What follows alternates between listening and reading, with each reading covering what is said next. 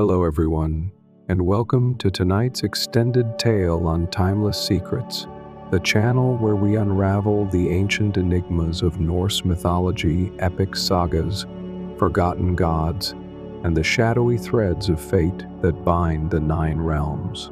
Before we dive into tonight's story, take a moment to drop a comment below. Let us know where you're watching from, what time it is for you, and how your day's been so far. If you're new here or haven't yet joined our journey, please subscribe to Timeless Secrets so you never miss another plunge into the mysteries of the mythic North. Now, let's step into the frost and fire of the Norse world. Our story awaits. The Chains of Ymir. The wind raged through Jotunheim's jagged peaks, a skald's dirge for a world carved from frost and blood, its howl tearing at the silence like wolves prowling the edge of a fimbul winter dawn. Thrymr crouched behind a slab of granite, its surface scarred by eons of ice and storm. His massive frame, twice the height of a mortal man, broad as an ox yoke, hunched against the gale's relentless bite. His skin, a mottled gray like storm clouds brooding over a frozen sea, glistened with sweat despite the cold that gnawed at his bones. Scars crisscrossed his arms, and chest jagged lines from Jotun fists that had beaten him for his mortal half. Thin cuts from Midgard steel that branded him an outcast. In his right hand, he gripped a shard of black stone, its edges sharp enough to draw blood, its face etched with a single rune, Kaunaz, the torch, the wound, a dual flame of ruin and revelation. It pulsed with a faint, insistent heat, a heartbeat against his calloused palm, whispering secrets he couldn't yet decipher, tugging at the threads of his soul. He'd stolen it from Ironholt, a grim village of weathered timber and stubborn souls clinging to life, where Midgard's wind-swept plains bled into Jotunheim's frozen wastes. The theft hadn't been planned. Thrymr had trudged into the settlement under a cloak of dusk, his hood pulled low to shroud his towering bulk, a bundle of pelts slung over his shoulder, wolf hides and bear furs, the spoils of a solitary hunt. He'd hoped to barter for bread or mead, a fleeting taste of the belonging he'd craved since childhood, when he'd huddled in caves, shunned by Jotun kin who mocked his human blood, feared by mortals who saw only a monster. The villagers had eyed him warily, their hands hovering near axe hafts, their whispers sharp with suspicion. But it was Yrsa, the seer who'd undone him.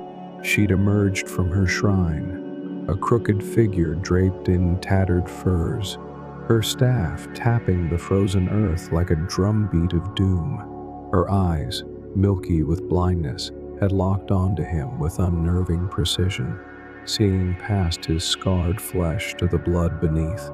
"The blood of Ymir runs in you," she'd shrieked, her voice cutting through the murmurs of the gathered crowd like a blade through hide. "The torch burns, the chains will break, and the tree will fall." Panic had rippled through Ironholt like a storm across a still lake. A woman screamed, clutching her child to her chest. A warrior spat and drew his blade, his eyes wild with fear. Yrsa had raised the runestone high, its glow casting her withered face in a sickly, flickering light, and Thrymr had acted on instinct. He'd lunged forward, his massive hand closing around the stone, wrenching it from her trembling grasp. A young warrior barely bearded, his face flushed with bravado, swung an axe. Thrymr caught the blade with his forearm, the steel biting deep into muscle, blood welling black against his gray skin. With a roar, he'd hurled the boy into a cart, the wood splintering under the impact, and chaos erupted, shouts of monster and thief ringing in his ears. He'd fled, the rune stone clutched to his chest, the village's curses chasing him into the mountains, their torches dwindling to specks in the snow, swept dark. Now, hours later, he pressed himself against the boulder, his breath fogging in the frigid air, the wound on his arm throbbing beneath a crust of blood. The runestone burned hotter, its heat seeping into his bones, a call he couldn't ignore.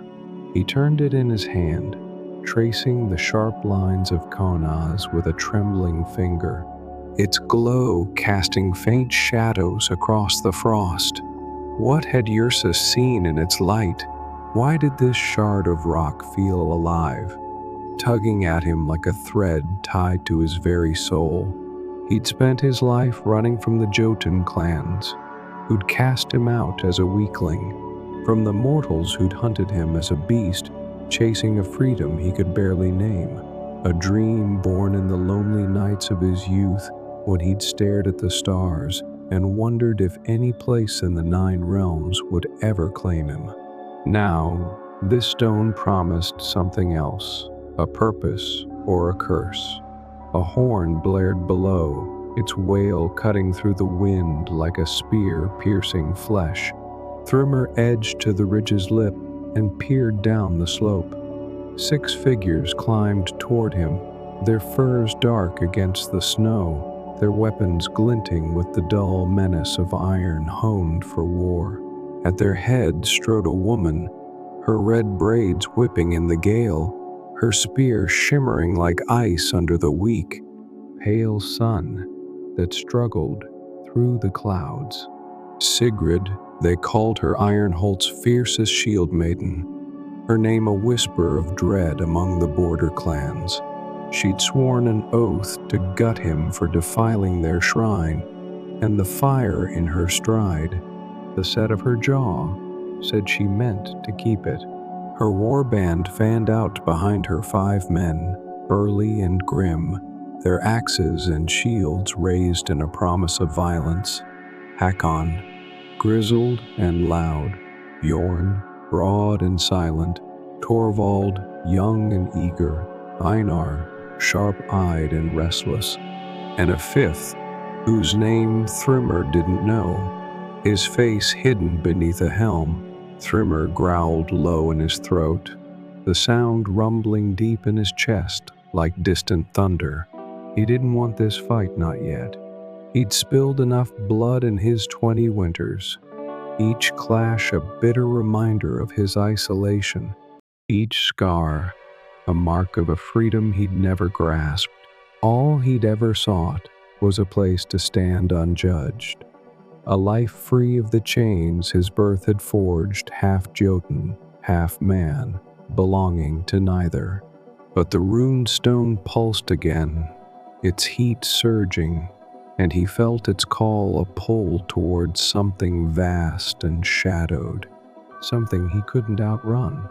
He slid down the ridge, his boots crunching through a crust of ice, and stumbled into a ravine, the stone's glow flaring to illuminate a cave mouth ahead, its edges rimmed with frost that sparkled like a predator's teeth in the dim light.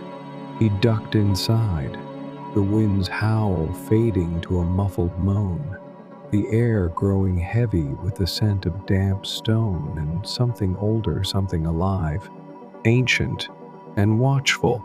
The walls glittered with ice, reflecting the rune stone's light in fractured shards that danced like specters.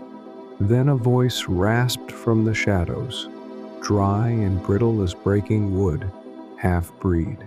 You wield the torch of doom in your hand. Thrymr froze, his heart slamming against his ribs like a war drum. A figure stepped into the glow, a Jotun, gaunt and stooped, his skin cracked like drought-starved earth, his eyes smoldering like embers on the edge of extinction. He leaned on a staff of twisted wood, its tip carved with serpents coiling around a skull, their eyes glinting with faint runes. "I am Hrymnir," the giant said, his voice resonating through the cave like a distant quake, low and deep, shaking the frost from the ceiling in a fine dust. "And that rune you stole is Kona's, a chain forged from Ymir's blood when the worlds were shaped from his corpse. It binds a beast beneath Yggdrasil's roots, a lindworm vast as a river, its jaws strong enough to gnaw the tree's heart. Your blood half Jotun from your mother's fierce lineage, half touched by Odin's spark through your mortal father calls to it, waking it from its slumber.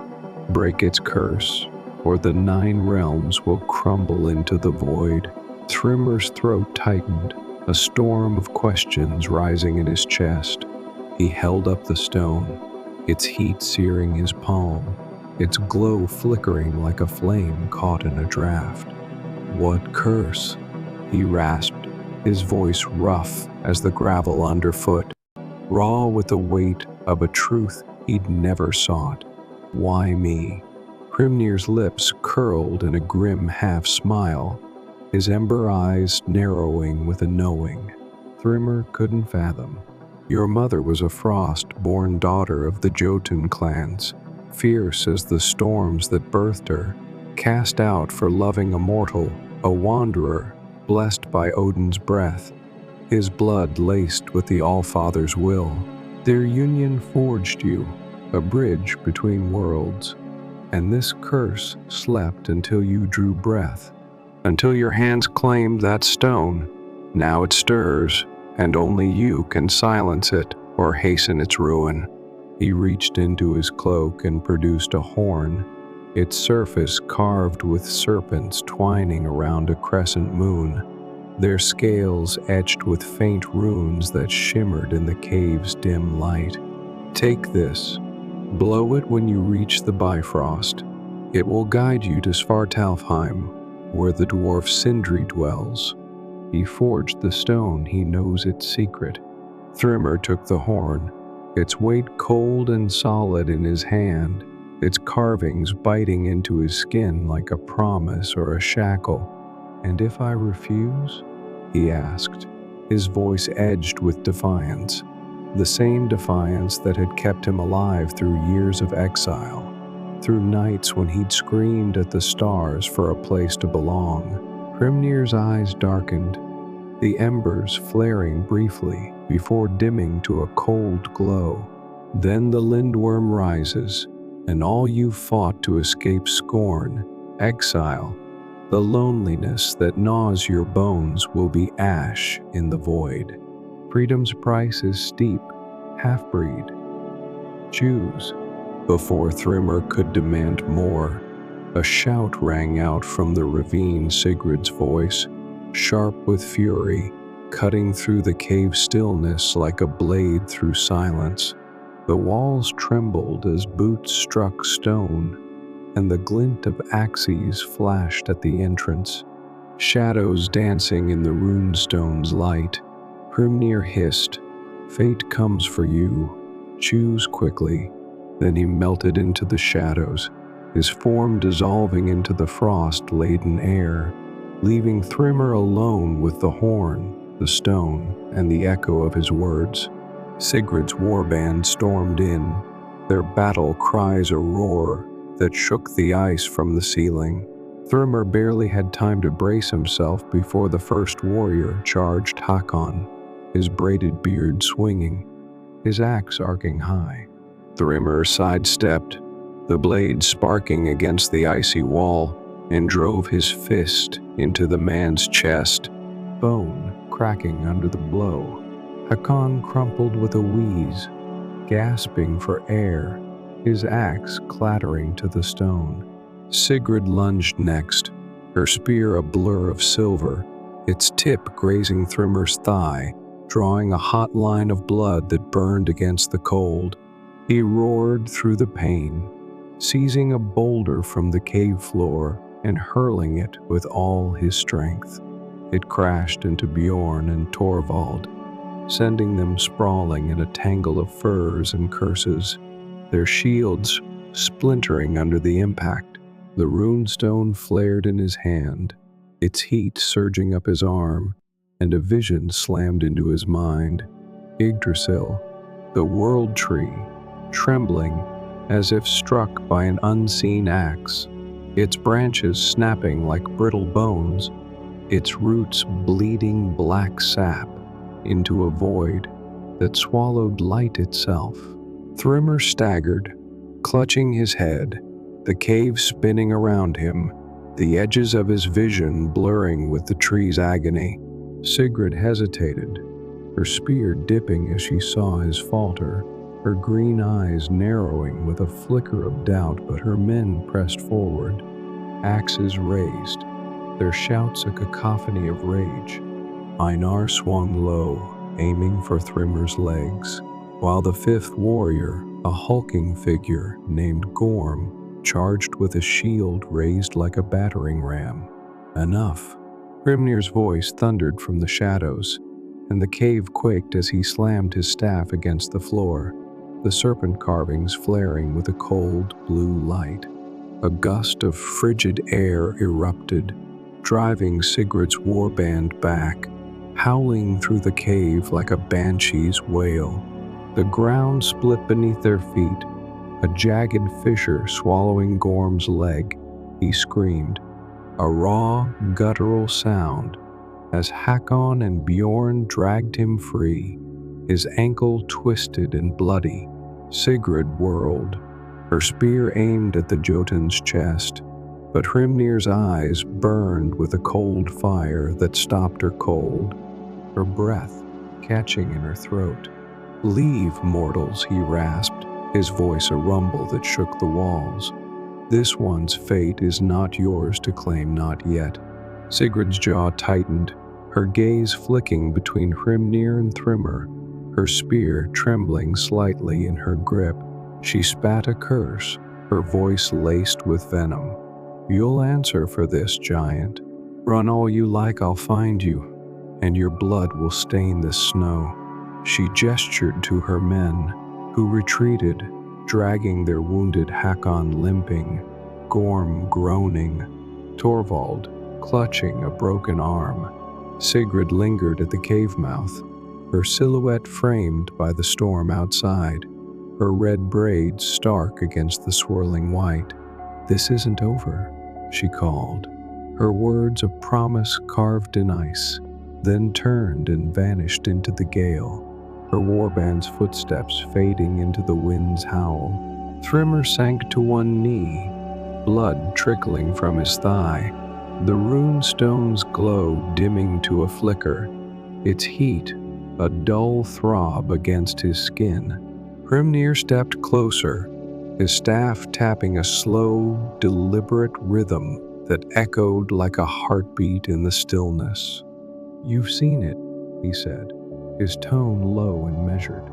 The tree trembles already, the lindworm stirs in its prison.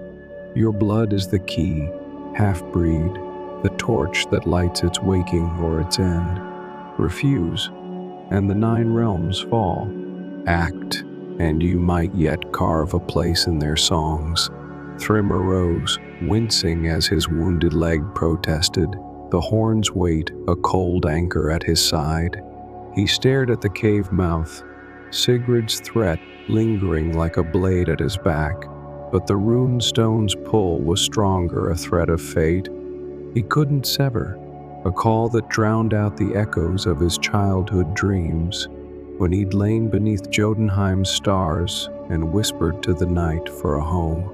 Freedom had been his only goal, a life unshackled by the hatred of others, but now fate had forged a new chain, one he could neither break nor ignore. With a snarl, he tucked the horn into his belt and limped into the storm, the Bifrost shimmering on the horizon, its rainbow arc, a path he hadn't chosen but could no longer refuse. The storm pursued him across Jotunheim's wastes, a relentless beast snapping at his heels with teeth of ice and wind. He trudged through snowdrifts that reached his knees, his breath steaming in the frigid air, the runestone a steady ember against his chest, its heat a lifeline against the cold that clawed at his wounds. His thigh ached where Sigurd's spear had bitten, the gash crusted with blood, but he pressed on, driven by Hrimnir's words and the vision of Yggdrasil's trembling roots, a sight that haunted him, a weight he couldn't shake.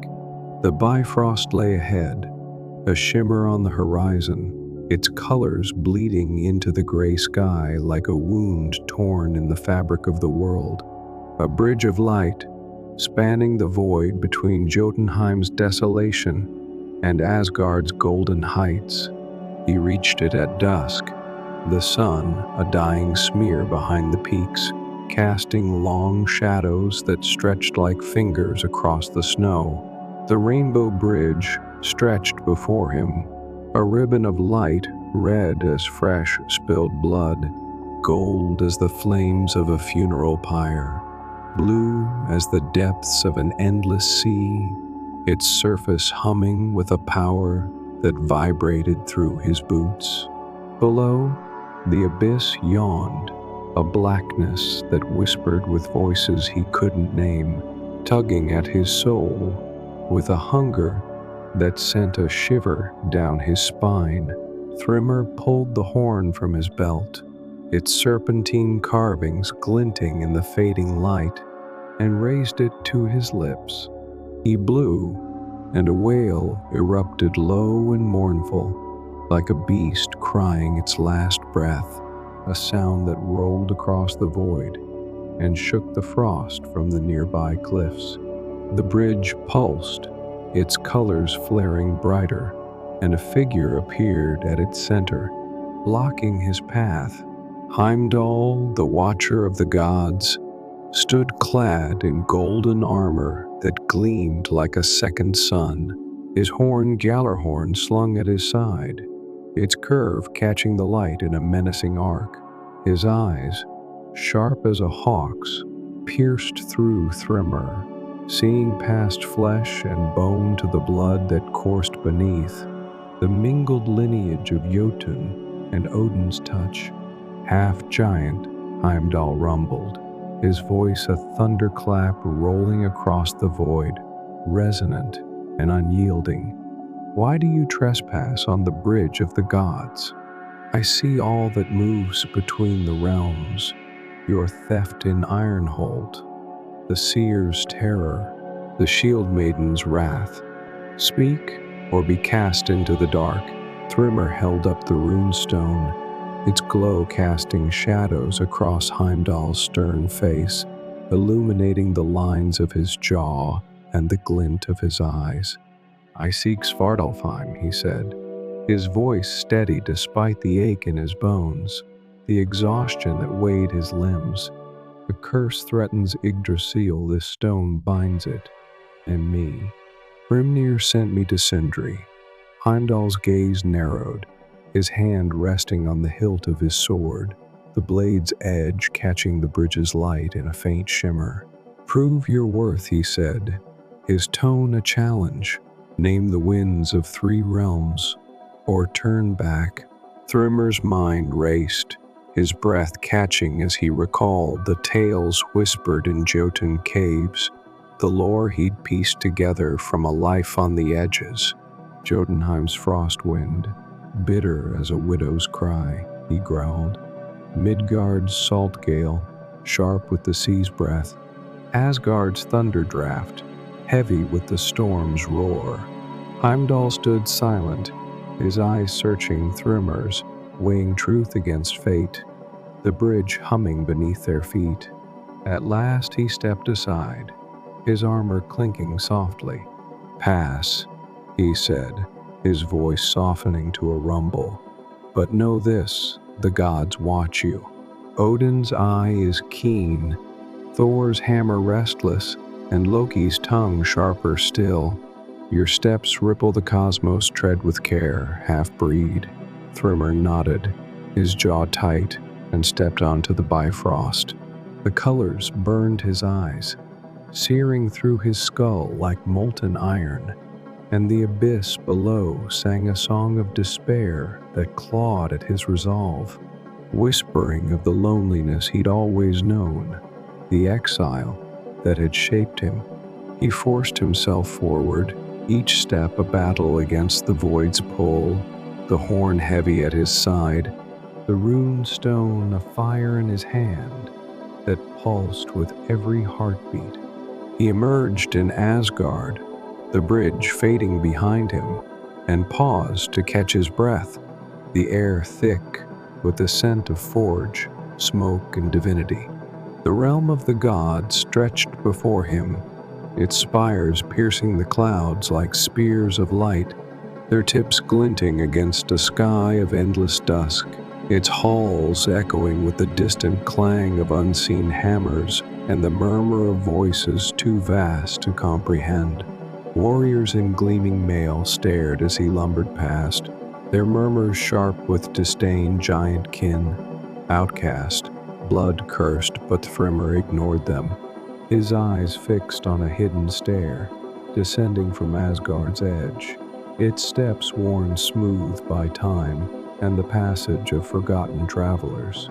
The stair spiraled down, a twisting path through caverns of black stone veined with glowing ore that pulsed like the heartbeat of the earth itself, leading to Svartalfheim's dark gates, massive slabs of obsidian carved with runes of binding and breaking, their surfaces, scarred by hammer, blows older than the god's reign. Thrymr pushed them open, the groan of stone on stone reverberating through his bones like a death knell, and stepped into a forge city, a sprawl of jagged spires and glowing pits where the air tasted of ash and molten iron.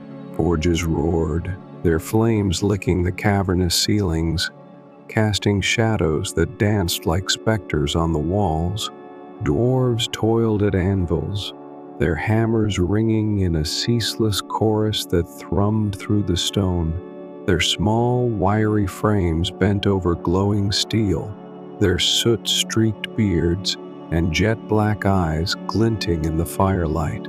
They stared as Thrymr passed, muttering in their guttural tongue, but none barred his path. The rune stone guided him, its pulse quickening, a beacon in the sulphurous gloom. He found Sindri in a cavern at the city's heart, a mastersmith among dwarves, shorter than most, his braids streaked with silver, his hands nimble as spiders weaving a web of steel. He worked a bellows with one foot, his hammer striking a glowing ingot with a precision that bordered on sorcery, each blow ringing out like a bell, tolling fate. The forge roared beside him, its flames leaping high, licking the cavern's roof with tongues of red and gold, and a half-finished axe lay on the anvil, its edge shimmering with runes that seemed to writhe in the heat.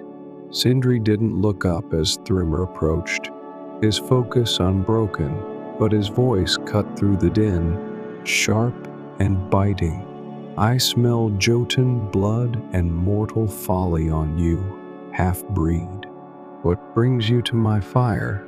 Thrymr held up the rune stone, its glow casting Sindri's face in stark relief, sharp cheekbones, a scar tracing his jaw like a rune of its own, his eyes narrowing as they fixed on the black shard. "This," Thrymr said, his voice rough against the forge's clamor, heavy with the weight of Hrimnir's warning. "Hrimnir says you forged it, says it binds a lindworm under Yggdrasil, and my blood's waking it." Sindri froze, his hammer poised mid-strike, the ingot glowing red beneath it. He turned slowly, his gaze locking on the stone, and a hiss escaped his lips, sharp as a blade drawn from its sheath. "That cursed thing," he said, tossing the hammer aside with a clang that echoed through the cavern. I forged it centuries ago at Odin's command.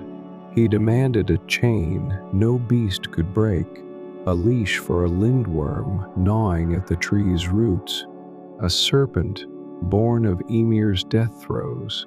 I poured the giant's blood into the runes, tempered it with frost from Niflheim and fire from Muspelheim, etched Konaz to bind its dual nature, ruin to hold it, revelation to seal it. It worked, too, until you came along, half-breed. He stepped closer, his eyes flicking to Thrymir's scarred arms, his towering frame, assessing him like a smith gauges raw ore. Your blood's the key, eh? Jotun ferocity, Odin's spark a fine mess, waking what should sleep. Thrymir's gut churned, Hrimnir's words echoing in his skull like a hammer on anvil, the vision of the tree trembling a weight he couldn't shed. How do I stop it? He demanded, thrusting the stone forward, its heat flaring against his skin, its glow flickering like a torch caught in a storm. Sindri smirked, a glint of mischief dancing in his jet-black eyes, but his tone was grim. Break the stone in Helheim, where the lindworm sleeps beneath the tree's deepest root. Shatter, Konaz, and the curse breaks with it. Its ruin consumes the beast. Its revelation frees the chain. But it's no simple task. Hell's realm doesn't give up its secrets cheap, and you'll need more than brute strength.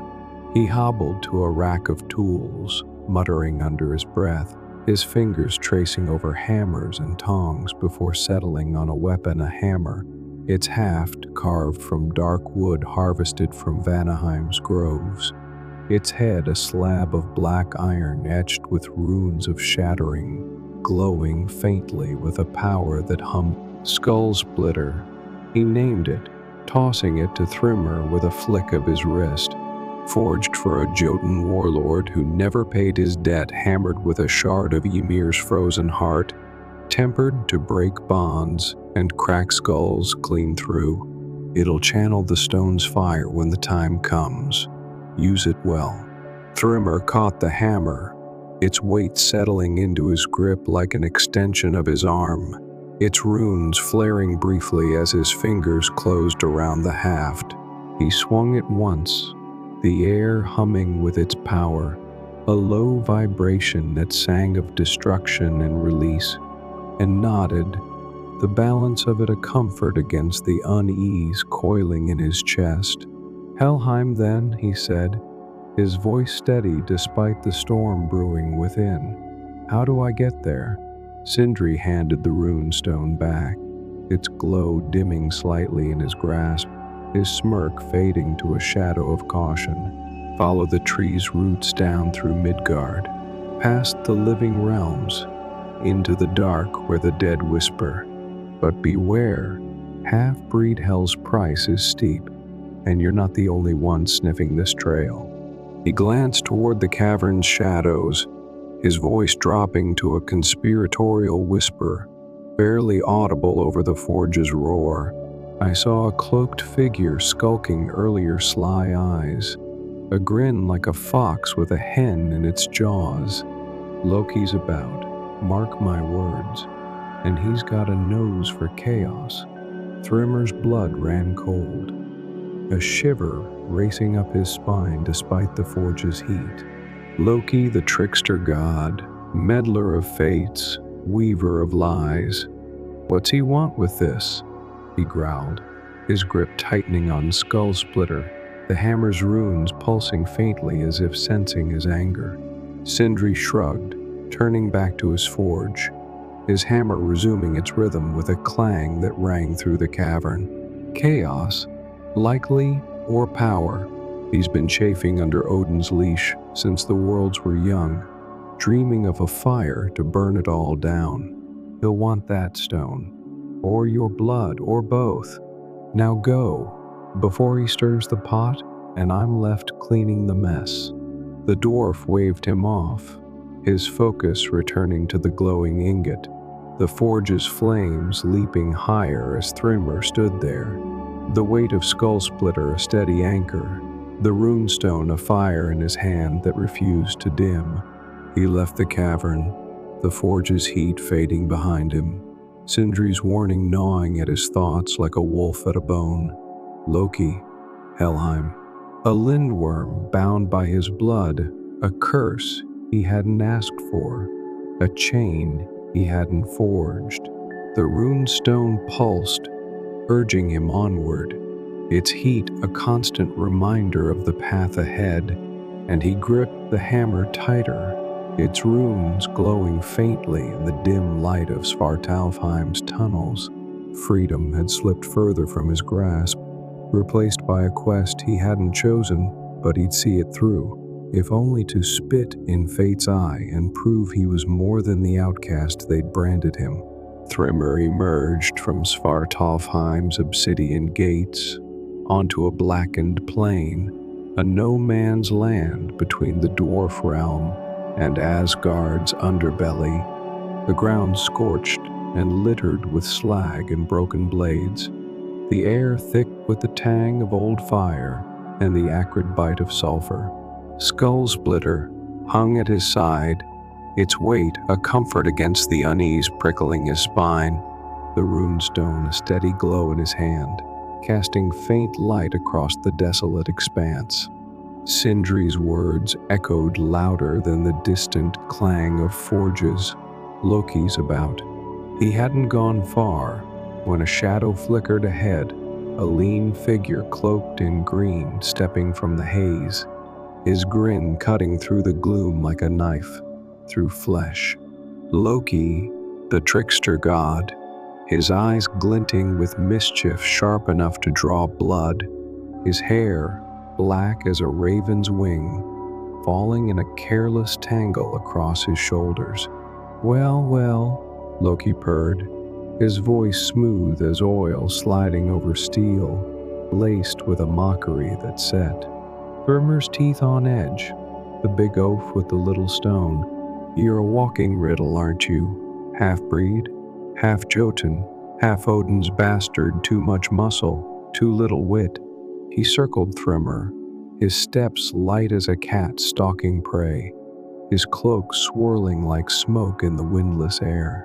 Thrymer stopped, his hand tightening on Skullsplitter, its runes flaring briefly as he squared his stance, legs braced wide against the scorched earth. "What do you want, trickster?" he growled, his voice a low rumble, his eyes tracking Loki's every move, wary of the god's guile. Loki laughed, a sound like breaking glass that echoed across the plain, sharp and brittle. "Want? Oh, I want many things.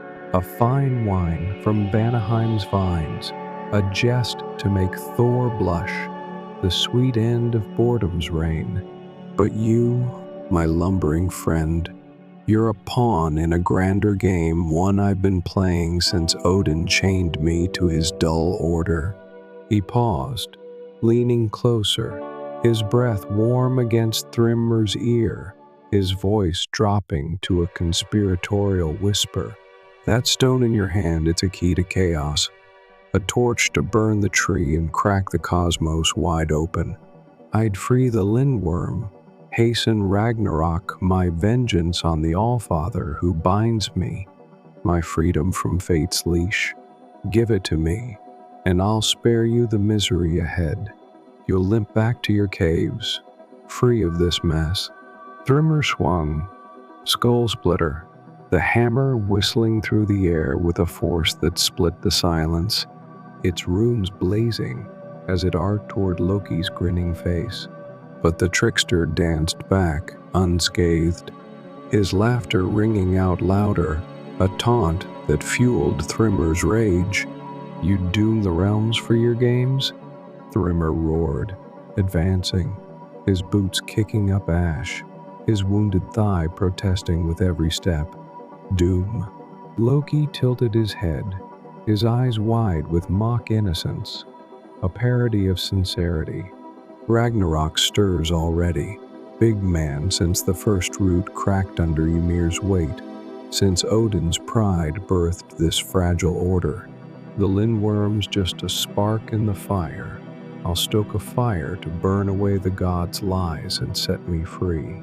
Why fight fate when you can ride its flames? He flicked his wrist, and a dagger appeared in his hand, its blade glinting with a greenish sheen, venomous and sharp. Last chance, half-breed. Hand it over, or I'll carve it from your thick hide. Thrymr charged, skull splitter, crashing down where Loki stood, the hammer's impact sending a shockwave through the ground, cracking the scorched earth in a spiderweb of fissures.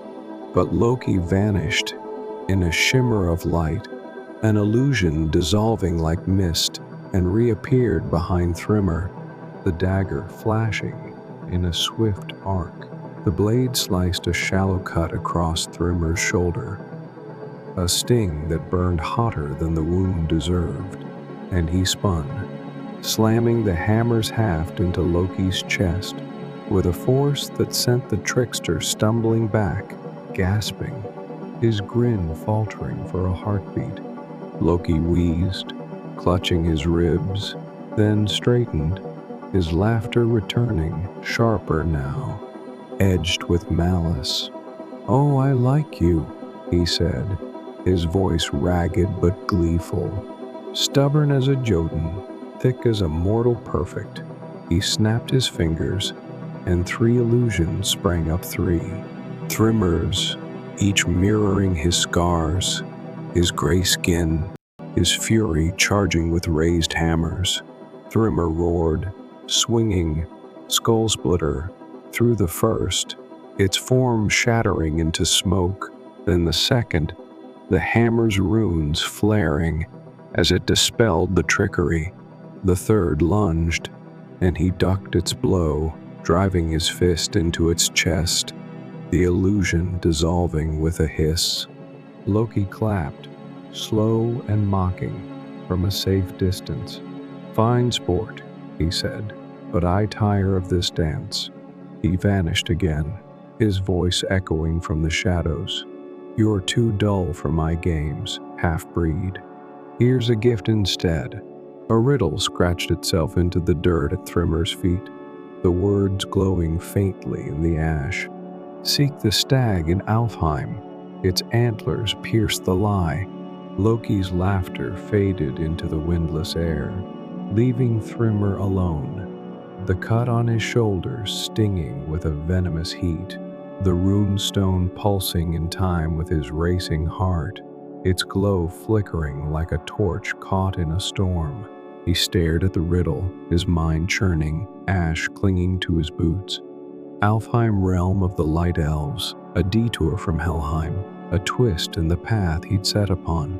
Another thread in this tangled fate, another snare from the trickster's loom. He cursed, kicking the dirt, scattering the glowing words, but the rune stone flared, its heat surging, urging him onward, a call he couldn't silence, a chain he couldn't break. Loki wanted the stone. Why? To free the lindworm himself? To crack Yggdrasil and unleash his vengeance on Odin's order? Thrymr didn't trust the trickster's words, but the riddle gnawed at him, a puzzle he couldn't ignore. Truth or trap, he'd find out. With a grunt, he hefted Skull Splitter over his shoulder and set off toward the Bifrost. Again, the hammer's weight a steady companion, the plain's silence pressing in like a shroud over a corpse. The Bifrost flared beneath his feet once more, its colors searing his eyes, red as blood spilled in battle, gold as the hoard of a dragon's lair, blue as the depths where Njord's waves churned until he stumbled onto soft earth, the air thick with the scent of pollen and wildflowers. a sweetness that felt alien to his scarred, heavy frame. Alfheim shimmered around him, a realm of ethereal beauty, forests of silver-barked trees, their leaves glowing with a faint luminescence that cast dappled light across the ground, streams winding through mossy glades, their waters singing a soft, haunting melody. The rune stone dimmed here, its heat a whisper against his skin, but Loki's riddle burned in his mind. Seek the stag. He wandered the woods, skull splitter slung over his shoulder, his boots sinking into the loam, the silence broken only by the rustle of leaves and the distant calls of unseen birds. The light elves watched from the treetops, slender figures with eyes like stars, their hair flowing like liquid silver, their voices a murmur on the wind, but they kept their distance, wary of the half-giant lumbering through their realm, his gray skin scarred bulk, a stark contrast to their grace. Hours passed, the light unchanging, a perpetual dawn that bathed Alfheim in a soft glow, until Thrymr reached a clearing where a pool mirrored the sky, its surface still as glass. At its edge stood the stag, a spectral beast, its coat white as frost, its antlers branching like silver blades, each tine sharp enough to cut the air itself, glinting with a light that seemed to pierce the very fabric of the world. Thrymr approached, his hand tightening on Skull Splitter, its runes glowing faintly, but the stag's voice stopped him, a sound like wind through reeds, ancient and calm, resonating through the clearing. "You bear the stone of Ymir's blood," it said, its eyes meeting his, deep and unreadable, twin pools of starlight that held no judgment, only truth. "Why do you seek me, son of two worlds?" "Loki sent me," Thrymr replied, his voice rough against the stillness, his stance wary. "A riddle," said, "your antlers pierced the lie." The stag dipped its head, its antlers brushing the pool, sending ripples across the water that shimmered with faint runes. The trickster speaks half-truths, weaving webs with threads of light. The stone's curse, Konaz, is twofold. Break it, and the lindworm dies, consumed by its own ruin, or it wakes fully, unbound, its revelation tearing the tree asunder. Answer my riddle, and see the choice. What burns yet heals, destroys yet binds. Before Thrymr could respond, a rustle sounded behind him, sharp and sudden, breaking the clearing's peace. He turned. Skull Splitter raised in an instant as Sigrid stepped from the trees, her spear gleaming in the ethereal light, her red braids stark against the silver foliage. Her warband flanked her Hakon, Bjorn, Torvald, and Einar. Gorm left behind with his shattered leg, their axes and shields ready, their eyes hard with vengeance. "You?" Sigrid snarled, her voice cutting through the stillness like a blade through silk, her spear leveled at Thrymr's chest. "You bring ruin wherever you tread, giant. I swore to gut you, and I'll keep that oath."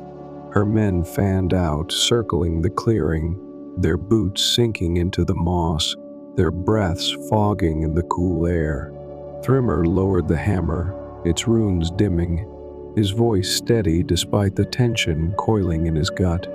"I'm trying to save us all," he said, gesturing to the pool where the stag stood silent. "The tree's dying. See for yourself."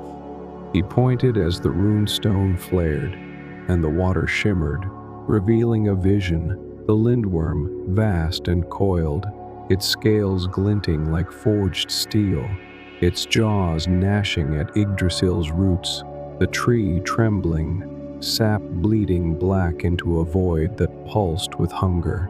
Sigrid hesitated, her spear dipping, her eyes flicking to the pool, then widening as the vision unfolded, the branches snapping, the roots fraying, a crack splitting the tree's heart.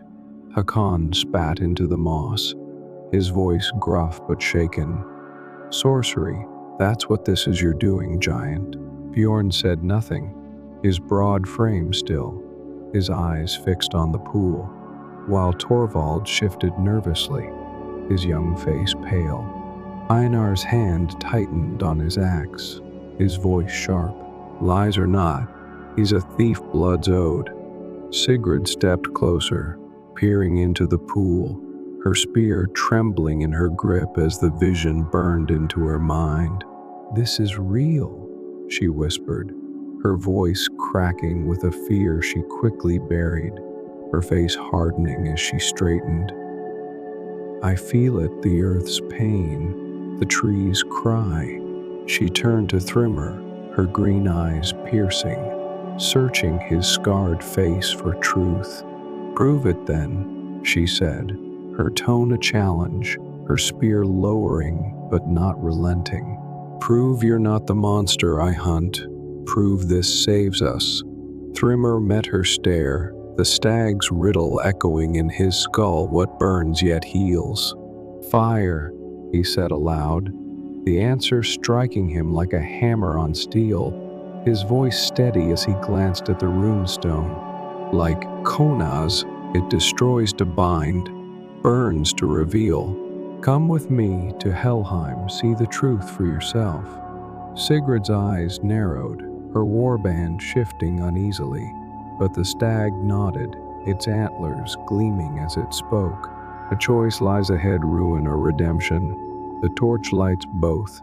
It stepped back, vanishing into the trees, leaving a faint shimmer in the air, a whisper of its presence lingering. Sigrid lowered her spear fully, her jaw tight, her voice firm despite the doubt flickering in her gaze.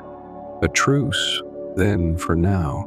But if this is a trick, giant, I'll carve your heart out myself." She gestured to her men, who fell in behind her, their weapons still drawn but their steps aligned with Thrimmer's. He nodded, the runestone pulsing anew, its heat a steady guide, and led them from Alfheim's glowing woods, the Bifrost flaring behind them to carry them back to Midgard, an alliance forged in the stag's light, fragile as frost, sharp as steel. They emerged on Midgard's northern plains, a windswept expanse of frost and heather where the sky hung low, gray as a mourner's shroud, heavy with the promise of snow. The air carried the tang of salt from a distant sea, a faint whisper of the world beyond, and in the distance, a root of Yggdrasil pierced the earth, a gnarled, towering tendril thicker than Ironholt's longhouse, its bark cracked and oozing black sap that pooled in the frozen grass like spilled ink. Thrimmer felt the runestone flare, its heat surging up his arm, a pull he couldn't resist, and quickened his pace, drawn to the tree's wound like iron to a lodestone, his boots crunching through the frost with every step. Sigrid matched his stride, her spear gripped tight, her warband trailing with wary eyes, Hakan muttering curses, Bjorn silent as stone, Torvald clutching his shield, Einar scanning the horizon. The truce hung fragile as a spider's thread, its strength untested, its edges fraying with every glance. Sigrid broke the silence, her voice cutting through the wind like a blade, sharp with the weight of a past she rarely spoke. "My father died chasing a seer's lie," she said, her tone edged with old pain, her eyes fixed on the route ahead. "Said a giant would save us, burned his life, hunting shadows. I swore I'd never trust a prophecy again. Why should I trust you, giant?" Thrimmer stopped, turning to face her, his gray eyes meeting her green ones, the rune stone glowing faintly between them. "You saw the vision in Alfheim," he growled, his voice rough but steady, carrying the weight of a truth he hadn't chosen. "The lindworm, the tree trembling. I didn't ask for this curse, any more than you asked for your oath.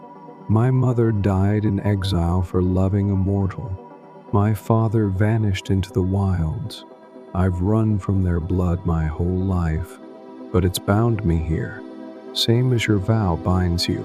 Her eyes narrowed, a flicker of recognition passing through them, the shared scars of loss, of oaths unasked, but she didn't argue, her lips pressing into a thin line. The warband reached the root, its surface slick with sap that smelled of rot and iron, a bitter tang that stung the air. Thrymr knelt, pressing the runestone to the bark, its glow sinking into the wood like fire into coal.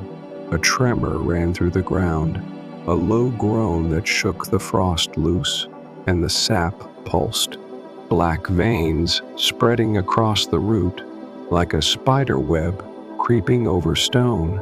Sigrid gasped, stepping back, her spear rising instinctively. "What sorcery is this?" she demanded, her voice sharp with alarm, her men fanning out, axes raised.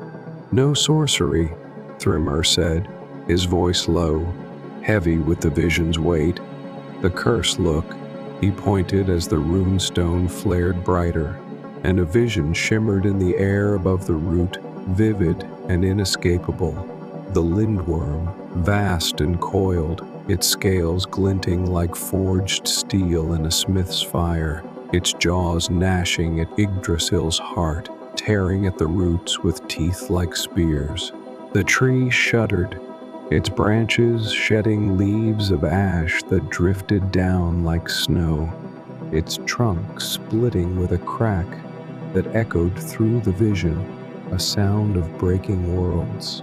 The root before them mirrored it, a fissure widening with a groan, black sap seeping into the earth, the ground trembling beneath their feet. Hakon spat into the dirt, his grizzled face twisting with unease, his voice rough with bravado masking fear. "This is your doing. Giant, your blood's poison." Bjorn's silence deepened, his broad hands tightening on his shield, his eyes locked on the vision, while Torvald whispered a prayer to Thor, his young voice trembling. Einar's axe gleamed as he stepped closer, his voice sharp with suspicion. "If this is true, why is it waking now?" Before Thrymr could answer, a laugh slithered from the shadows, Loki's voice, sharp and sly, cutting through the wind like a knife through flesh.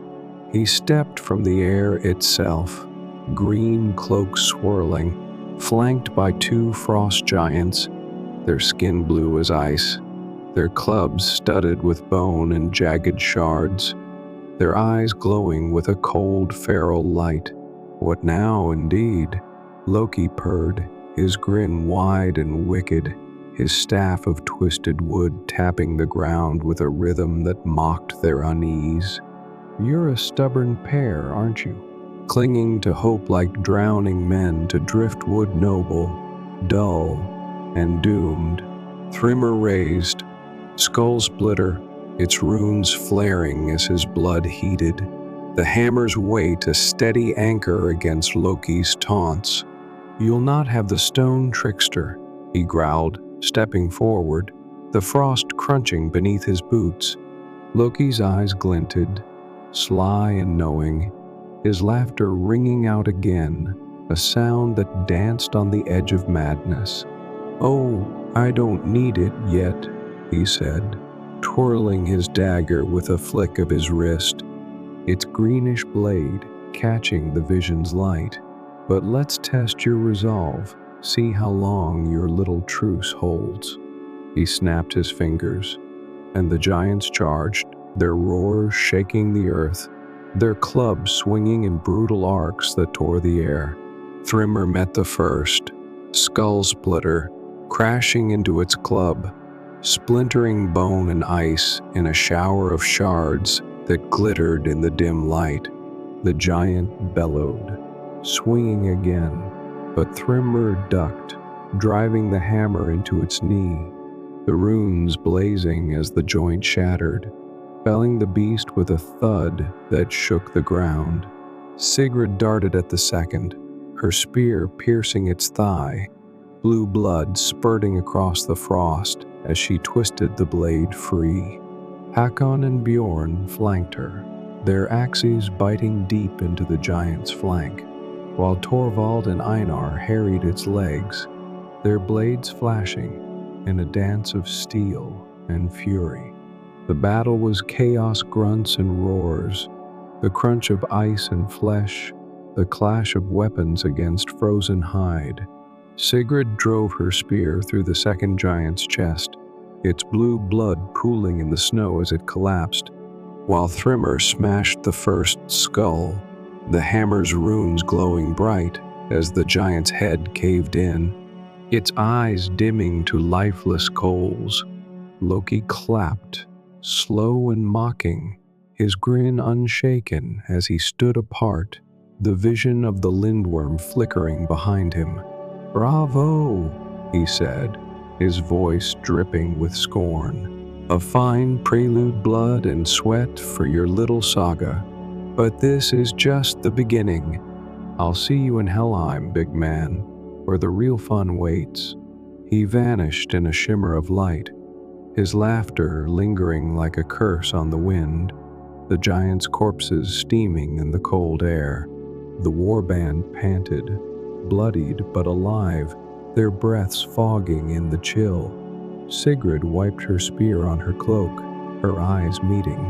Thrymr's, green and fierce. "He's playing us," she said, her voice steady despite the strain, the vision's weight pressing on her shoulders. "But the tree's real," I felt its cry. "I'm with you for now."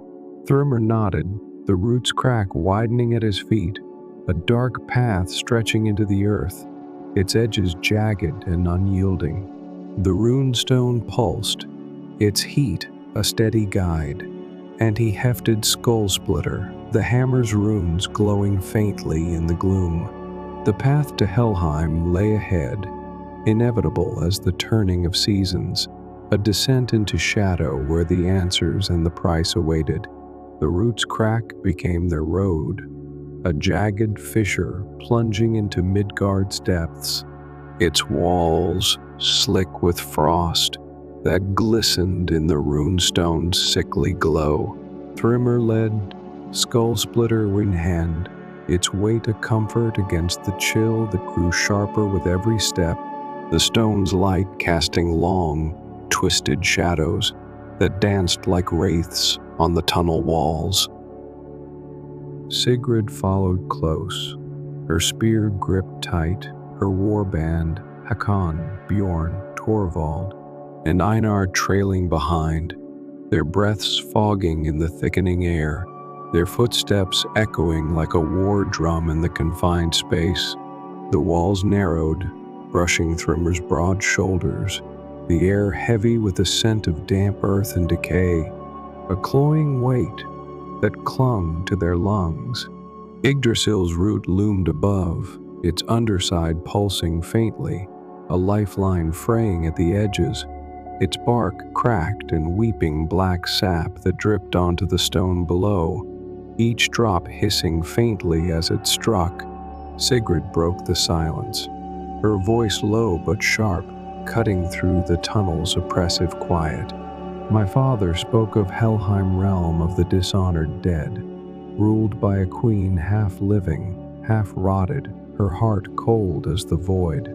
He chased a prophecy there once, left my mother and me to starve when it failed. You're sure this is the way, giant?" Thrymr kept his eyes on the path, the runestone's glow flickering in his hand, its heat a steady pulse against his skin.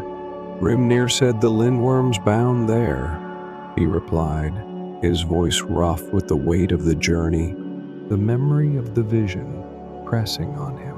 Sindri said, "Break the stone in its lair. Helheim's where the curse ends, or begins. We've no choice but down," Torvald muttered, his young voice trembling slightly, his shield clanking against the wall. "And if it's a trap, Loki's webs are deep. What if he's waiting?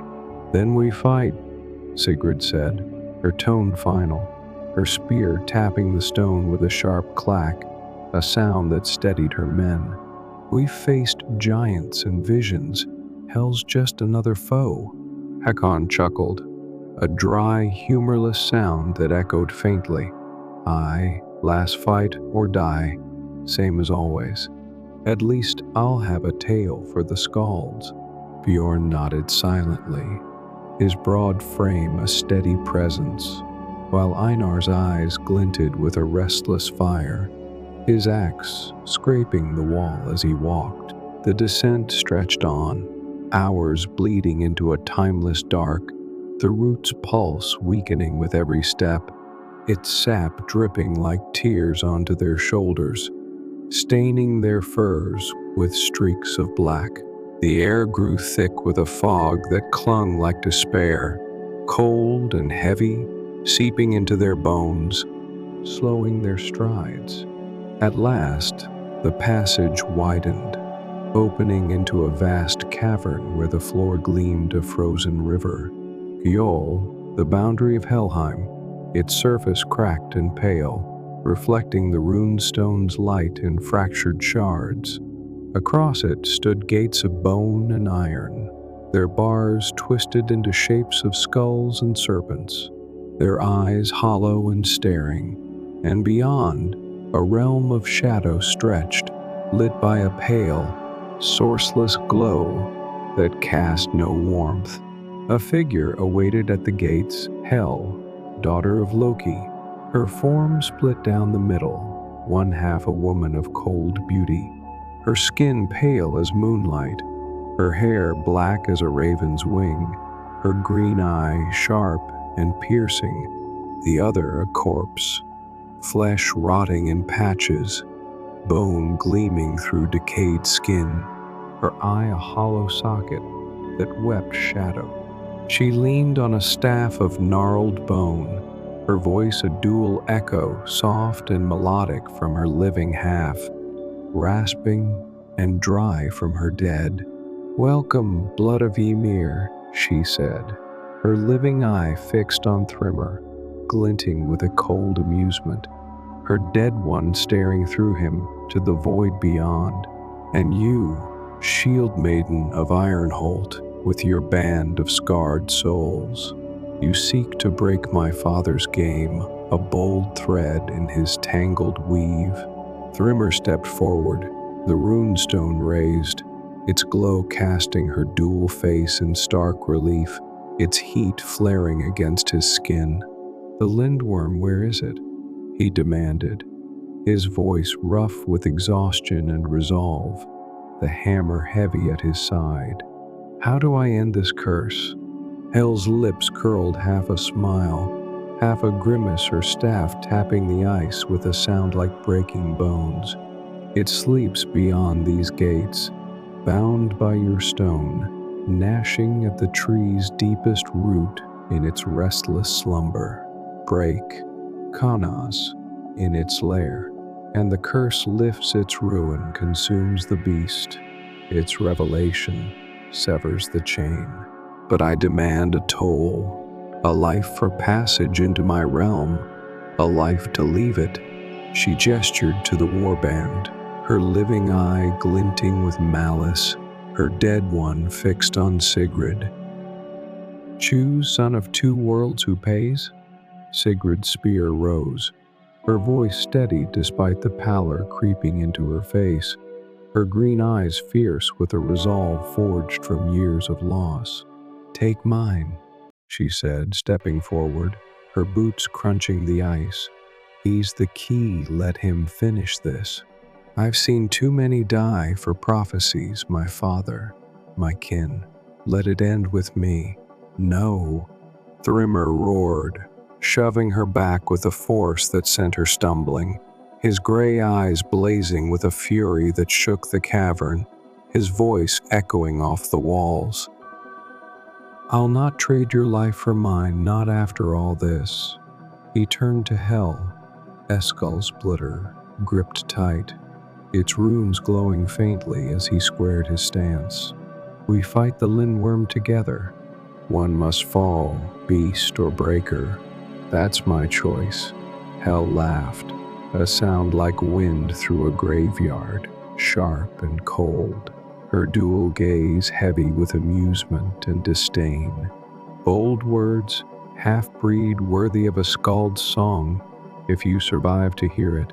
Very well, your victory buys your passage, but my father watches, and his webs are deep. Enter, and face the torch's truth." She waved her staff, and the gates creaked open, their iron groaning like a dying beast, revealing a tunnel of shadow and frost that stretched into the dark, the air thrumming with a distant, guttural growl that vibrated through the ice. Thrymer glanced at Sigrid, her face set with determination, her spear steady despite the tremor in her hands.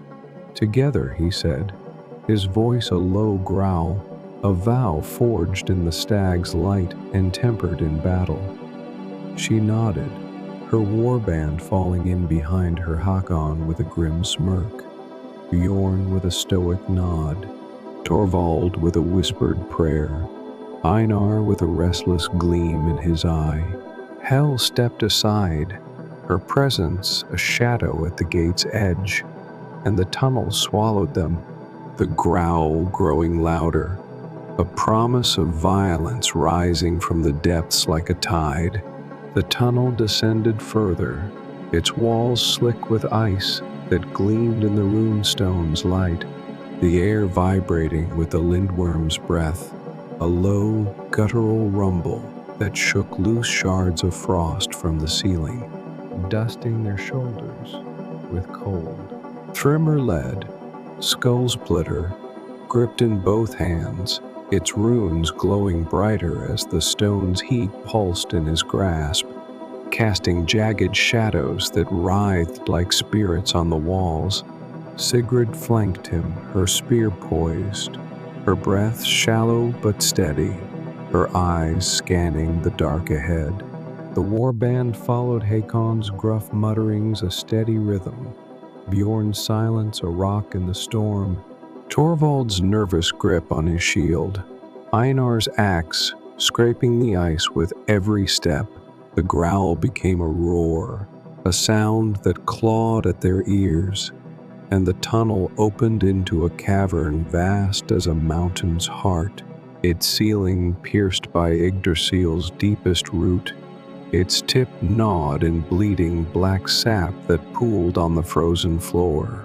There it lay, the Lindworm, a serpent of nightmare, its coils filling the cavern like a river of iron, its scales black and glinting, each plate forged in the fires of creation, its head rearing high, jaws wide enough to swallow a longship whole, teeth like spears dripping with venom that hissed as it struck the ice. Its eyes blazed with a hunger older than the gods, twin furnaces of yellow light that burned through the gloom, fixed on Thrymer with a malice that stopped his breath. The root above trembled, its cracks widening under the beast's relentless gnashing, sap raining down in thick, dark drops that steamed in the cold air. Thrymer charged, Skull Splitter swinging in a brutal arc, its runes flaring as it struck the Lindworm's flank, cracking scales with a sound like breaking stone, drawing a roar that shook the cavern to its bones, a scream of rage and pain that echoed through the ice. Sigrid darted in, her spear piercing the beast's side, black blood spurting across the ice as she twisted the blade free, her movements swift and precise, honed by years of battle. The warband attacked Hakon's axe, biting deep into a coil, Bjorn's shield deflecting a thrashing tail that cracked the air like a whip, Torvald and Einar slashing at its flanks, their blades sparking against the iron scales. The lindworm lashed out, its tail sweeping wide, smashing Torvald against the wall with a sickening crunch. His shield shattered, his body crumpling to the ice. A scream cut short as blood pooled beneath him. "Torvald!" Sigrid cried, her voice breaking with grief, but she pressed the attack, her spear finding the beast's eye, plunging deep into the glowing orb. Black ichor spraying as it shrieked, rearing higher, its remaining eye blazing with fury. Thrymr leapt, skull splitter, hammering its skull, the runes glowing bright as the blow cracked bone, sending a tremor through the cavern that loosened ice from the ceiling, shards raining down like daggers. Hakon ducked a falling spike, his axe lodging in the lindworm's neck, while Bjorn braced against its coils, his shield buckling under the strain. Einar slashed at its throat, his blade drawing a thin line of blood, but the beast's jaws snapped inches from Thrymr's chest, venom dripping onto his arm, burning through his sleeve with a hiss. The runestone seared his palm, its voice screaming in his mind, "Break me," and he hesitated, the stag's riddle flashing through his thoughts. What burns yet heals? Freedom or doom, ruin or revelation? Loki's voice slithered from the dark, sharp and taunting, a whisper that cut through the chaos. "Choose chaos, big man. Let it rise, burn the tree, and dance in the ashes." Sigrid shouted over the roar, her spear lodged in the lindworm's throat, her voice raw with defiance. "Choose us, end this." The beast lunged, its jaws gaping, and Thrymr made his choice, the weight of Torvald's death, Sigrid's trust, the warband's blood driving him forward. He raised, skull splitter, its runes blazing with a fire drawn from the runestone's heart, and brought it down, not on the lindworm, but on Konaz itself. The hammer struck with a crack like thunder splitting a mountain, the stone shattering in his hand, its fragments exploding in a burst of blinding light that seared his eyes, a torrent of flame and shadow that engulfed the cavern. The lindworm shrieked, a sound that tore at the soul, its coils thrashing as shadows bled from its scales, its form dissolving into a storm of ash and fire that swirled around them, scorching the ice, then fading into silence. Thrymr staggered, the hammer slipping from his grip, his hand raw and bleeding where the stone had been, the air thick with the acrid scent of burned scales and molten stone. The root above steadied, its bleeding slowing to a trickle, golden sap seeping into the cracks, but a deep fissure remained, a scar of the battle's toll, a wound unhealed. Sigrid slumped, her spear clattering to the ice, her chest heaving as she sank to her knees, blood streaking her face from a gash on her brow. Hakon and Bjorn knelt beside Torvald's body, their faces grim, their hands stained with his blood, while Einar leaned against the wall, clutching a gash on his arm, his axe buried in the ice beside him. The lindworm was gone, its curse broken, its ruin unleashed, but the air thrummed with an unease that clung like damp fog, a silence too heavy to be victory. Hel's voice slithered from the tunnel's mouth, her dual tones soft and rasping, a melody laced with decay. "Well done, blood of Ymir," she said, stepping into the cavern, her staff tapping a slow rhythm that echoed through the stillness. her living eye glinting with amusement, her dead one fixed on the cracked root above. The beast sleeps eternal now, its jaws stilled by the torch's ruin. The tree holds for a time. Thrymr rose, his voice rough with exhaustion, his gray eyes meeting her dual gaze. "It's done," he said, hefting Skull Splitter from the ice, its runes dimming as the fire faded. "Let us go back to the living realms."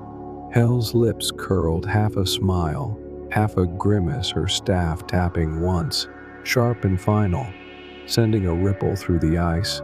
"The toll remains," she said, her voice a cold wind through bones.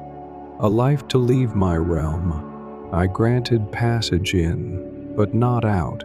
She offered hers. She gestured to Sigrid, who struggled to her feet, her face pale beneath streaks of blood and grime, her spear trembling in her grip as she steadied herself against the wall. "No," Thrymr snapped, stepping between them, his bulk a shield against Hel's gaze, his growl echoing off the cavern's walls. "I broke the curse, that's enough. I'll not trade her life, nor any of theirs, for this." Sigrid gripped his arm, her fingers trembling but firm, her voice a whisper raw with pain and resolve. "Let me," she said, her green eyes meeting his, fierce despite the exhaustion pulling at her frame. "You've carried this. I'll finish it. I've lost too much to prophecies, let me end one right." He shook her off, his growl deepening, a sound that shook the ice beneath their feet.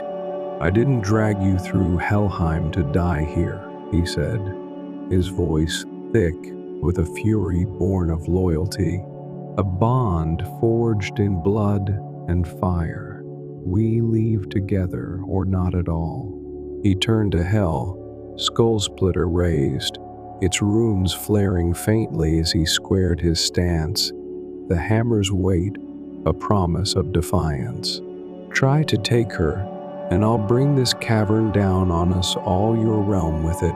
Hel laughed, a sound like breaking ice, sharp and cold, her dual gaze heavy with a mix of amusement and disdain. "Bold words, half-breed a saga's worth, if you live to sing it. Very well, your victory buys your passage, a rare gift from Hel's cold heart. But the tree's wound is yours to bear, its crack widened still, and my father's webs spin on." She waved her staff, and the tunnel shimmered, its shadows parting like a curtain torn asunder, revealing the ascent back to the living realms, a faint light glimmering at its end. Thrymr helped Sigrid stand, her weight leaning into him, her breath shallow but steady, and led the warband out. Hakon and Bjorn carried Torvald's body, their steps heavy with grief, their silence a shroud over the young warrior's still form, while Einar limped behind, his axe dragging a thin line in the ice. The ascent was slow, the root's pulse faint beneath their feet, its golden sap a fragile seal over the crack, a reprieve, not a healing. Thrymr felt the fisher's weight in his chest, a burden he couldn't name, a chain unbroken despite the lindworm's end. Freedom felt further than ever, a dream drowned in the blood and ash of their battle, replaced by a duty he hadn't sought but couldn't shed. The tunnel spat them into Vanaheim, realm of the Vanir gods, a land of wild groves and golden fields where the air hummed with life, a stark contrast to Helheim's chill and Midgard's frost. The Bifrost had twisted their path, Hel's parting gift or Loki's meddling, and Thrymr welcomed the change, the warmth a balm against the cold that lingered in his bones. Sigrid's wound, a deep gash from the lindworm's tail, bled through her bandage, her steps faltering, and the warband needed rest, their faces etched with exhaustion, their hands stained with blood and ice. He led them to a grove of ash trees, their branches heavy with crimson fruit that glowed faintly in the dusk. The ground carpeted in moss, soft as a chieftain's bed, its green a promise of life amid the death they'd left behind. Hakon built a fire, its crackle a small defiance against the silence, his gruff voice muttering a jest about roasting lindworm flesh to lighten the mood, though his eyes stayed dark with Torvald's loss. Bjorn cleaned Torvald's body with a quiet reverence, wrapping it in his cloak, his broad hands steady despite the grief etched in his silence, a stoic pillar for the others. Einar sat apart, sharpening his axe with restless strokes, the scrape of steel on stone, a rhythm that matched his restless gaze, his sharp tongue silenced by the weight of their journey. Sigrid sank against a tree, her breathing shallow, her face pale beneath the blood and grime, and Thrymr knelt beside her, tearing a strip from his tunic to bind her wound tighter, his fingers careful but firm against her torn flesh. "You're a fool," she muttered, wincing as he tied the cloth, her voice faint but sharp with the edge of her spirit. "Should have let me stay spared you this. And you're stubborn," he shot back, his hands steady despite the ache in his own wounds, the venom burn on his arm throbbing faintly. "We're not done yet, not while the tree trembles." He glanced at the crack, visible even here as a shadow threading through Vanaheim's golden sky, its edges jagged and unyielding, a reminder of the battle's cost. Sigrid nodded toward it, her voice softening, a thread of doubt woven through her resolve. "What's it mean?" "The lindworm's dead. The stone's gone, but it's still breaking." Thrymr didn't answer, his gaze fixed on the fire, its flames dancing like the visions that haunted him the tree's groan. Loki's laugh, Hel's toll. A rustle broke his thoughts, sharp and sudden, and Freyja stepped from the grove golden-haired, her armor gleaming like the sun on a winter sea. A falcon perched on her shoulder, its eyes sharp as her own.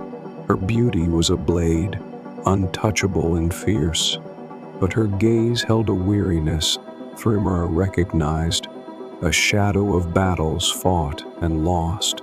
"You've stirred the cosmos," she said, her voice rich as mead poured for a feast, smooth and warm, but edged with steel. "The lindworm's end echoes through the realms. Odin feels it in his hall. Thor rages in his storms, and Loki laughs in his shadows.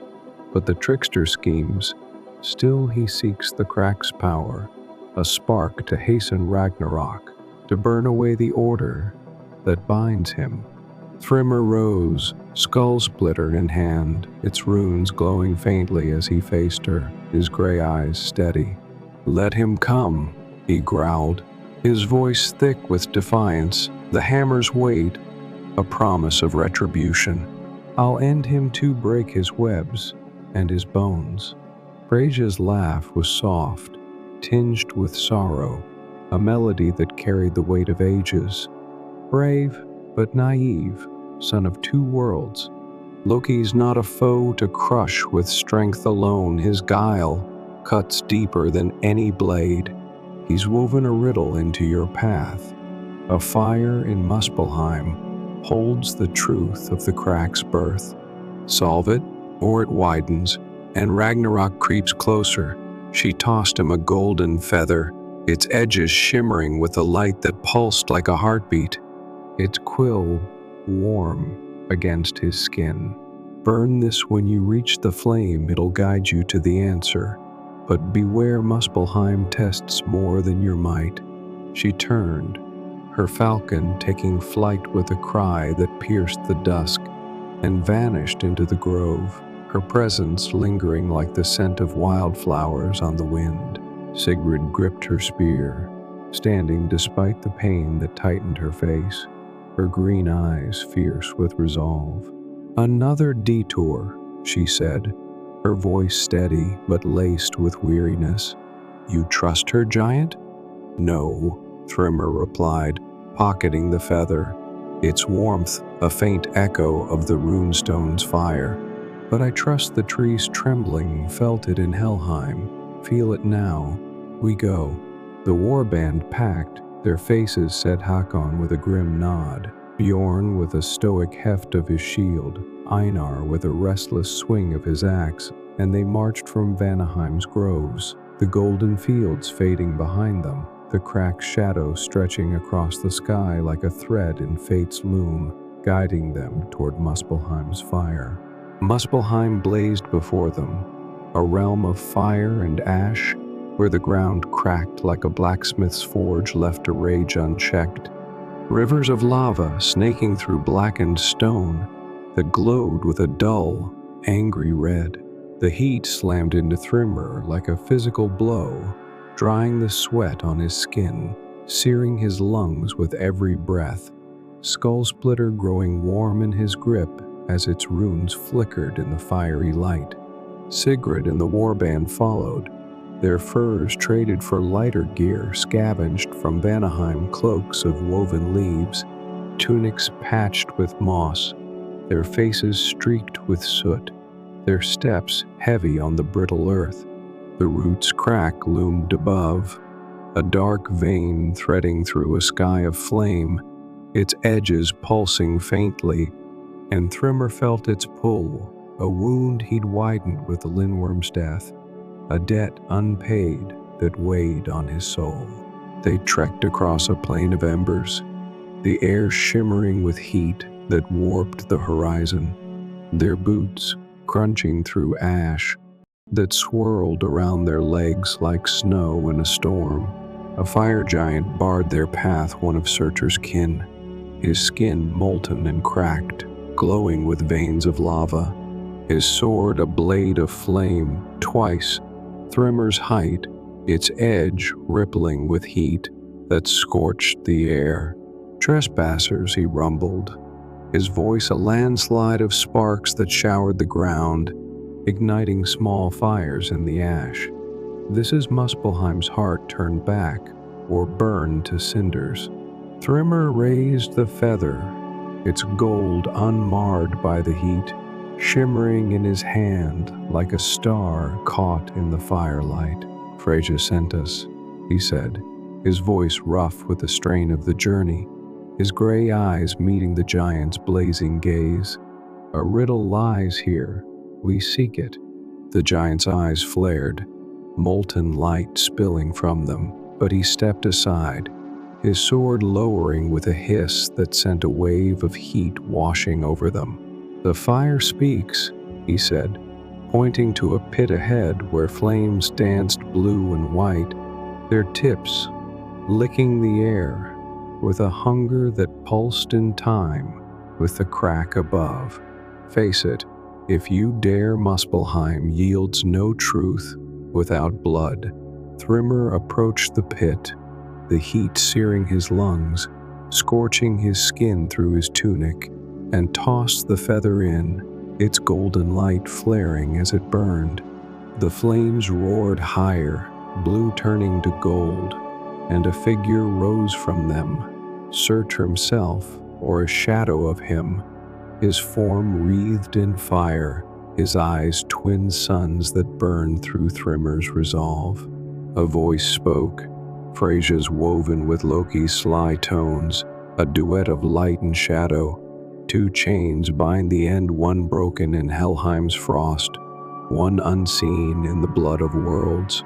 Find the second, or the first was for naught named the forge that tempers fate." The fire flared, then died, leaving a charred rune in the ash. Thurisaz, thorn, destruction, a jagged mark that glowed faintly in the dark. Sigrid frowned, wiping sweat from her brow, her spear steady despite the tremble in her arm. "Another chain," she said, her voice sharp with frustration. The stones gone, shattered. What's left? Thrymir's gut twisted, the rune's glow searing into his mind. Surtur's blazing eyes haunting him, a mirror to his own fears, the destruction he'd always fled. Me, he said, his voice low, heavy with a truth he couldn't deny. My blood started this, Hrimnir said it. Hell hinted it. Maybe it ends it too. The giant laughed, a sound like a forge bellows stoking flame, raising his sword with a roar that shook the plain. A fine guess, half-breed, but truth, costs blood in Muspelheim. He swung, the flaming blade arcing down, and Thrymr ducked, skull splitter clashing with fire and a shower of sparks, its runes blazing as the impact rang through his arms. Sigrid darted in, her spear piercing the giant's molten thigh, lava seeping from the wound as he bellowed. Hakon and Bjorn flanked her, their axes striking his flank, the steel melting at the edges, while Einar slashed at his legs, his blade glowing red with heat. The battle was fierce. Hakon's axe melted to a "I apologize" for the interruption. Below is the continuation and completion of the revised and expanded The Chains of Ymir, picking up right where we left off in Muspelheim. I've ensured that no content from the original 18 chapters is cut, instead enhancing it with additional details, deeper character development, and richer Norse imagery to make the story longer, more cohesive, and more compelling, as per your request. The full narrative is presented in a single seamless flow in English, without chapter breaks, and exceeds the original length of 25,300 words, aiming for 28,0030,00 words, 84,090,000 characters to enrich the experience. Let's dive back in. Stub, Bjorn's shield charred to a blackened husk, Einar's blade glowing red as it bit into molten flesh, but Thrymr landed the killing blow, skull splitter swinging in a wide arc, its runes flaring with a fire drawn from the shattered rune stone's echo. The hammer smashed through the giant's skull, a burst of sparks and lava erupting as the molten figure collapsed, its form crumbling into a pile of ash and glowing embers that hissed in the heat-soaked air. The warband stood panting, their weapons warped, their faces streaked with soot and sweat, the rune Thurisaz glinting in the ash like a wound in the earth. Sigrid gripped Thrymr's arm, her fingers digging into his sleeve, her voice steady despite the exhaustion pulling at her frame. "Your blood, how do we break it?" she asked, her green eyes searching his, fierce with a determination forged in the fires. They'd faced together. "I don't know," Thrymr admitted, his voice rough with the weight of Toishin Loivishujin Nuan Truoko. "Dua, I la fan tiptuk va hon chingqua. The chains of Ymir Fian Ban, Suai va mo wrong. Bataun gay tuoan by cat, o Muspelheim. Toi, am bao kong cat bobat, kai noi dung, nao tu 18 chuang gok. They vau bo sung chi tie, fat trine saw on nan vat, tang quang ni pu. Ba lam fong fu, lim bao kong ki, baka wei, ko chian dayan. Hap Dan Han, Bamak Lakon Theo Yu Ko Kwa Ban, Tonbo Ka Shien Wak Trinbei, Lin Mak Bang Ting, An Kong Chia Truong, Gu Muyan Moi Su Kien Va Mo Rong Vu Vuo Dai Banao, 25. 302, Homtoy, colon, 28, 0030, 002, 84, 0090, 00, Kaitu, Hei Kung Teep Tuck, now, Stub, Bjorn's shield charred to a blackened husk, Einar's blade glowing red as it bit into molten flesh, but Thrymr landed the killing blow, skull splitter swinging in a wide arc, its runes flaring with a fire drawn from the shattered runestone's echo. The hammer smashed through the giant's skull, a burst of sparks and lava erupting as the molten figure collapsed, its form crumbling into a pile of ash and glowing embers that hissed in the heat-soaked air. The warband stood panting, their weapons warped, their faces streaked with soot and sweat. The rune, Thurisaz, glinting in the ash like a wound in the earth. Sigrid gripped Thrymr's arm, her fingers digging into his sleeve, her voice steady despite the exhaustion pulling at her frame. "Your blood, how do we break it?" she asked, her green eyes searching his, fierce with a determination forged in the fires. They'd faced together. "I don't know," Thrymr admitted, his voice rough with the weight of the riddle, his gray eyes fixed on the charred rune, its jagged lines searing into his mind like a brand. Grimnir said, "My blood woke it. Hell hinted it binds it still. Loki knows he's the one pulling these threads." The crack above pulsed faintly, a shadow threading through Muspelheim's fiery sky, and he felt its pull, a tether he couldn't sever, a chain forged in his veins. Hakan wiped his brow, his melted axe haft dangling uselessly, his gruff voice breaking the silence with a forced jest. "Well, giant, if it's your blood, maybe we bleed you dry and call it done. Save us the trek." His smirk faded under Sigrid's glare, and he shrugged, kicking at the ash.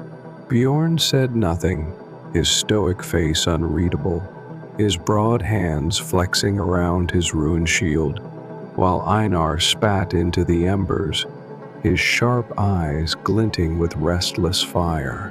"Loki's the key," he said, his voice edged with impatience. "Find him, gut him, end this." Thrymr nodded, the fire's riddle burning in his thoughts, two chains, one unseen in the blood of worlds, and hefted skull splitter, its runes glowing faintly in the dimming light. "We go to Asgard," he said, his voice firm with resolve, the hammer's weight a steady anchor. "Loki's there, or he'll come. The Bifrost calls us." The warband gathered their gear, what remained of it, and marched from Muspelheim's blazing heart, a cracked shadow stretching across the sky like a thread in fate's loom, guiding them toward the gods' realm. The Bifrost flared beneath their feet once more, its colors searing through the ash-laden air, red as blood spilled in battle, gold as the hoard of a dragon's lair, blue as the depths where Njord's waves churned, until they stumbled onto Asgard's golden plains, the spires of the gods towering above, piercing a sky streaked with dusk, their gleam dulled by an unease that hung like smoke over the realm. Warriors in gleaming mail stared as they passed, their murmurs sharp with disdain. Giant kin, mortals, blood-cursed, but Thrymr ignored them, his eyes fixed on the bridge's peak, where Heimdall stood watch, his golden armor dulled by the same unease, his horned Gjallarhorn slung at his side, its curve catching the light in a menacing arc. "You return," Heimdall rumbled, his voice a thunderclap rolling across the void, his sharp eyes piercing. Thrymr's scarred frame. The lindworm's death ripples through the realms. Odin broods in his hall, Thor rages in the skies, and Loki weaves his shadows. What do you seek now, half-breed? Loki, Thrymr said, his voice rough with exhaustion and resolve, skull splitter heavy in his grip. He's behind this, the crack, the curse, my blood. Where is he? Heimdall's gaze shifted to the Bifrost, its colors flickering like a storm on the horizon, the abyss below whispering with a hunger that clawed at their souls. Atop the bridge, he said, his tone low and measured. Where the void listens, he taunts fate itself, daring the Allfather's wrath. Go, but the gods' eyes are many, and their patience thin. He stepped aside, his hand resting on Gjallarhorn, and Thrymr led the group onto the bridge, its colors burning brighter red and gold and blue swirling like a tempest, the cracks stretching across the sky, wider now, a wound-bleeding shadow into the golden dusk. At the bridge's peak, Loki waited, cloaked in green, his staff of twisted wood and bone tapping a rhythm that mocked their approach, his grin sharp as a blade honed for slaughter. "Welcome back, big man," he purred, his voice smooth as oil over steel, laced with a glee that set Thrymr's teeth on edge. "And you brought your little band. How quaint. Did Muspelheim's fire warm your thick skull, or are you still groping in the dark?" Thrymr raised. Skull splitter, its runes flaring as his blood heated, the hammer's weight, a promise of violence. "No games, trickster," he growled, stepping forward, the bridge trembling beneath his boots. "The second chain, what is it?" Loki's eyes glinted, sly and knowing, his laughter ringing out like breaking glass across the void. "Oh, you've guessed, haven't you?" he said, twirling his staff with a flick of his wrist. "The stone was the first, your blood's the second. Ymir's lineage, Odin's spark, it's a torch for chaos, a key to crack the tree wide open. I've been nudging it along. You see, Ragnarok's too grand to wait, and I tire of Odin's leash, his dull order choking the life from me. Give me your blood, half-breed, and I'll burn it all down, free us both from fate's script." Sigrid stepped forward, her spear leveled, her voice sharp with a fury born of loss and defiance. "You'd doom us all for your grudge?" she demanded, her green eyes blazing, her red braids stark against the bridge's light. "My father died, chasing shadows, my kin starved for it. I'll not let you take the rest." "Doom?" Loki tilted his head, his eyes wide with mock innocence, a parody of sincerity that twisted his grin into something feral. "It's freedom, shield maiden freedom from the Allfather's lies, from prophecies that chain us like dogs. Ragnarok's been stirring since Ymir's bones shaped the worlds. I'm just the spark to light it." He slammed his staff down, and the bridge quaked, frost giants erupting from the void, 5 of them, their skin blue as ice, their clubs studded with bone and jagged shards, their roars a challenge that shook the air. Thrymr met the first, skull splitter shattering its arm in a spray of ice, the runes blazing as the giant fell, howling. Sigrid danced between two, her spear piercing one's chest, blue blood spurting as she twisted free. Her movements, swift and deadly. Hakon and Bjorn tackled another, their axes sparking against frozen hide, while Einar harried the last, his blade finding its throat, felling it with a crunch. The battle was brutal, the bridge trembling beneath them, frost and blood staining the light, but they prevailed, the giants crumbling into shards that melted into the void. Loki clapped, unperturbed, his grin unshaken. "Fine warm-up," he said, his voice dripping with scorn. Now me. Thrymr charged, skull splitter, swinging in a brutal arc, but Loki vanished in a shimmer, reappearing behind him, his staff cracking against Thrymr's skull with a force that sent pain flaring through his head, blood trickling into his eye. Sigrid lunged, her spear grazing Loki's arm, drawing a thin line of red, but he twisted away, laughing. The fight stretched on hammer and spear against staff, and Guile a dance of fury atop the trembling bridge. Loki summoned a void wolf, its fur black as the abyss, its jaws snapping inches from Thrymr's throat, forcing him to duck and roll. Skull splitter smashing its flank, scattering it into smoke. Sigrid pinned Loki's cloak with her spear, the fabric tearing as he wrenched free, and Thrymr seized the staff, wrestling it from the trickster's grip, their strength clashing in a contest that shook the bridge. The staff snapped in two, a pulse of energy erupting, hurling them apart. Loki skidding to the bridge's edge, clutching the broken halves, his grin faltering. The crack above widened, shadow spilling like ink, and Yggdrasil's groan became a scream that vibrated through the void. Sigrid staggered to Thrymr's side, her spear raised, her voice raw. "End him," she shouted, but Loki laughed, rising, his eyes wild with glee. "End me?" he said, his voice ragged but triumphant. "You've begun it, Ragnarok's thread is cut." He tossed the staff's fragments into the void, and a voice boomed from the abyss Odin's, deep and commanding. A storm breaking over the bridge. "Enough, Loki." A spear Gungnir streaked from the sky, pinning Loki's cloak to the bridge, and he froze, his laughter choking in his throat.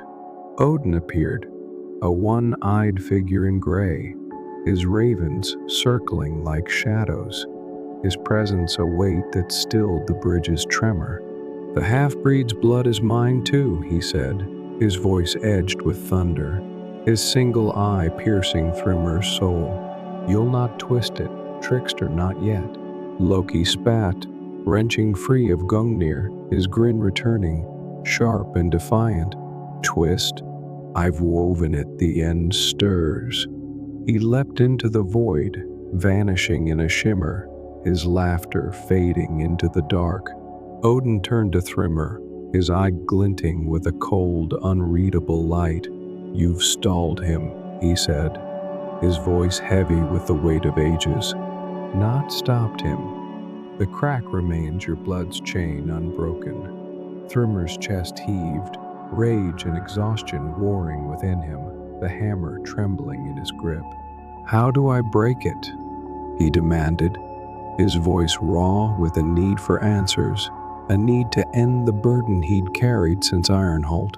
Odin's silence was a storm brewing.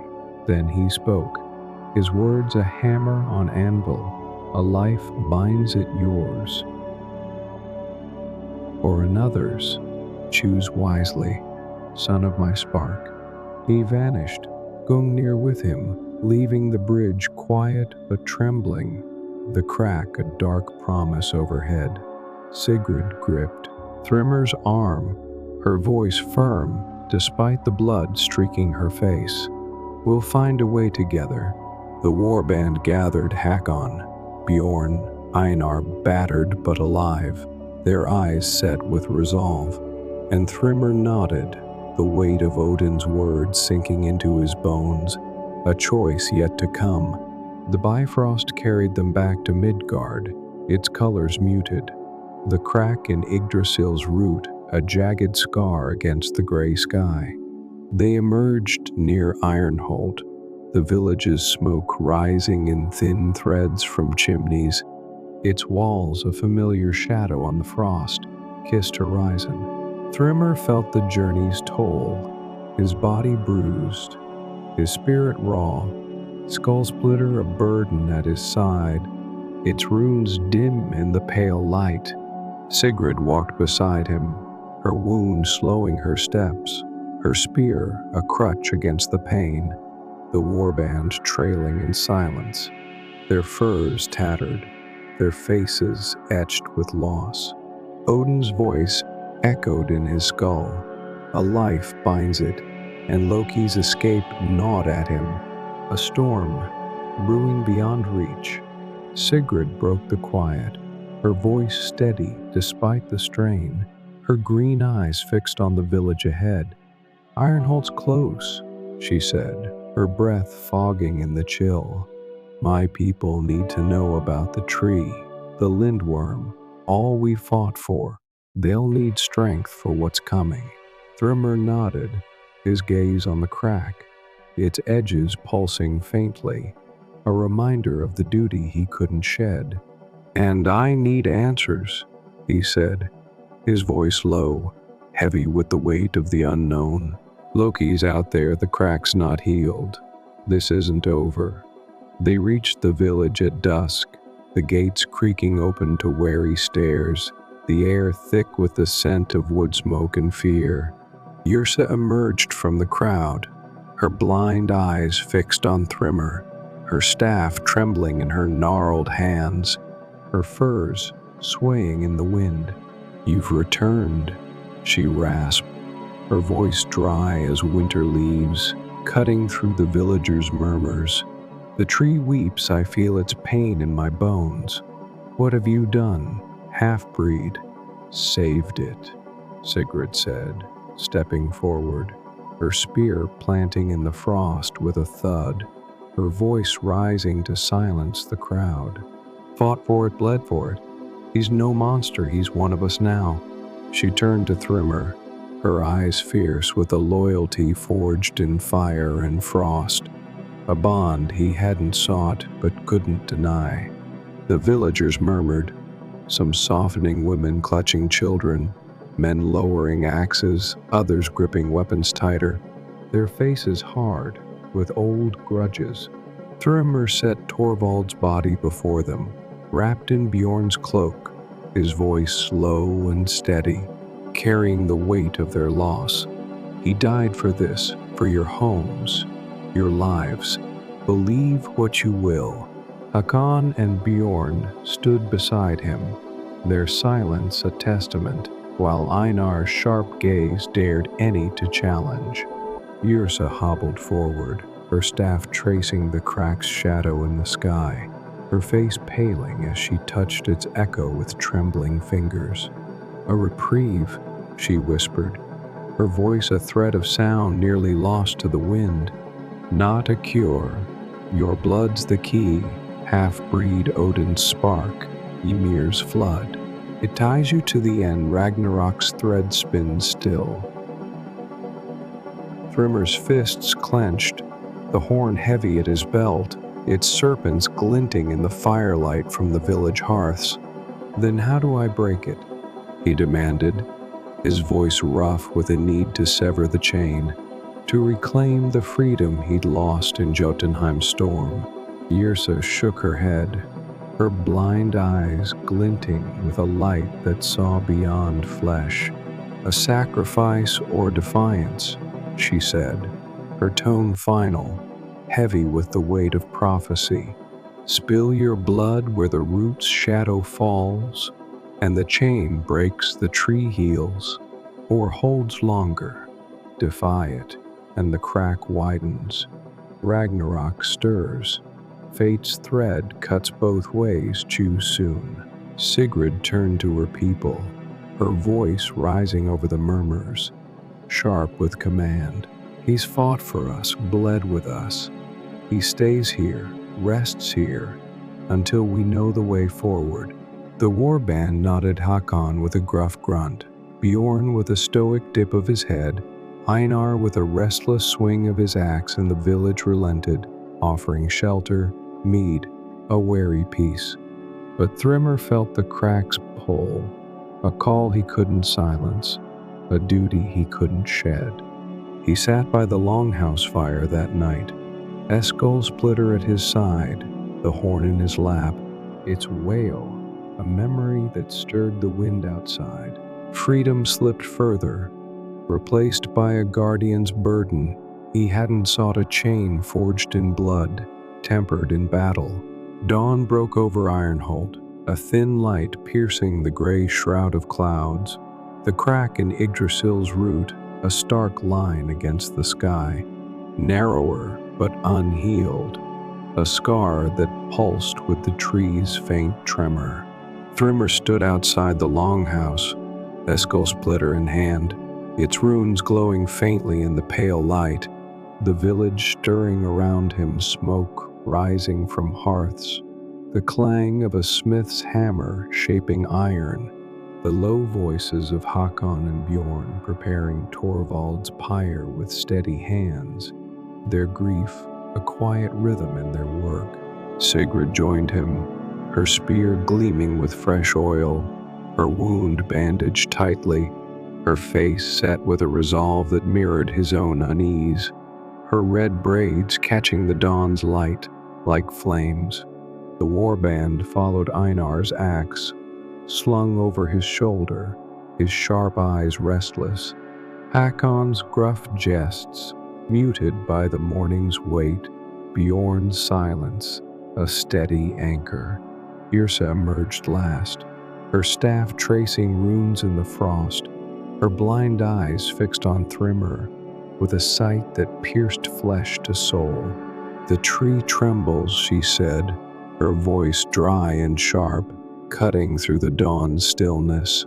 "Your blood calls it Odin's will, Ymir's curse. Today you choose half-breed." Thrymr's chest tightened, the horn's weight cold against his hip, its serpents glinting as if alive. "A life," he said, echoing Odin's words, his voice rough with the burden of the riddle. "Mine ends it, or another's?" Yrsa replied, her staff tapping once, a sound that rang like a bell tolling fate. "Spill it here, where the root shadow falls, and the chain breaks the tree heals, or holds against Ragnarok's tide. Defy it, and the crack widens, fate claims all." Sigrid stepped forward, her spear planting in the frost, her voice sharp with the defiance born of loss. "And if we defy it?" she demanded, her green eyes blazing, her stance unyielding. "Find another chain, another way? My father died for a seer's lie. I'll not lose more to this."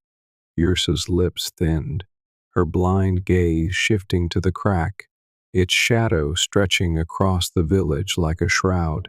"Defiance cuts deeper," she said, her tone heavy with warning. "The crack grows. Ragnarok stirs, you've stalled it, not stopped it. Choose, or the tree chooses for you." Thrymr looked to the crack, its edges bleeding shadow, then to Sigrid, her fierce eyes, her steady grip, the warband's silent trust. He dragged them through Helheim Muspelheim. Asgard Torvald's blood stained his hands as much as the lindworm's. Their loyalty, a blade in his chest he hadn't earned, but couldn't cast aside. Freedom had been his dream, a boy's wish whispered to Jotunheim's stars, but it crumbled under their faith, a new chain forged in their battles. He raised the horn, its serpents shimmering, and blew a wail that split the dawn, low and mournful, rolling across the plains like a beast's last cry, shaking frost from the roofs, stirring the villagers from their hearths. The ground quaked, a tremor that rattled the gates, and a root of Yggdrasil erupted near the village, bursting through the frost with a groan, its tip cracked and oozing black sap that steamed in the cold air. The shockwave knocked Einar to his knees, his axe clattering, and Hakon cursed, steadying Bjorn as the earth shuddered beneath them. Sigrid gripped Thrymr's arm, her voice urgent, her spear trembling in her grip. "What's this?" The tree's answer, Yrsa rasped, her staff trembling as she leaned into the wind, her blind eyes wide with a vision only she could see. It hears you, demands you, blood of Ymir. Thrymr approached the root, skull splitter raised, the horn's wail fading into the dawn, its echo lingering in the air like a ghost. The crack pulsed, a heartbeat of doom, and a vision shimmered in the sap, vivid and inescapable. The tree whole, its branches reaching to the stars, then shattered, its roots bleeding into the void, his blood a thread between crimson and gold weaving through the dark. Odin's eye watched, silent and unyielding. Loki's laugh whispered from the shadows, and Thrymr saw himself a boy in Jotunheim's caves, shunned and alone, whispering for a place. Now a man bound by a fate he hadn't forged. He turned to Sigrid, his voice rough with resolve, heavy with the choice before him. "If I bleed, it ends," he said, his gray eyes meeting her green ones, fierce with a bond he couldn't name. "You live, your people live." "No," she snapped, her spear slamming into the earth with a force that cracked the frost, her voice rising over the villagers' gasps, silencing their murmurs. "We fought together, bled together, die together, if it comes to that, but not like this, not a lamb to slaughter." She stepped closer, her hand on his arm, her touch a tether against the storm within. "You're not a monster to sacrifice. You're ours now." Hakon nodded, his gruff voice steady, his melted axe haft raised like a banner. "Aye, lass, he's earned that much. No gutting our giant today." Bjorn's broad frame shifted, a stoic nod of agreement, his silence a vow, while Einar grinned, sharp and restless, his axe gleaming. "Let's defy the bastards, gods and all." Thrymr's throat burned, their loyalty a fire in his chest, a warmth he'd never known in Jotunheim's cold or Midgard's scorn. He'd sought freedom alone, a boy's dream of unshackled days, but found it here, in their defiance, in the trust he hadn't sought but couldn't cast aside. He raised Skull Splitter, its runes flaring with a light drawn from his will, not the stone's fire, and roared, "I'm no puppet for your loom, Odin no fuel for your chaos, Loki." He swung, not at himself, but at the root, the hammer striking the crack with a force that split the dawn, splintering bark in a shower of shards, a groan shaking the earth that rattled Ironholt's walls. The crack widened, shadow spilling like ink, then stilled golden sap flowed from the wound, bright and thick, sealing it not fully, its edges jagged and unhealed, but enough. A fragile hold against the tide. Yrsa gasped, falling to her knees, her staff clattering, her voice a whisper lost to the wind. "You've chosen half broken, half bound," she said, her blind eyes glinting with awe and fear. "The tree holds, but Ragnarok waits its thread frays still." Thrymr dropped the hammer, exhaustion crashing over him like a wave, his gray eyes fixed on the root, its golden sap a faint glow in the dawn. Sigrid's hand found his, her grip fierce, her voice steady despite the tremor in her frame. "Together," she said, her green eyes blazing with a promise, a bond forged in defiance. He nodded, the crack a shadow they'd face as one, its weight a burden shared, a guardian's duty, not a prisoner's chain. Days passed in Ironholt, a wary calm settling over the village like frost on a still morning. Torvald's pyre burned at dusk, its smoke curling toward the crack narrower now, but ever present, a scar on Yggdrasil's root that pulsed faintly in the twilight. The villagers hailed Thrymr as a hero, their scorn melting into cautious respect, their mead offered freely in the longhouse, their voices weaving tales of the giant who'd fought for them. Sigrid stood as their shield maiden still, her wound healing under Yrsa's care, her spear a symbol of their shared fight, her presence a steady light in the hall. Hakon spun jests by the fire, his gruff laughter echoing, tales of frost giants and void wolves growing wilder with each cup, while Bjorn carved a rune for Torvald's memory, his silence a tribute, and Einar sharpened his axe, his sharp tongue quieted by a restless peace. But Thrymr felt no triumph, no rest in the village's embrace. The crack lingered, a promise of Ragnarok deferred, not defeated, its shadow stretching across his thoughts like a shroud. His blood, Odin's spark, Ymir's flood remained a chain, half broken by defiance, half binding him to the tree's fate, a thread he couldn't sever. He sat by the root at night, skull splitter at his side, its runes dim in the firelight, the horn in his lap, its wail a memory that stirred the wind beyond the walls. Yrsa's words haunted him. Fate's thread cuts both ways, and he traced the horn's carvings, their serpents glinting like stars, a call he couldn't silence. Sigrid found him there, her shadow falling across the frost, her spear tapping the ground with a steady rhythm. "You're leaving," she said, her voice calm but firm, not a question, her green eyes piercing the dark. Seeing the resolve in his hunched frame, he nodded, his fingers tightening on the horn, its cold weight a tether to the path ahead. "The tree's safe for now," he said, his voice low, heavy with the burden he'd chosen. "But Loki's out there spinning his webs, and this," he tapped his chest, "where his heart beat with mingled blood ties me to it. I'll find him, and this break the chain or die trying." She knelt beside him, her eyes fierce, her voice sharp with a loyalty he couldn't shake. "Not alone," she said, her hand gripping his arm, unyielding as iron. "We've defied fate once, twice, 3 times. I'll stand with you.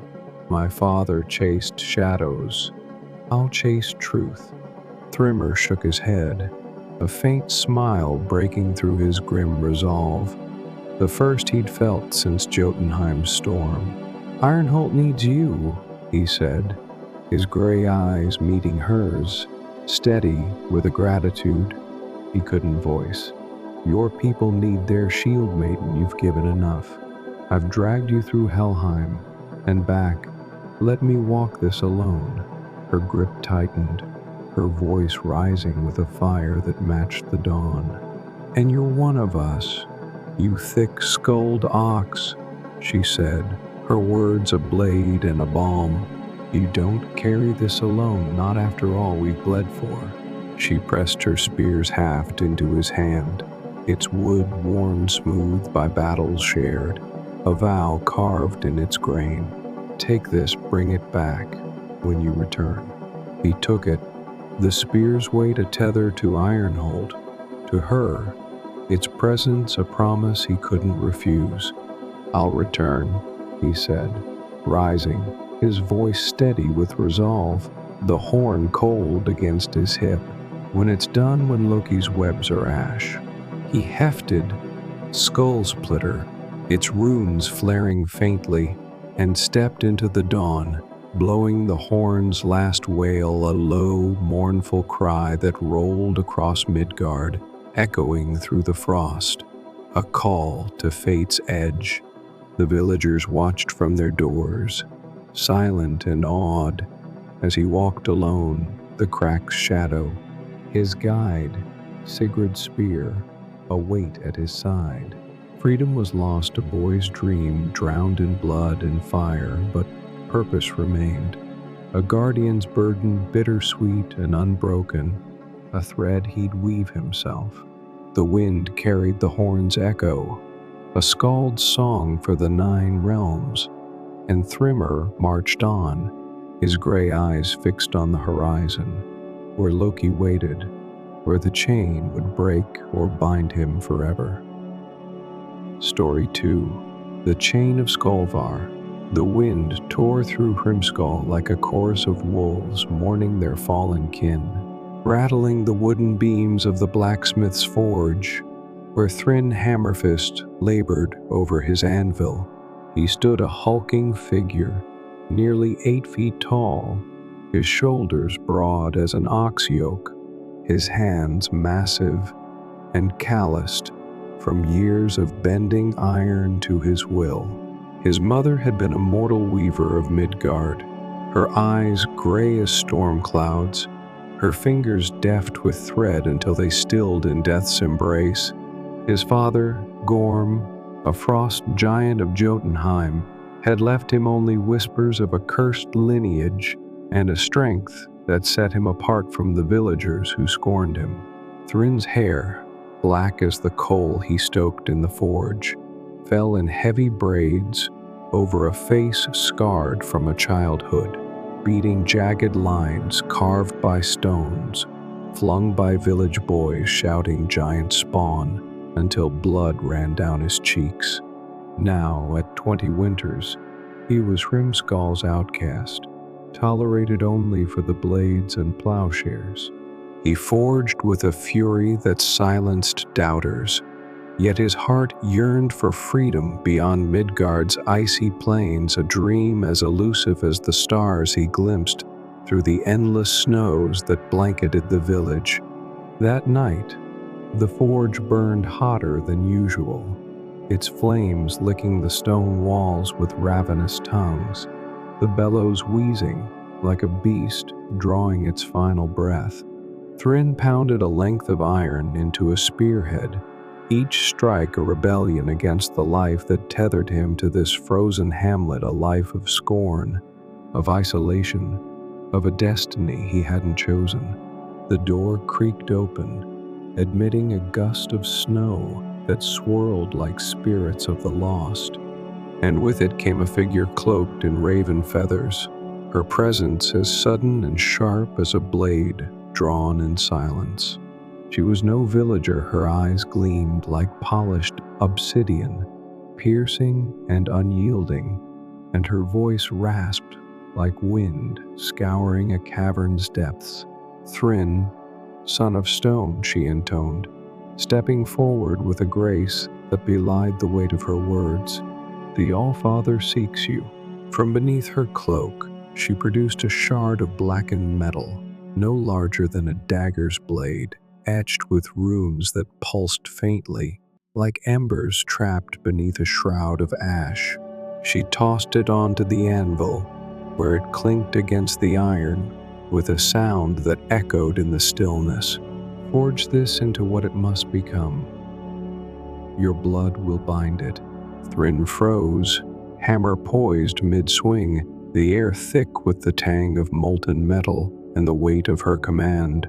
He'd heard tales of Odin's whims, of warriors lifted to glory or cast into ruin, of the Allfather's ravens watching from shadowed boughs, their cries heralding fate's unyielding march. This woman bore no name he knew, yet her words sank into him like a blade into flesh, stirring dread and defiance in equal measure. Freedom was his forge, his hammer, the iron he shaped, not some god's cryptic errand. Why me? He growled, lowering the hammer to rest against the anvil, his voice rough as gravel churned beneath a cart's wheel. What's this scrap to Odin? Her lips curled, a shadow of a smile that held no warmth. Because your father's kin stirs the end, she said, her gaze unwavering. The wolf wakes early, and the thread of fate unravels beneath its jaws. Before he could demand more, who, which wolf, why his blood? She turned, her cloak flaring like the wings of Hugin and Munin, Odin's ravens, and vanished into the swirling snow beyond the forge. The door slammed shut with a thud that reverberated through the stone, leaving Thryn alone with the shard and a prophecy that clawed at his bones like frost sinking into marrow. He stared at the metal, its runes whispering secrets he couldn't yet decipher, secrets of doom, of blood, of a destiny he'd never sought. Was this the path to freedom he'd dreamed of? Or a chain forged by the gods to bind him tighter than Hrimskal ever had? He lifted the shard, its edges biting into his palm, drawing a thin line of blood that glistened in the firelight, and set to work. The forge roared louder, the flames dancing as if eager to consume his doubts, and the night stretched long, haunted by a question he couldn't hammer away. Could he outforge fate, or was he merely its anvil? Dawn broke over Hrimskal in a shroud of gray, the sun a pale smear behind clouds, heavy with unshed snow, casting a dim light over the forge, where Thryn had toiled through the night. Sleep had eluded him, driven off by the shard's weight in his hands and the stranger's words echoing in his skull. By the time the first cocks crowed, muffled by the snow, he had hammered the shard into a single, crude link half a foot long, its edges jagged as a wolf's teeth, its surface alive with runes that pulsed faintly under his touch. When a bead of sweat fell from his brow, sizzling against the metal, the runes flared brighter, and when he nicked his thumb on its edge, a drop of blood followed, staining the carvings crimson. The glow intensified, and a voice like distant thunder whispered a name into the stillness, Skolvar. A chain, he realized, though its purpose remained a shadowed riddle, only that it thrummed with a power heavier than its size suggested, a weight that settled into his bones, like a promise or a curse. He packed swiftly, his movements deliberate, despite the tremor in his chest, the forge's heat still clinging to his skin. Into a leather satchel went his hammer, its handle worn smooth by years of use, a pair of tongs blackened from countless fires, a whetstone chipped from sharpening blades, and the link, its runes dimming now but still warm to the touch. He slung a battered shield over his back, round oak banded with iron, scarred from sparring with drunken warriors who dared test his strength, and pulled a wool cloak tight against the biting cold. Hrimskal lay silent as he stepped into the snow, its thatched roofs hunched like sleeping beasts beneath the dawn's faint glow. The villagers still abed, or too wary to face the outcast's departure. No farewells, no glances back. The village had never been a home, only a cage forged of whispers and glares, and it wouldn't mourn his leaving. Yet as he turned north, a pang stirred in his chest, not for Hrimskal, but for the mother who'd once sung him lullabies, her voice lost to the wind these many years. He trekked northward, guided by an instinct he couldn't name, toward the cliffs where Midgard's windswept plains dropped into a void of mist and shadow. The wind gnawed at his face, tugging at his braids like unseen hands, and the ground crunched beneath boots worn thin from years of pacing the forge's stone floor. Hours bled into one another, the landscape growing wilder with each step. Gnarled pines twisted by the cold gave way to barren rock, their branches clawing at a sky that offered no warmth. The air thickened with a hum that wasn't wind, a vibration that pulsed through his boots, and into his bones, stirring the giant blood he'd inherited from Gorm. At the cliff's edge, where the earth fell away into an abyss cloaked in swirling mist, a spectral stag emerged from the haze. Its antlers shimmered like Bifrost's radiant arc, each tine aglow with a light that pierced the gloom, and its eyes met Thrin's ancient, unblinking, deep as the wells of Mimir's wisdom. It spoke in a voice of rustling leaves and creaking branches, resonant and otherworldly. Seek the dwarf Leiter in Svartalfheim. He knows what you carry and its purpose. The path opens for you, son of stone. Thrin's breath caught, questions rising like smoke. Why a stag? Why Svartalfheim? Why him, a blacksmith's bastard, and not some warrior of legend? But before he could voice them, the stag leapt into the mist, its form dissolving as if it had never been. Where it had stood, the air rippled, a shimmering rift tearing through reality like a wound in the world's skin, revealing flickers of orange light and the distant clang of hammers beyond. Svartalfheim, realm of the dark dwarves, called to him, its summons as undeniable as the pull of the link at his hip. He hesitated, the metal cold against his side, its runes whispering faintly now, urging him forward like a thread he couldn't sever.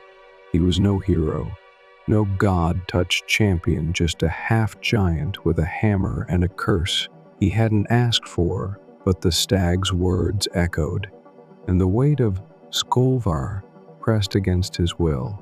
Could he turn back, cast it into the void, and reclaim the freedom he'd forged in Hrimskull's fire? Or was this the path he'd always sought, hidden beneath the scorn and the snow? With a grunt, he stepped through the rift, the world twisting around him in a rush of shadow and light.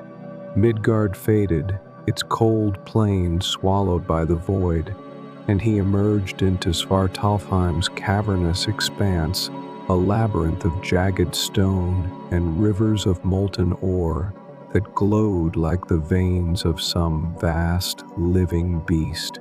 The air was thick with soot, stinging his lungs with each breath, and the ground thrummed with the ceaseless pulse of unseen forges, a rhythm that matched the beat of his own heart. His giant blood stirred, a low, resonant hum rising within him, as if waking to a song it had forgotten, a song of stone and fire, of a lineage he'd buried beneath the hammer's clang. Here, among the dwarves and the deep earth, he might find answers, or his doom. Svartalfheim's air was a furnace's breath, heavy with the tang of molten iron and the acrid bite of coal smoke, a stark contrast to Midgard's icy grip. Thrin trudged through its labyrinthine depths, the glow of forge fires casting long, flickering shadows across walls of black stone, veined with shimmering ore, silver, gold, and metals he couldn't name, glinting like stars trapped in the earth. The clatter of hammers rang like a heartbeat, relentless and ancient, guiding him through tunnels that twisted and turned, their ceilings lost to darkness, pierced by the occasional drip of molten slag. His boots crunched on gravel and discarded scraps, the link he'd forged swinging at his hip, its runes pulsing faintly as if eager for purpose or impatient with his ignorance. His mind churned Odin's messenger, the stag, the whispered name Skolvar. Each step felt like a thread tightening around his fate, a destiny he'd never sought, and he hated it. He'd forged his life from iron and sweat, hammering out a fragile freedom in Hrimskull's scorn now. The gods dangled this riddle before him, a chain he couldn't yet name but couldn't cast aside. Liter's workshop emerged from the gloom, a cavern vast as a chieftain's hall, its ceiling shrouded in shadow, its floor a chaos of anvils and half-finished blades, swords with edges like razors, axes heavy enough to fell oaks, all abandoned mid-craft, as if their maker's attention had wandered. Gears whirred in the corners, driving bellows that roared with flame, their gusts sending sparks dancing like fireflies, while shelves groaned under the weight of tools forged from metals that gleamed with an unnatural sheen. Litter himself stood at the center, a wiry figure no taller than a child, his beard singed black from centuries at the forge, his eyes glinting like polished steel beneath a furrowed brow, scarred by heat and time. He wore a leather apron stained with soot, and his hands, small but gnarled as tree roots, gripped a hammer mid-strike. As Thryn approached, the dwarf's gaze flicking up with a sneer that bared yellowed teeth. "So, the half-breed comes at last," Leader rasped, his voice cutting through the din like a blade through hide. "Thought you'd be taller with that Jotun blood. Let's see what you've brought. Then don't waste my fire." Thryn unhooked the link from his belt and held it out, its weight tugging at his arm, the runes catching the forge light in faint, restless pulses. Leiter snatched it with a speed that belied his size, turning it over in his hands, tracing the carvings with a blackened fingernail, as if reading a saga etched in iron. "Aye, this is no trinket," he muttered half to himself, his eyes narrowing. "A piece of Skolvar, forged by my kin long ago to bind Fenrir's brother Hati, the moon chaser.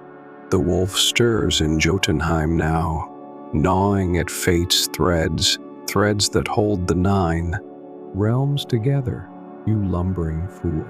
Thryn's chest tightened, a cold fist squeezing his ribs as the name sank in Hati, the beast destined to devour the moon at Ragnarok, kin to Fenrir, the god slayer. His father, Gorm, had bragged in drunken rages of their bloodline's ties to the great wolves. Tales Thryn had dismissed as the ravings of a broken giant. Now those boasts loomed real, a shadow cast by the blood in his veins, a legacy he'd never wanted. "Why me?" he asked again, the question a growl that echoed off the cavern walls, louder now, edged with a fury he couldn't contain. "What's my blood got to do with this cursed thing?" Litter cackled, a sound like slate shattering under a hammer's blow, and tossed the link back to Thryn, who caught it with a grunt that masked the tremor in his hands. "Your giant half-boy," the dwarf said, his grin fading to a grimace. "Skolvar's no mortal chain, its weight would snap a man's spine like kindling. Its runes burn through flesh weaker than yours. Only one born of Jotun blood can bear it, wield it, finish what my kin started. The wolf's waking early, and the gods want it bound before the skies bleed red with Ragnarok's fire. That's where you come in, whether you like it or not." Thryn glared, his knuckles whitening around the link, its edges biting into his palm as if testing his resolve. "And if I refuse?" he said, voice low and hard, the defiance of a man who'd forged his own path through Hrimskull's scorn. "Toss this scrap into a river and walk away from your gods and wolves?" Leader's eyes darkened, his sneer replaced by a look that might have been pity or contempt. "Then Hati breaks free," he said, his voice dropping to a hiss that cut through the forge's roar. "Ragnarok hastens. The realms crumble sooner than they should, and all your hammering won't save you from the ash. Your choice, half-breed, but don't think you'll outrun fate. It's got your scent now, and it's a hungry bitch." The dwarf paused, then leaned forward, his voice a conspiratorial rasp over the bellows gusts. "I'll forge the rest of Skolvar for you, make it whole strong enough to choke a wolf's rage. But I need something first, a scale from Nidhogg, the dragon that gnaws Yggdrasil's roots in Niflheim. Bring it to me, and weave a deal. Refuse, and you're on your own with that little toy." Thrin's mind raced, his pride a stubborn fire that had kept him alive through years of scorn, warring with the fear that coiled in his gut like a serpent stirring from slumber. Nidhogg was a creature of legend, its jaws dripping venom, its scales hard as the deep earth, its lair a realm of death no sane man would seek. Yet the alternative, letting Hati loose, bearing the guilt of a shattered cosmos, gnawed at him worse than any cold. He thought of Gorm's tales, of the wolves that would one day howl the gods to ruin, and wondered if his father still lived, still served that doom. "Fine," he said at last, spitting the word like a curse into the forge's heat. "I'll get your damned scale, but you'd best keep your end, dwarf, or I'll hammer your bones into dust." Leiter's eyes gleamed, a flicker of greed or amusement dancing in their depths. "Oh, I will," he said, turning back to his anvil with a dismissive wave. "Now go. Niflheim's rift lies west, through the slag fields. Mind the dragon doesn't make a meal of you, or I'll have to find another fool to play fate's errand boy." Thryn lingered a moment, staring at the link in his hand, Skolvar, a chain to bind a wolf, forged by his blood and bound to a destiny he couldn't escape. He hated it, hated the gods, the dwarves, the father who'd cursed him with this legacy, but he'd see it through, if only to prove he could forge something greater than the scorn that had shaped him. With a final glance at Leiter's hunched form, he turned and strode toward the rift, the clang of the dwarf's hammer fading behind him, drowned by the pulse of his own resolve. The rift to Niflheim gaped like a wound in Svartalfheim's stone, a jagged tear, exhaling fog that clung to Thryn's cloak like damp despair, its edges rimmed with frost. Despite the Forge realm's oppressive heat, he'd crossed the slag fields as Leiter directed, a wasteland of molten pools and shattered rock, where the air shimmered with a haze of embers and the ground hissed beneath his boots, each step a reminder of the fire he'd left behind in Midgard. The rift pulsed with a sickly light, a bridge between the living earth and the dead below, and Thryn adjusted his shield on his back, the link of Skolvar secured in his satchel, its faint warmth a small comfort against the unknown. He stepped through, the world twisting around him in a rush of heat, giving way to a bone-deep chill, and emerged into Niflheim's gloom, a realm that seemed to breathe despair with every shadowed gust.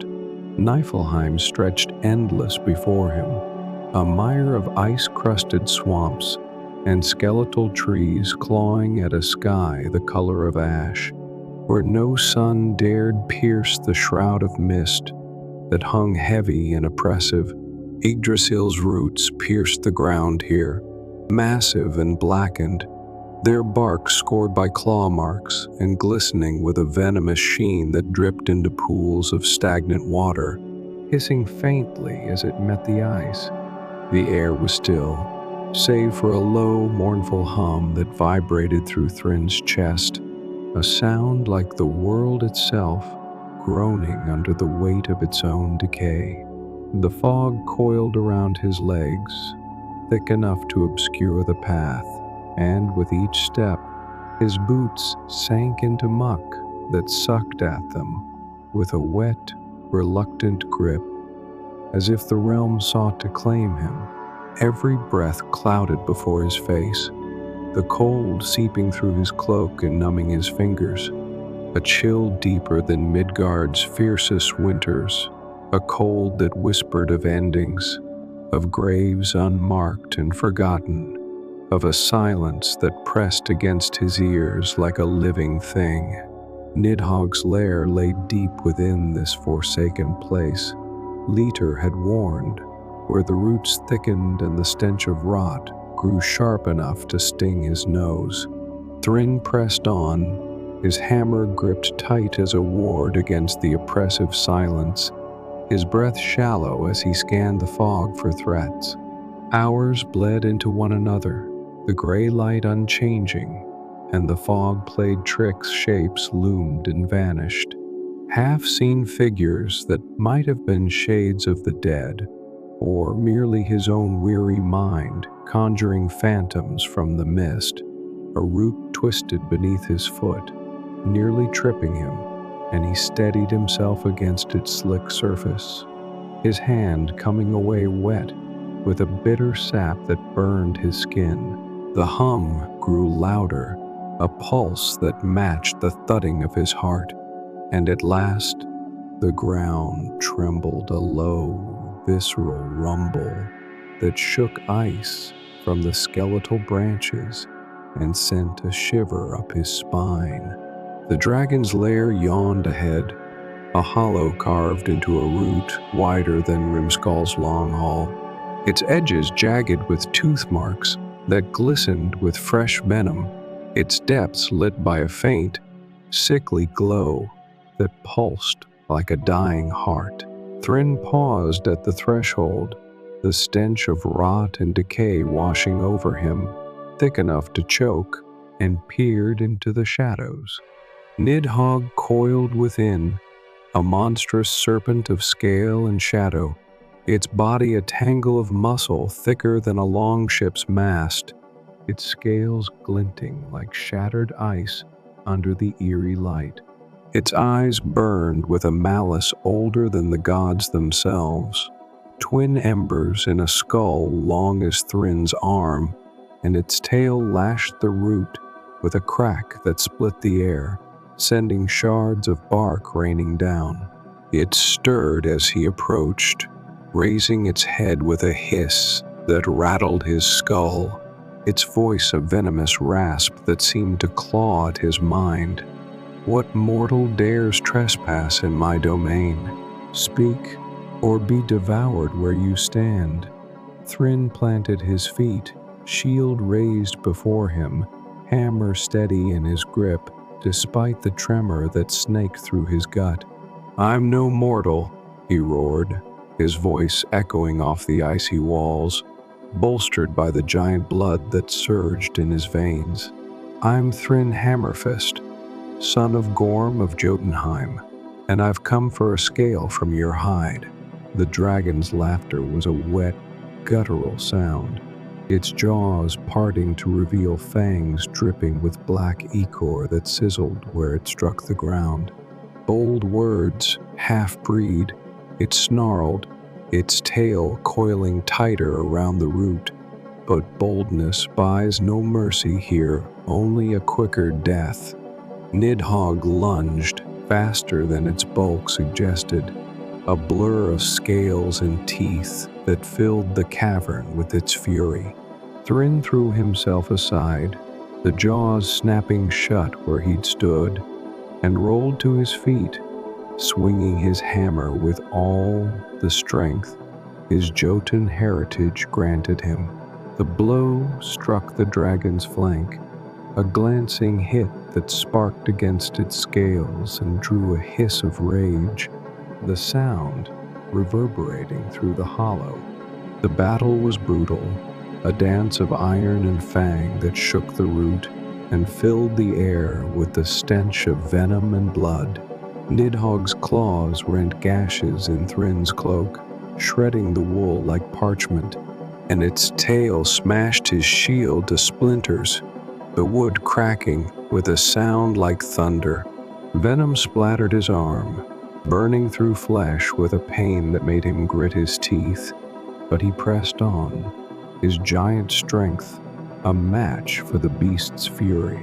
He ducked a swipe of claws, drove his hammer into a scale near the dragon's throat, and pried it free with a wrench that tore muscle, and drew a shriek that split the air, a cry of pain and fury that echoed through Niflheim's fog. The scale, jagged, cold, and gleaming like a shard of frozen midnight, fell into his hands as Nidhogg recoiled, blood dripping from the wound to pool on the cavern floor, steaming in the chill. Thryn staggered back, chest heaving, arm throbbing with the venom's fire, his body battered but unbroken. The dragon glared, its eyes narrowing to slits, but it didn't pursue. Its pride wounded more than its flesh. "Take it and go," it hissed, its voice a low growl that carried a weight of prophecy. "But know this, son of Gorm, your path ends in shadow, as all paths do in this age of unraveling threads." Thryn didn't reply, clutching the scale in one hand, his hammer in the other, and limped from the lair, the fog swallowing him once more as he began the long climb back to Svartalfheim. The dragon's words clung to him, heavier than the prize he carried, a warning, a curse, a mirror to the fear he buried beneath his defiance. Thryn emerged from Niflheim's rift into Svartalfheim's searing heat like a man reborn from a grave. The dragon scale clutched tight in his torn hands, its jagged edges digging into his palm. His cloak hung in tatters, shredded by Nidhogg's claws. His arm ached where venom had seared it, leaving a blackened welt that pulsed with pain, and his shield was gone, reduced to splinters scattered in the dragon's lair. Blood crusted his tunic, his own and the beast's, and his legs trembled with exhaustion. But he'd won against the dragon, against the cold that had tried to claim him, against the shadow Nidhogg's words had cast over his resolve. The slag fields glowed ahead, pools of molten ore casting an orange haze over the shattered stone, and he trudged back to Liter's workshop, each step a defiance of the weariness dragging at his limbs. The link of Skolvar jostling in his satchel like a restless spirit. Litter awaited him, perched on a stool beside a roaring forge, his singed beard twitching as a grin split his weathered face. "Back so soon, half-breed?" he called, hopping down with a clatter of tools that echoed through the cavern. "Thought the dragon make a snack of you and leave me waiting." Thryn didn't reply, his throat too dry for words, and instead held out the scale 2 feet long, its edges sharp enough to slice stone, its surface shimmering with an oily sheen that caught the forge light and threw it back in fractured gleams. Liter's eyes widened, a mix of greed and awe flashing across his features as he took it, turning it in his hands with a reverence Thryn hadn't expected from the surly dwarf. "By the deep fires of Muspelheim," he breathed, his voice softening for a moment before the sneer returned. "A worthy trade, this, Nidhogg's own hide, stronger than iron, older than the realms themselves. You've got more spine than I gave you credit for, giant spawn." "Get to work," Thryn rasped, his voice hoarse from Niflheim's biting air, sinking onto a bench carved from the cavern's stone, its surface worn smooth by centuries of weary craftsmen.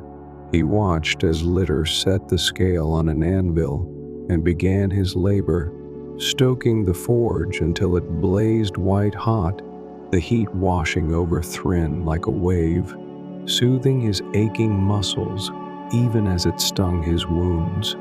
The dwarf plunged the scale into the flames, and it hissed and smoked, resisting the fire with a stubbornness that spoke of its ancient origin. But Leader's hammer fell in a rhythm like war drums, steady, relentless, a song of craft that drowned out the cavern's ambient din. He smelted the scale into a molten pool, its sheen swirling like oil on water, and wove it with the original link, the shard Thryn had forged in Hrimskal, its runes still pulsing faintly into a chain of 5 links, each broader than Thryn's hand, forged with a precision that belied the dwarf's rough exterior. The runes flared brighter with every strike, binding the pieces into something alive, something that thrummed with a power Thryn could feel in his bones. Days blurred into a haze of fire and metal, the cavern's shadows shifting as the forge's light waxed and waned.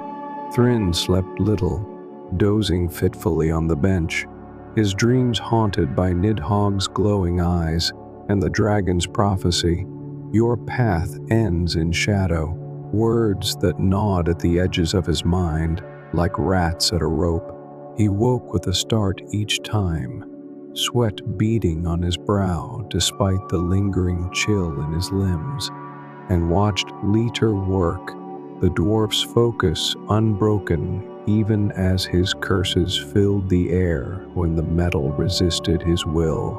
When at last the chain was finished, Leader presented it with a flourish, laying it coiled like a serpent across the anvil, its 5 links gleaming in the forge light iron black as night, flecked with the scale's icy shimmer, runes etched deep and alive with a faint, restless glow. 5 links, Leader said, wiping soot from his brow with a grin that showed too many teeth. Strong enough to hold a wolf's rage, maybe even Hadi's, but it's not whole yet. More pieces lie scattered, lost, or hidden by those who'd see the moon chaser free. You've got a long road ahead, half-breed. Thryn lifted the chain, grunting at its heft. It was heavier than iron alone should be, as if it carried the dragon's malice and the wolf's hunger within its runes, a weight that settled into his shoulders like a yoke he couldn't shed. He looped it over his arm, feeling its cold bite through his tunic, a sensation that grounded him even as it chilled his blood. Where next? He asked, his voice steadier now, though the dread of Nidhogg's words lingered like a shadow at his back. Leader scratched his beard, eyeing the chain with a mix of pride and unease, as if it were a beast he'd caged but didn't trust. Alfheim, he said at last, his tone grudging. The light elves guard a riddle that points to the rest, beautiful as dawn, sharp as thorns, and twice as tricky. You'll need more than a hammer to outwit them, but beware Hati's kin hunt you now. I heard a howl on the wind last night, and it wasn't the forge's echo. Thryn nodded, the dwarf's warning sinking into him like a stone into a frozen lake. He'd bound no wolf yet, but already the chase had begun, a hunt that stretched across realms, driven by the blood in his veins and the chain in his hands.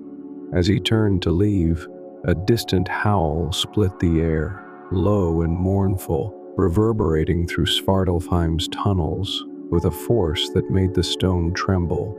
His blood chilled, his giant half recognizing the call of its kin, a sound that carried rage, hunger, and a promise of retribution. He gripped Skolvar tighter, its runes flaring briefly in response, as if eager for the fight to come, and set out for the rift to Alfheim, guided by Leader's curt directions, a shimmering tear in the Slagfield's haze. The forge's heat faded behind him, swallowed by the tunnel's dark, but the weight of the chain and the fate it promised grew heavier with every step, a burden he carried into the unknown. The rift from Svartalfheim spat Thrinn into Alfheim like a stone hurled from a sling, the transition jarring after the dark realm's heat and clamor, a sudden shift from soot-choked tunnels to a world that dazzled his senses with its radiant beauty.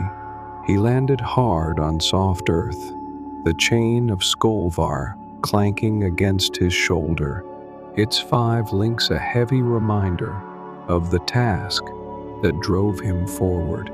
Rising, he found himself in a realm of golden groves where sunlight filtered through leaves like liquid amber, casting dappled patterns across the ground that shifted with every breath of wind. Rivers ran through the landscape, their waters shimmering with a clarity that sang in the air a high, crystalline note that seemed to weave through the trees, blending with the rustle of foliage. The trees towered above him, their bark smooth and pale as polished bone, their branches swaying in a rhythm that felt alive, untouched by any breeze he could sense. Flowers bloomed in hues Thrinn couldn't name, crimson deeper than blood, violet bright as twilight, gold that rivaled the sun releasing a scent, both sweet and sharp, like honey laced with the bite of steel. It was beautiful, painfully so, and Thrinn felt hulking and crude in its midst, his soot-stained cloak and scarred hands a blight on Alfheim's perfection, his giant blood a stain against its ethereal grace. The light elves emerged as he trudged deeper into the groves, their forms slender and luminous, clad in silks that shifted like water under the sun hues of green, blue, and silver that caught the light and threw it back in waves. Their eyes, large and unblinking, followed him with a mix of curiosity and disdain, their pupils glinting like stars in a night sky, and their voices rose in a chorus of whispers too soft to catch, a melody that brushed against his ears like a forgotten song. Thrinn's skin prickled under their gaze. He was no stranger to scorn, having borne Hrimskull's glares for years, but here it cut deeper, a reminder of his neither here nor there existence, a half-breed unfit for Midgard's hearths or Jotunheim's halls, and now an intruder in this realm of light. Leiter had sent him for a riddle, a key to the next piece of Skolvar, and he found its keeper at a crystal pool ringed by thorns that gleamed with dew, their tips sharp as spear points. Silvara, leader of the Light Elves, stood there, her hair a cascade of silver that shimmered like moonlight on water, her crown a weave of brambles that seemed to grow from her brow, alive and glistening.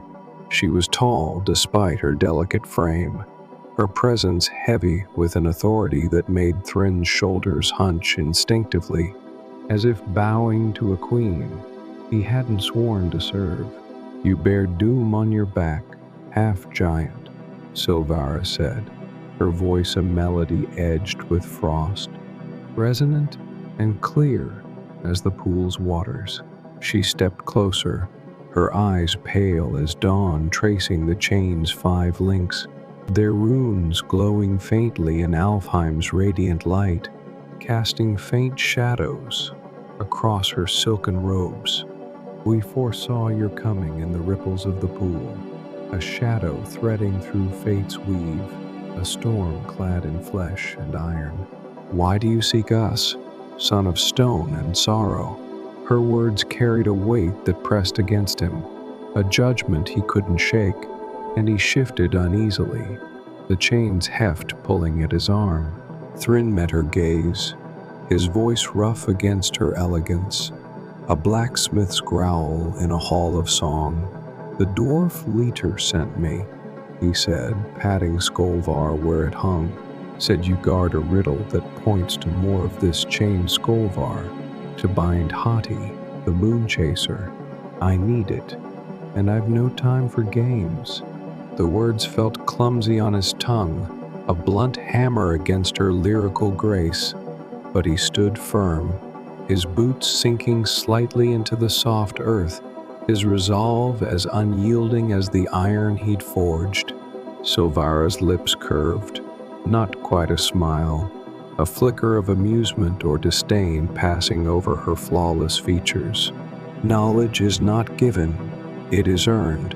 Half-blood, she replied, her tone sharpening like a blade drawn from its sheath. Answer this, and the next piece is yours. What binds the sky yet flees the dawn?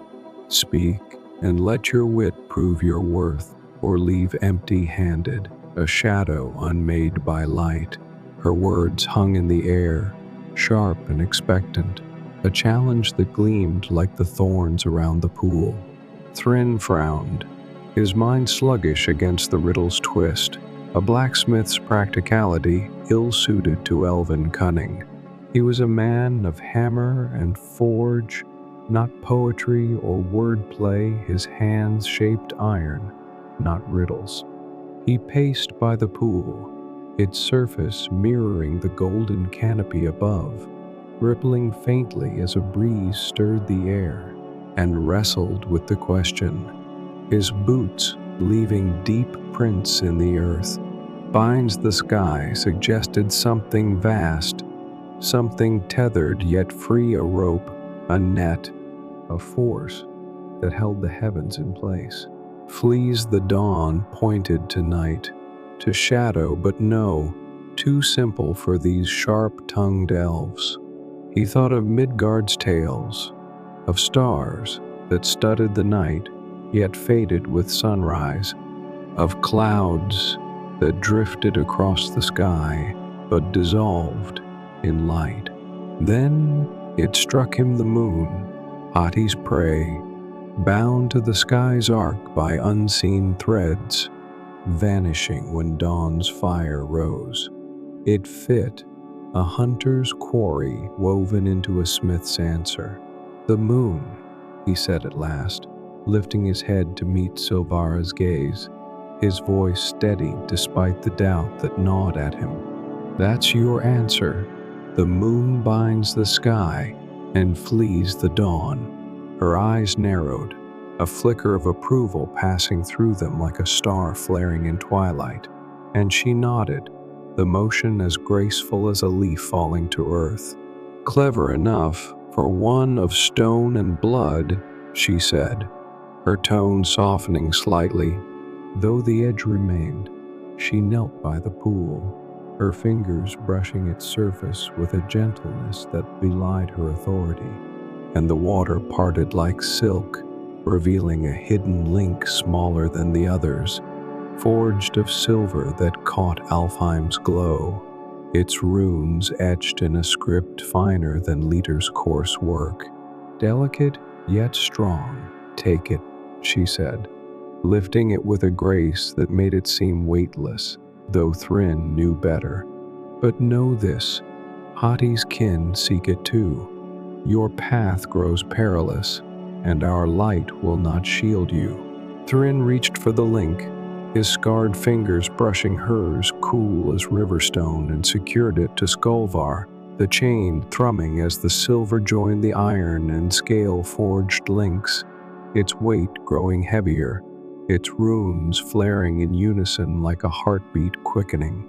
He opened his mouth to thank her, a rare courtesy from a man unused to gratitude, but the ground shuddered before the words could form a tremor that snapped branches from the towering trees and spilled water from the pool in crystalline arcs. A roar split the air, raw and furious, shaking the groves with its force, and a frost giant burst through the golden foliage gorm, his father, alive and towering 12 feet, his axe dripping with frost that hissed where it struck the earth, his eyes wild with a rage, Thryn knew too well from childhood nights of drunken threats. "You'd chain our blood, boy?" Gorm bellowed, his voice a thunderclap that sent birds scattering from the canopy, his massive frame casting a shadow that swallowed the pool's light. "Hati's freedom is ours." Thryn's heart sank, dread and anger warring within him like a storm breaking over a fragile shore. Gorm had survived the years since abandoning Thryn and his mother, had tracked him across realms to serve the wolves that haunted their bloodline. The elves scattered, their whispers rising to a panicked hum, and Sylvara stepped back, her gaze hardening as she murmured, "Fate finds you, half-giant." Thryn gripped his hammer, the chain swinging free from his shoulder, its runes pulsing with a light that matched the fire in his chest, and braced himself for the fight. He'd never wanted a clash of kin that would stain Alfheim's gold with blood.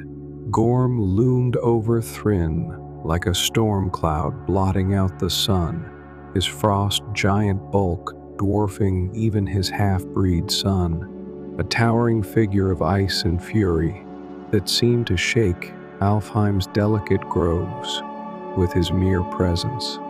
His skin was pale as a glacier's heart, cracked with scars from battles Thryn could only imagine, wars of Jotunheim's crags, perhaps, or feuds with gods he'd cursed in his tales.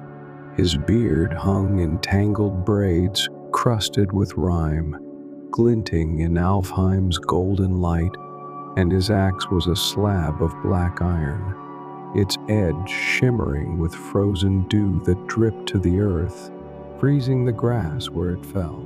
His breath steamed in the warm air, a clash of realms embodied in his rage, and his eyes blue as the deepest ice burned with a fury that Thryn remembered from childhood, when Gorm's roars had shaken their hovel and sent his mother trembling to her loom. "You'd betray your own kin?"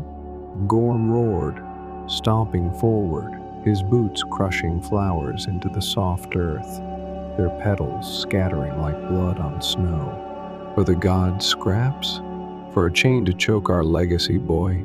Thryn's grip tightened on his hammer, the weight of Skolvar pulling at his shoulder, its 6 links now a lifeline, and a curse he couldn't shed.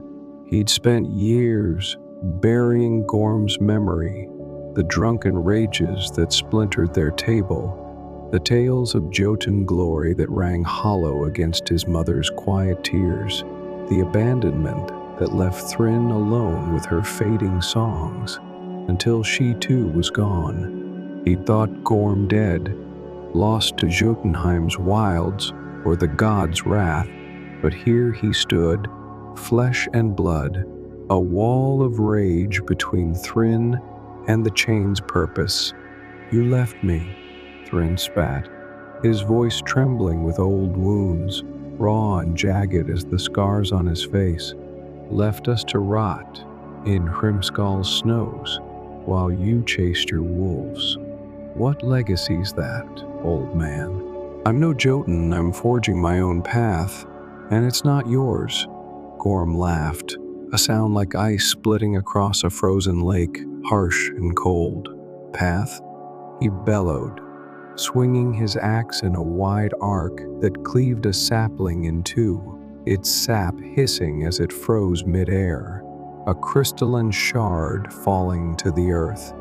"You're Odin's dog now, sniffing for his leavings while he laughs from his throne. Hati's our kin, boy, our vengeance on the gods who chained us in shadow and stone. You'll not bind him, not while I draw breath."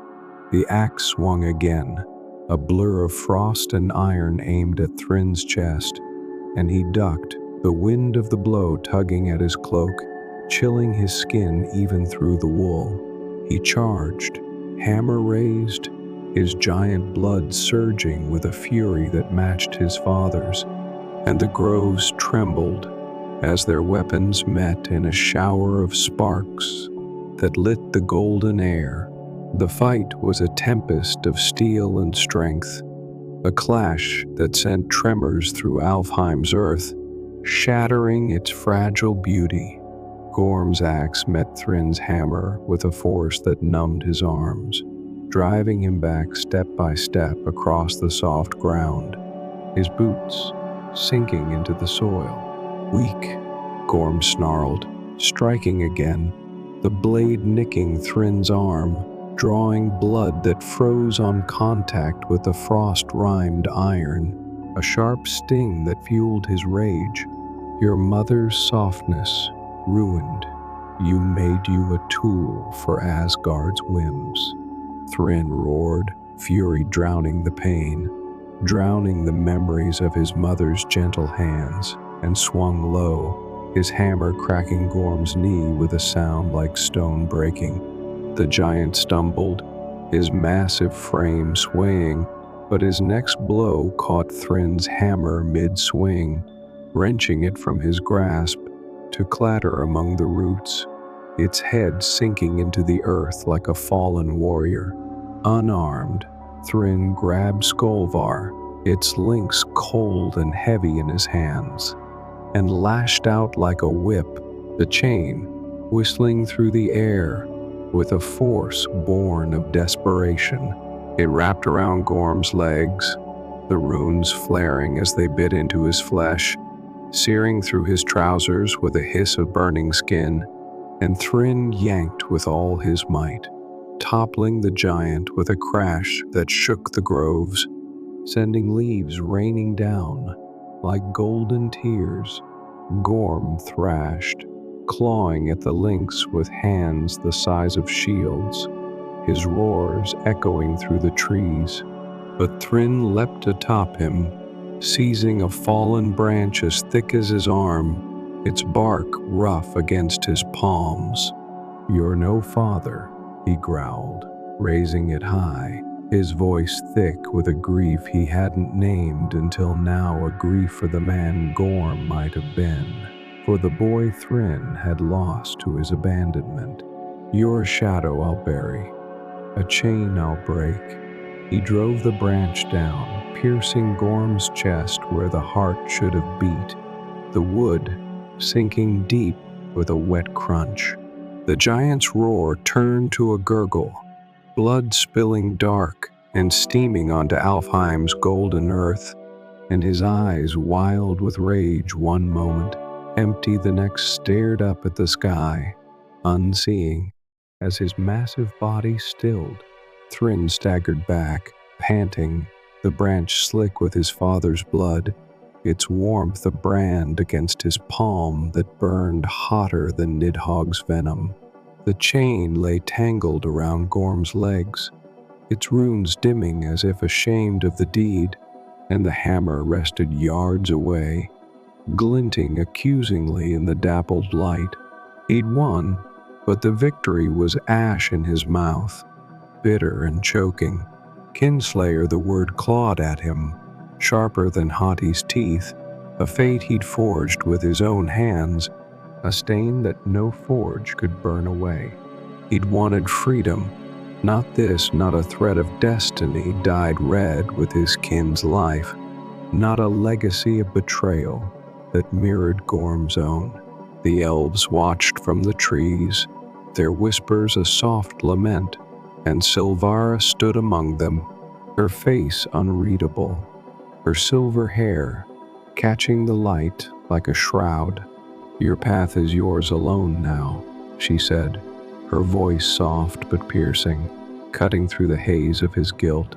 "Take your prize, and go. The light of Alfheim holds no solace for one such as you." Thryn retrieved his hammer, its handle cold against his bloodied hands, and fastened the silver link from the pool to Skolvar, its delicate runes joining the others with a thrum that pulsed through him, heavier now, as if it bore the weight of Gorm's death alongside its purpose. The chain felt like a shackle on his soul, a burden he couldn't cast off, and he turned from the giant's corpse, the groves falling silent, save for the rustle of leaves mourning the violence they'd witnessed.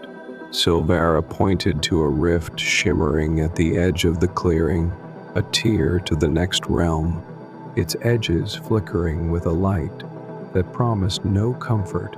Thrinn walked toward it, blood and betrayal trailing him like shadows he couldn't outrun, his steps heavy with the knowledge that he'd severed one chain his father's hold only to tighten another around his own fate. Thrinn barely stepped through Alfheim's rift when a force seized him, a storm born of wrath and will, its winds howling with a voice that mocked his every breath, a tempest that reeked of Muspelheim's fire and fury.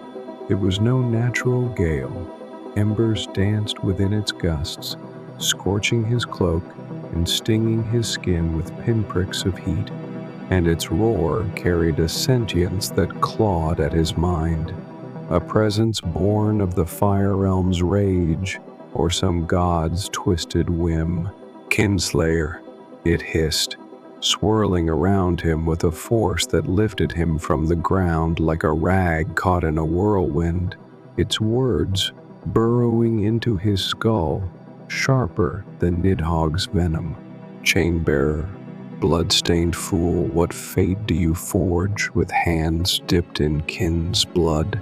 The storm's voice was a cacophony of crackling flames and grinding stone, taunting him as it hurled him through the void between realms, a blur of light and shadow that twisted his senses until he could no longer tell up from down. It dumped him onto Jotunheim's crags with a bone-rattling thud, his body sprawling across jagged stone that cut into his palms and knees, the chain of Skolvar clattering beside him in a tangle of links. The air here was thick with the scent of frost and pine, sharp and biting, and the sky above was a bruised purple streaked with clouds like claw marks, casting a dim light over peaks that pierced the heavens and valleys shadowed by cliffs where giants roamed.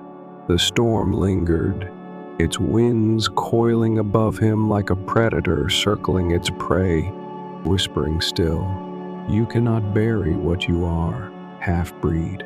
Blood calls to blood, and the wolf's howl sings your name." Then it dissipated, its embers fading into the snow-dusted air, leaving Thrinn alone on a plateau scored with fissures, the echoes of its taunts ringing in his ears like a curse he couldn't shake. He rose, wincing as his bruised ribs protested, the pain a dull ache beneath the sharper sting of Gorm's death, a wound in his soul that bled with every breath. He scanned the desolate expanse, his cloak flapping in the wind that swept down from the peaks, carrying flakes of snow that stung his face like tiny blades. A cavern yawned nearby, its mouth framed by icicles sharp as spears, their tips glinting in the faint light, and from within came a howl low, resonant, shaking the stone beneath his feet with a force that made his giant blood hum in recognition. Hattie, his gut twisted, the storm's taunts merging with Gorm's dying glare, with the memory of blood steaming on Alfheim's gold. He was here, drawn by fate or this cursed chain, to face the wolf his father had died, to free a wolf whose howl now promised vengeance for that betrayal. But first, he needed answers, something to steady the fear that gnawed at his resolve, a fear of the destiny he'd always dreaded, now sharpened by the kinslayer's mark he bore. A rune stone stood at the cavern's edge, half buried in snow, its surface etched with carvings that glowed faintly blue, a light that pulsed like a heartbeat against the gray of Jotunheim's crags. Thrinn approached, brushing frost from its face with a hand that trembled not from cold, but from the weight of what he might find. The runes flared brighter under his touch, whispering in a voice like cracking ice, cold and clear. The half-blood binds or breaks the wolf. His strength forges the chain. His choice unravels the thread of fate. The words sank into him, heavy as the stone itself, amplifying the dread that coiled in his chest like a serpent stirring from sleep. Bind Hati or break him. The prophecy offered no comfort, only a mirror to his flaw, a fear of fate that had haunted him since Hrimskal, since the first stone struck his face, since Gorm's tales of wolves and doom planted a seed of terror he'd buried beneath hammer and iron. Now it bloomed, fed by the blood on his hands, by the chain that thrummed at his side, by the howl that grew closer with every breath. He gripped Skolvar, its 6 links, now a lifeline and a burden, their runes casting a faint glow across the snow, and stared into the cavern's dark maw. The howl came again, nearer now, a call that stirred his giant blood, despite his will, a song of rage and hunger that echoed Gorm's own fury. The storm had brought him here, its fiery wrath, a herald of Muspelheim's will, or perhaps Loki's, meddling from afar with a trickster's glee. The runes confirmed his role, but doubt clawed at him, sharp and relentless. He'd killed his father, borne the chain across realms, faced Nidhogg's venom yet. What if he failed? What if Hades' freedom was his doing, not his defiance? A kinslayer's curse unraveling the cosmos. The cavern beckoned, its shadows deepening as the howl rose to a crescendo, and Thryn steeled himself, hammer in one hand, chain in the other. Fate might hold him in its grip, might weave his thread with blood and iron, but he'd face it with the fury of a smith forging his own end, not a pawn bowing to its weight. The cavern swallowed Thryn like a throat, its walls slick with ice that reflected the faint glow of Skolvar's runes in fractured gleams, casting eerie shadows that danced with his every step. The air grew colder as he descended, his breath clouding in thick bursts, the chill seeping through his cloak and into his bones with a persistence that reminded him of Niflheim's fog. The ground sloped downward, strewn with bones, elk antlers cracked and yellowed, bear skulls split by unseen blows, giant femurs that might have belonged to kin of Gorm, crunching under his boots with a sound that echoed in the silence, a grim chorus to the howl that pulsed through the stone. The tunnel widened into a vast chamber, its ceiling lost to shadow, its floor a frozen lake cracked like a shattered shield, the ice glinting blue and gray under the dim light filtering from above. At its center loomed Hati, a beast of nightmare made flesh larger than Nidhogg, its fur a tangle of shadow and starlight, its eyes twin moons burning with a hunger that pierced Thryn's soul. Chains dangled from its flanks, ancient and broken, remnants of some earlier binding that had failed, and its jaws snapped at the air, revealing teeth long as swords, sharp enough to rend stone. Thryn's heart pounded, a drumbeat against the silence, his fear warring with the stubborn pride that had carried him through Hrimskal's scorn, through Nidhogg's lair, through Gorm's betrayal. He'd forged the chain, killed his father, now he'd face the wolf, whether to bind it or die trying beneath Jotunheim's unforgiving sky. Hades turned as he entered, a growl rumbling through the ice, like thunder rolling across a frozen plain, and its voice rasped in his mind, a snarl that clawed at his thoughts. "You stink of giant blood, kinslayer. Come to chain me, with your father's legacy. Or join me in the dark. The words were a taunt, a mirror to the storm's whispers, and Thryn raised Skolvar, its 6 links gleaming in the cavern's gloom, their runes flaring with a light that matched the fire in his chest.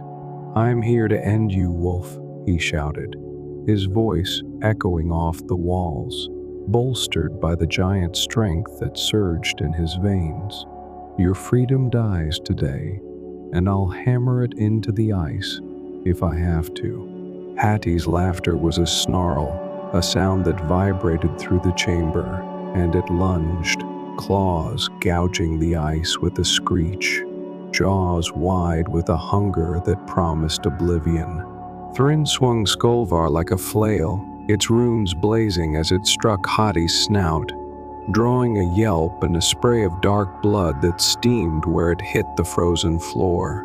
The wolf recoiled, shaking its massive head, then charged again, faster, its teeth grazing Thryn's arm as he dove aside, rolling across the ice with a grunt of pain.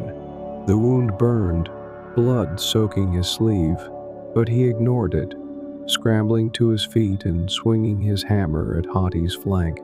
The blow landed solid, cracking ribs with a sound like splintering wood, but Hattie's tail lashed out, slamming Thryn into the cavern wall with a force that stole his breath, stars bursting behind his eyes as his ribs groaned under the impact. The fight stretched long and brutal, a dance of iron and fang across the frozen chamber that left the ice scored with claw marks and stained with blood. Thryn's and the wolf's, mingling in dark pools that glistened in the rune light. His giant strength kept him alive. Each hammer strike staggered Hattie. Each lash of Skolvar drew howls that echoed through the stone, but the wolf's speed and rage were relentless, a whirlwind of shadow and teeth that tested every ounce of his will. It leapt, pinning him beneath a paw the size of a shield, claws piercing his shoulder with a pain that made him roar, blood soaking his tunic as the ice beneath him cracked under the weight. Hattie's jaws loomed, dripping saliva that burned where it fell, sizzling against his skin, and Thryn's vision blurred, his strength waning.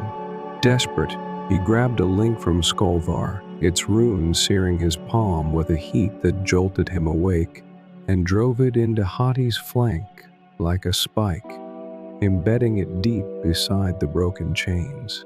The wolf shrieked, rearing back with a howl that split the sky beyond the cavern, the link's light pulsing against its dark fur like a star trapped in shadow. Hattie retreated, limping, its eyes blazing with hate as blood dripped from the wound, staining the ice with a trail that led to a tunnel at the chamber's rear. "This is not the end," it snarled, its voice echoing as it slipped into the dark, the sound fading into a growl that promised vengeance.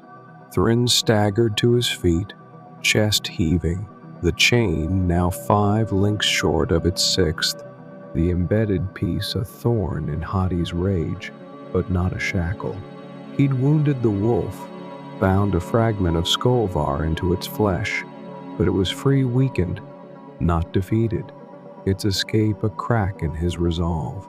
The ice beneath him groaned, mirroring the fracture in his spirit, and he retrieved his hammer, its handle slick with sweat and blood, limping toward the tunnel's mouth. Hattie's howls faded into the distance, a vow of retribution that hung heavy in the air, and Thryn knew he couldn't stop, not yet. As he emerged from the cavern, 2 figures approached through the snow bryn, a shield maiden with braids like spun gold, her axe notched from Jotun's skulls she'd felled in Midgard's border wars, and Sigrun, a rogue Valkyrie cast out for sparing a mortal's soul, her spear still faintly aglow with divine light, her wings tattered but proud. "We tracked the wolf's howl," Bryn said, her voice firm, her shield dented but unyielding. "Saw you fight, thought you'd need more than a hammer to finish it." Sigrun nodded, her dark eyes fierce beneath a brow scarred by Odin's wrath. "I seek redemption, not the god's favor. You're no tool of fate, half giant, let us join you." Thryn eyed them, wary but grateful alone. He'd falter, his strength stretched thin by Hati's rage. "Aye," he said, voice rough with pain. "We'll bind it together or die trying." Thryn limped from Jotunheim's cavern into a twilight, pierced by Bifrost's shimmering arc, its colors red as blood, gold as flame, blue as ice, staining the snow-dusted crags like a painter's spilled hues. His shoulder ached where Hati's claws had torn it, his arm throbbed from the wolf's bite, and Skolvar's 5 remaining links clinked against his hip, a constant reminder of his half-victory, a wound dealt, but no binding secured. Bryn and Sigrun flanked him, their steps steady despite the wind that howled down from the peaks, carrying snow that stung like nettles. The wolf lived, its howl a distant echo promising retribution, and the chain was incomplete, its power untested. Thryn needed the final piece, and instinct or desperation drove him toward Asgard, realm of the gods, where answers might lie beyond the craft of dwarves or the riddles of elves. He stopped at the cliff's edge, hammer in hand, and shouted into the gale, his voice raw with exhaustion and resolve. "Heimdall, gatekeeper of the Bifrost, open the way. I have business with your kin, and I'll not be turned back." The air hummed, a deep note that vibrated through his bones like the pulse of a forge, and Bifrost flared brighter, its light swallowing him and his companions in a rush of color and wind. The journey was a heartbeat realms blurring, the cold of Jotunheim giving way to a warmth that smelled of mead and pine before they stumbled onto Asgard's golden plains, the bridge's arc fading behind them. Spires of white stone pierced the clouds, their tips crowned with banners that snapped in a breeze too gentle for the storm. They'd left, and halls of timber and gold stretched endless before them, their roofs gleaming like shields polished for war. In the distance, Valhalla's silhouette loomed, a fortress of revelry and battle, its walls echoing with the faint roar of feasting warriors. Thryn felt small, despite his giant blood, an intruder in a realm too grand for mortal tread. His scars and bloodied cloak, a stark contrast to its splendor. Bryn whistled low, her axe resting on her shoulder, while Sigrun's wings rustled, her gaze wary beneath the divine light that still clung to her spear. Footsteps echoed behind them, light and mocking, and Thryn turned to find Loki lounging against a pillar of carved oak, his grin sharp as a freshly honed blade. The trickster god was lean and wiry, his hair black as raven wings, his eyes glinting with mischief beneath a brow arched in perpetual amusement. He wore a cloak of green and gold that shifted like flames licking at kindling, and his fingers toyed with a dagger that spun lazily in the air, defying gravity with a casual flick of his wrist. "Well, well," Loki drawled, his voice smooth as oil sliding over steel, a tone that grated against Thryn's raw nerves. The half-giant oaf graces Asgard with his stench of blood and failure, and with friends, no less. Hati still roams. I hear sloppy work, Thryn Hammerfist. And you too? He nodded to Bryn and Sigrun, a shield maiden and a fallen Valkyrie. Quite the motley band. Thryn bristled, hammer rising instinctively, its head still stained with Hati's blood. But Loki waved a hand, the dagger vanishing mid-spin with a shimmer of light. "Peace, brute," he said, stepping closer, circling Thryn like a wolf sizing up its prey, his grin widening to show teeth too white against his pale skin. "I'm not here to fight yet. You're after Skolvar's last link, yes? The heart of the chain, forged in shadow, the piece to make it whole." He paused, tilting his head as if listening to a jest only he could hear. "It's in Helheim, with my darling daughter, but Hell's gates don't open for just anyone, not even a kinslayer with a hammer and a pair of strays trailing him." "How do you know?" Thryn growled, his patience fraying like a rope stretched too thin. Loki's presence a thorn pricking at his already battered resolve. Bryn shifted beside him, her hand tightening on her axe, while Sigrun's wings flared slightly, a flicker of defiance in her stance. "And why tell us, trickster? What's your game?" Loki laughed, a sound like breaking glass that rang across the golden plains, sharp and brittle. "I know everything worth knowing, you lumbering fool, and a few things that aren't. As for why, I'm bored, that's all. Asgard's halls grow dull with Thor's endless boasting and Odin's brooding silences. You're a spark in the gloom, half-breed a chance for fun, a thread to tug and see where it unravels." He leaned in, voice dropping to a conspiratorial whisper that brushed against Thryn's ear like a cold wind. "I'll give you a map to Helheim's gates, past Garm's jaws, and into my daughter's dreary hall. But there's a price, a wager, if you will. Swear to free me from Asgard's chains one day, when I call. A small favor for a big man." Thryn's gut twisted, a knot of suspicion tightening beneath his ribs. Loki's deals were traps woven with silver words he'd heard the tales from Skalds in Hrimskal, Sigyn weeping over her bound husband, the serpent dripping venom onto his face, the lies that toppled kings and set brothers against each other. Helheim was a maze of death, its paths shrouded in fog and guarded by beasts, and without guidance, he'd wander lost until Hati's howl heralded Ragnarok's dawn. His pride screamed to refuse, to forge his own way as he'd always done, but practicality and the memory of Hati's teeth tearing his flesh won out over the fire in his chest.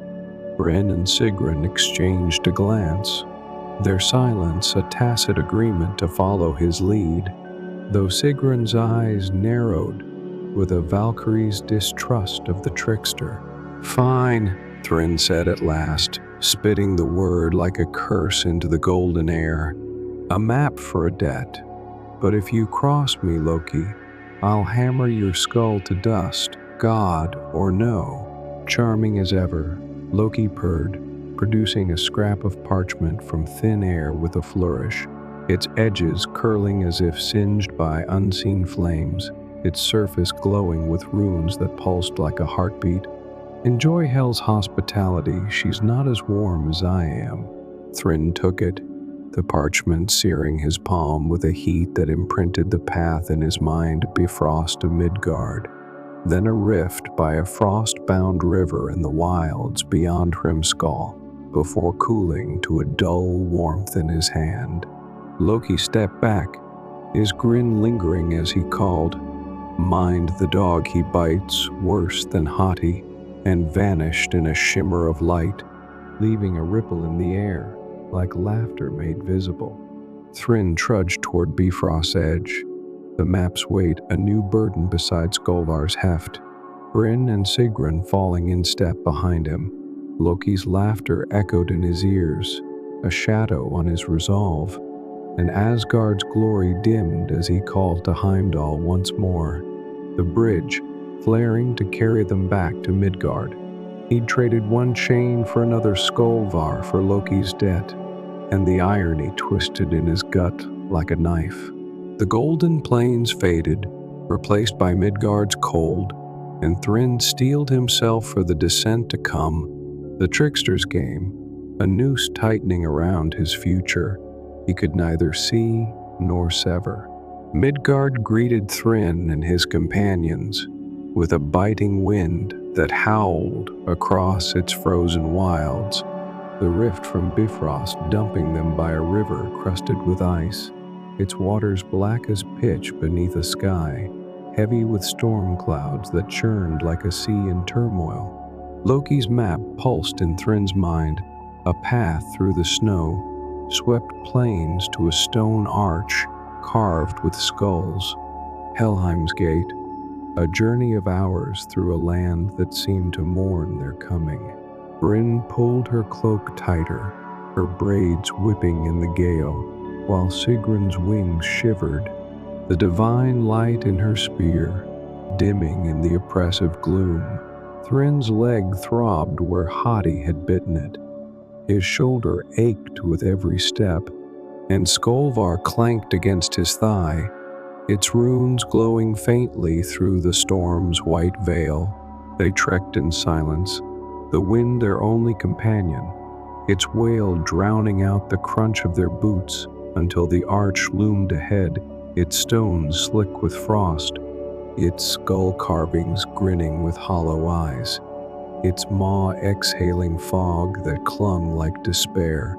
Beyond it, a bridge spanned a chasm, its planks black and warped, and at its end stood Garm, Helheim's hound, its growl a rumble that shook the ice and sent shivers through Thrinn's spine. Garm was a beast of nightmare, larger than Hati, its fur matted with blood and shadow, a hulking mass of muscle and malice that dwarfed even the wolves of Jotunheim.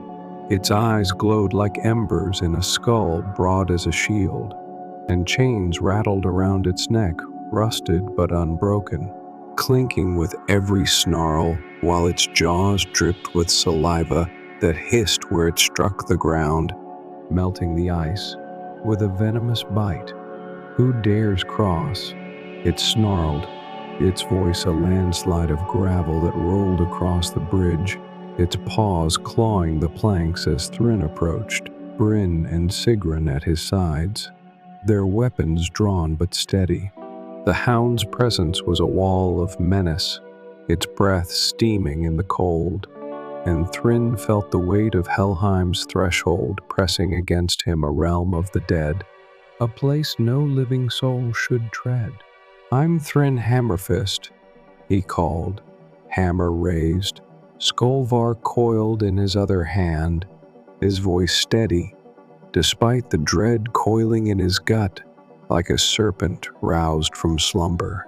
"With Brynn of Midgard and Sigrun, once of Valhalla, we seek hell for Skolvar's last link to bind Hati and hold back the end. Let us pass or fight us, but we're not turning back." His words rang out, bolstered by the giant blood that surged in his veins, a defiance forged in Hrimskull's fire and tempered by the realms he'd crossed. Garm laughed, a wet, guttural sound that shook the bridge, its chains rattling like a death knell. "Fight? You'd break on my teeth, half-breed, and your friends would fare no better. But hell likes a tale, sing me yours, and I'll judge your worth. Fail, and I'll feast on your bones before the fog claims what's left." Thrinn lowered his hammer, surprised but wary a tale instead of a battle. He was no skald, his voice rough from forged smoke and battle cries. but he'd faced enough to weave a story worthy of the hound's ears. Bryn nodded encouragement, her axe resting on her shield, while Sigrun's wings flared slightly, her spear a silent vow to stand with him. He stepped closer, the fog thickening around his legs, and began, his words raw but firm, a blacksmith song of iron and blood. "I'm born of Midgard's snow and Jotunheim's stone," he said, his voice echoing off the arch, carrying over the chasm's whispers.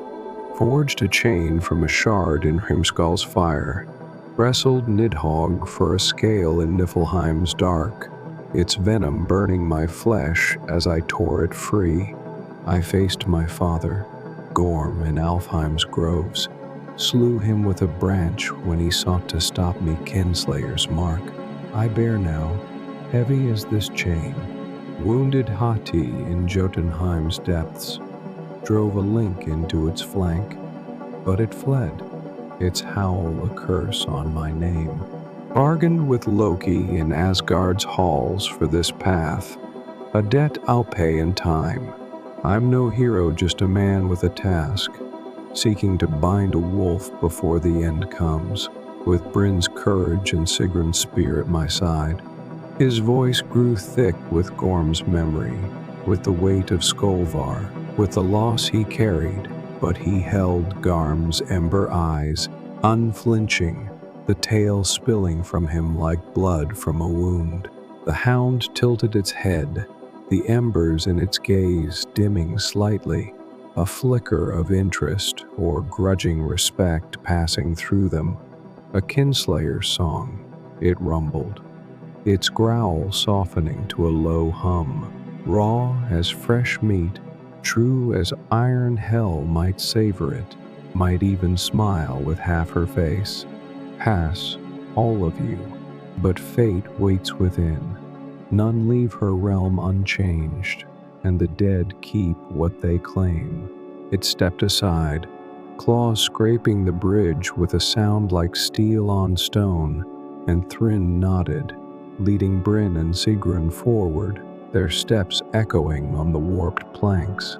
The chasm below whispered with unseen voices, a chorus of the lost, and the fog swallowed Garm's form as they crossed, hammer in hand, heart pounding beneath the weight of the tale he'd sung.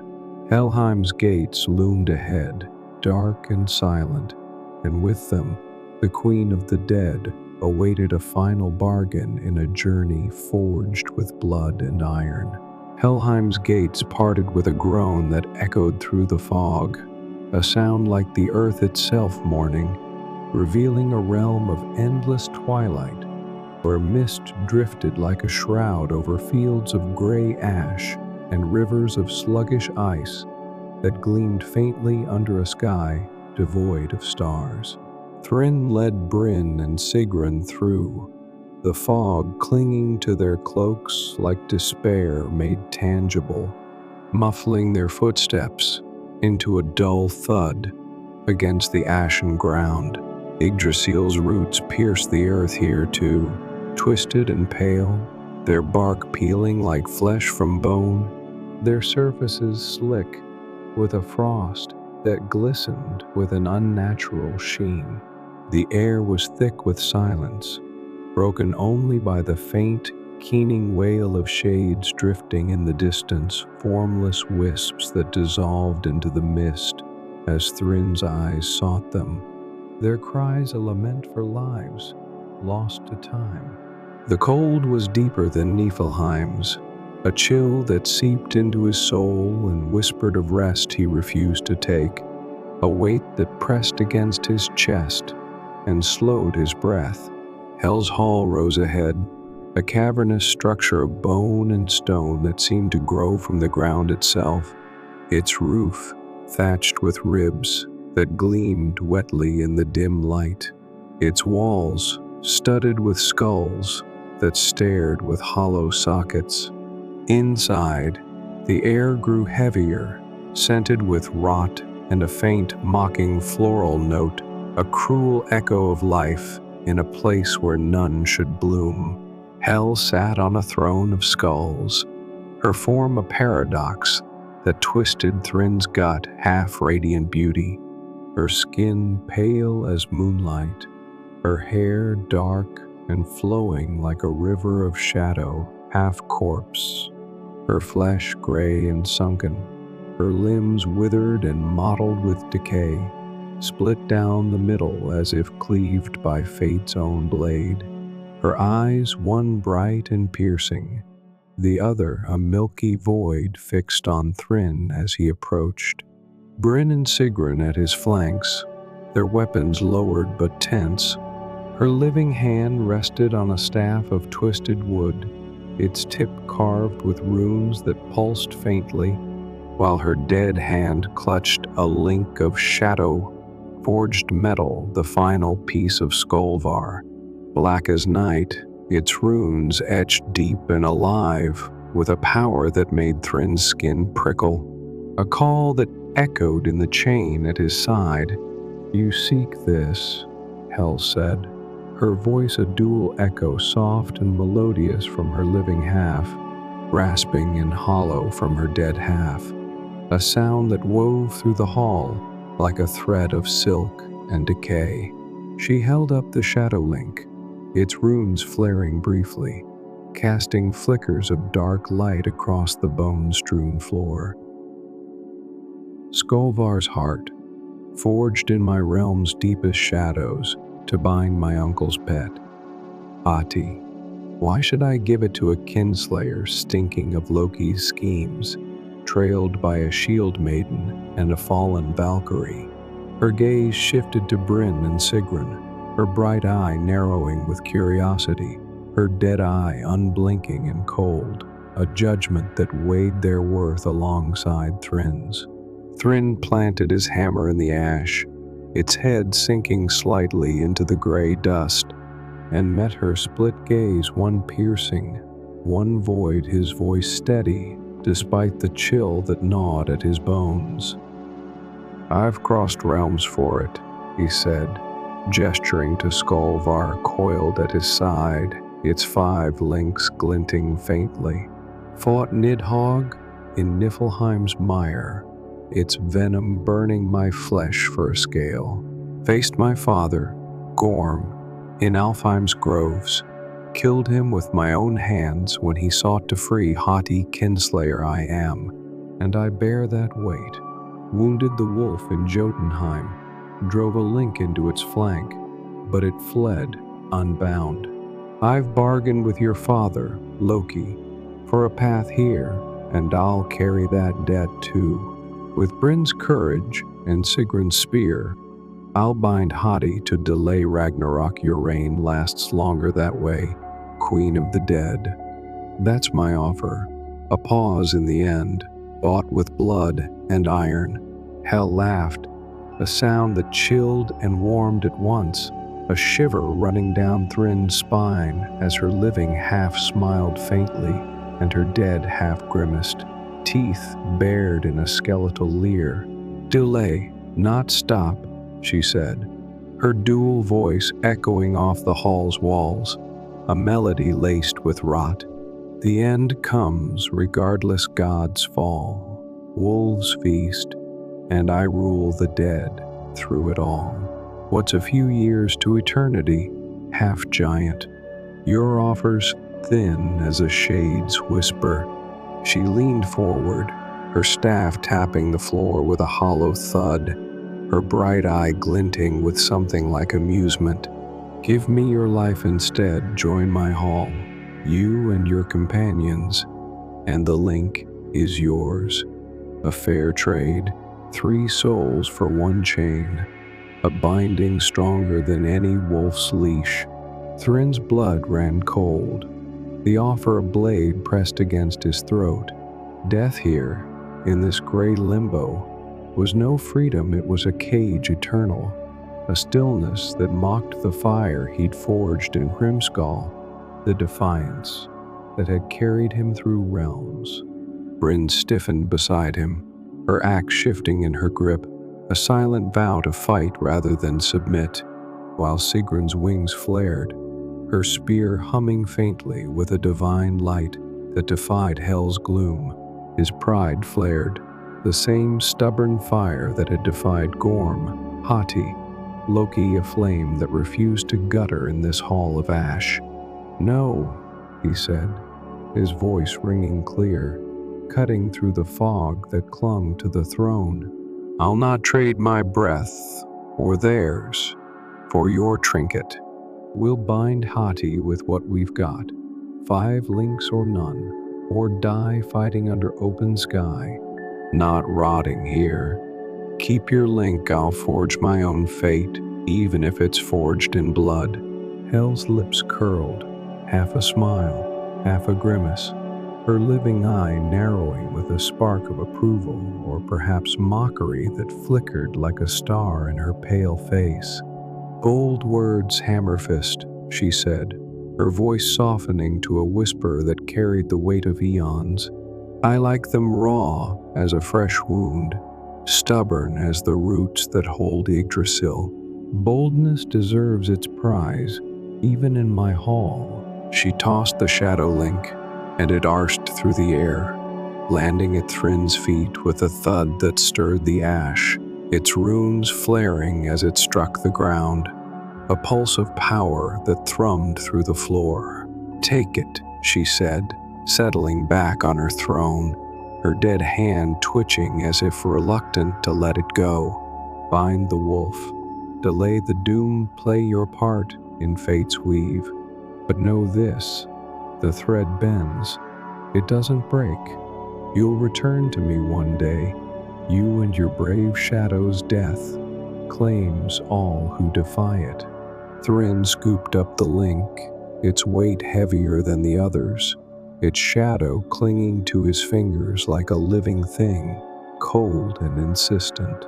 He fastened it to Skolvar, the chain now 6 links strong iron, scale, silver, and shadow melded together, thrumming with a power that sang in his blood, a song of binding and burden that echoed through his giant veins. Bryn exhaled sharply, a flicker of relief in her storm-gray eyes, while Sigrun nodded, her wings folding tight against her back, her spear steady once more. Hel watched, silent now, her split face unreadable as the fog closed in around her throne, shrouding her in twilight's embrace. "One day, Hammerfist," she murmured, her parting words a whisper that followed them as Thrin turned to leave, Bryn and Sigrun at his heels. The hall faded into the mist, its bone walls swallowed by the gray, and the path to Jotunheim burned in his mind, Loki's map guiding them back to the wolf that waited, wounded but alive.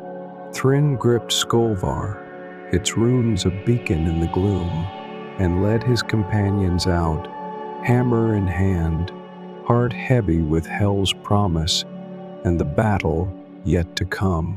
Thrin returned to Jotunheim through a rift near Helheim's gates, stepping from fog into a blizzard that roared across the realm's crags like a beast unleashed, its winds lashing his face with snow that stung like shards of glass.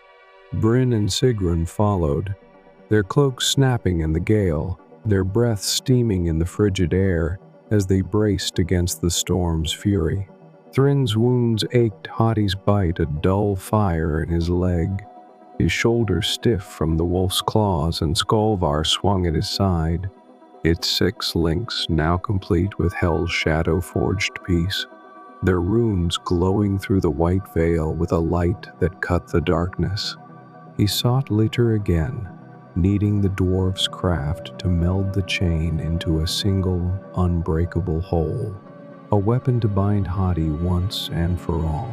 Bifrost had carried them to Midgard, then a hidden path through Svartalfheim's tunnels brought them back to the Forge Realm, where Litter waited, his fires roaring as Thrin arrived, battered but unbowed, his allies at his back, Back with Moray, Leiter rasped, eyeing Skolvar with a mix of awe and greed as Thryn dumped it onto the anvil, its links clanking with a weight that shook the stone.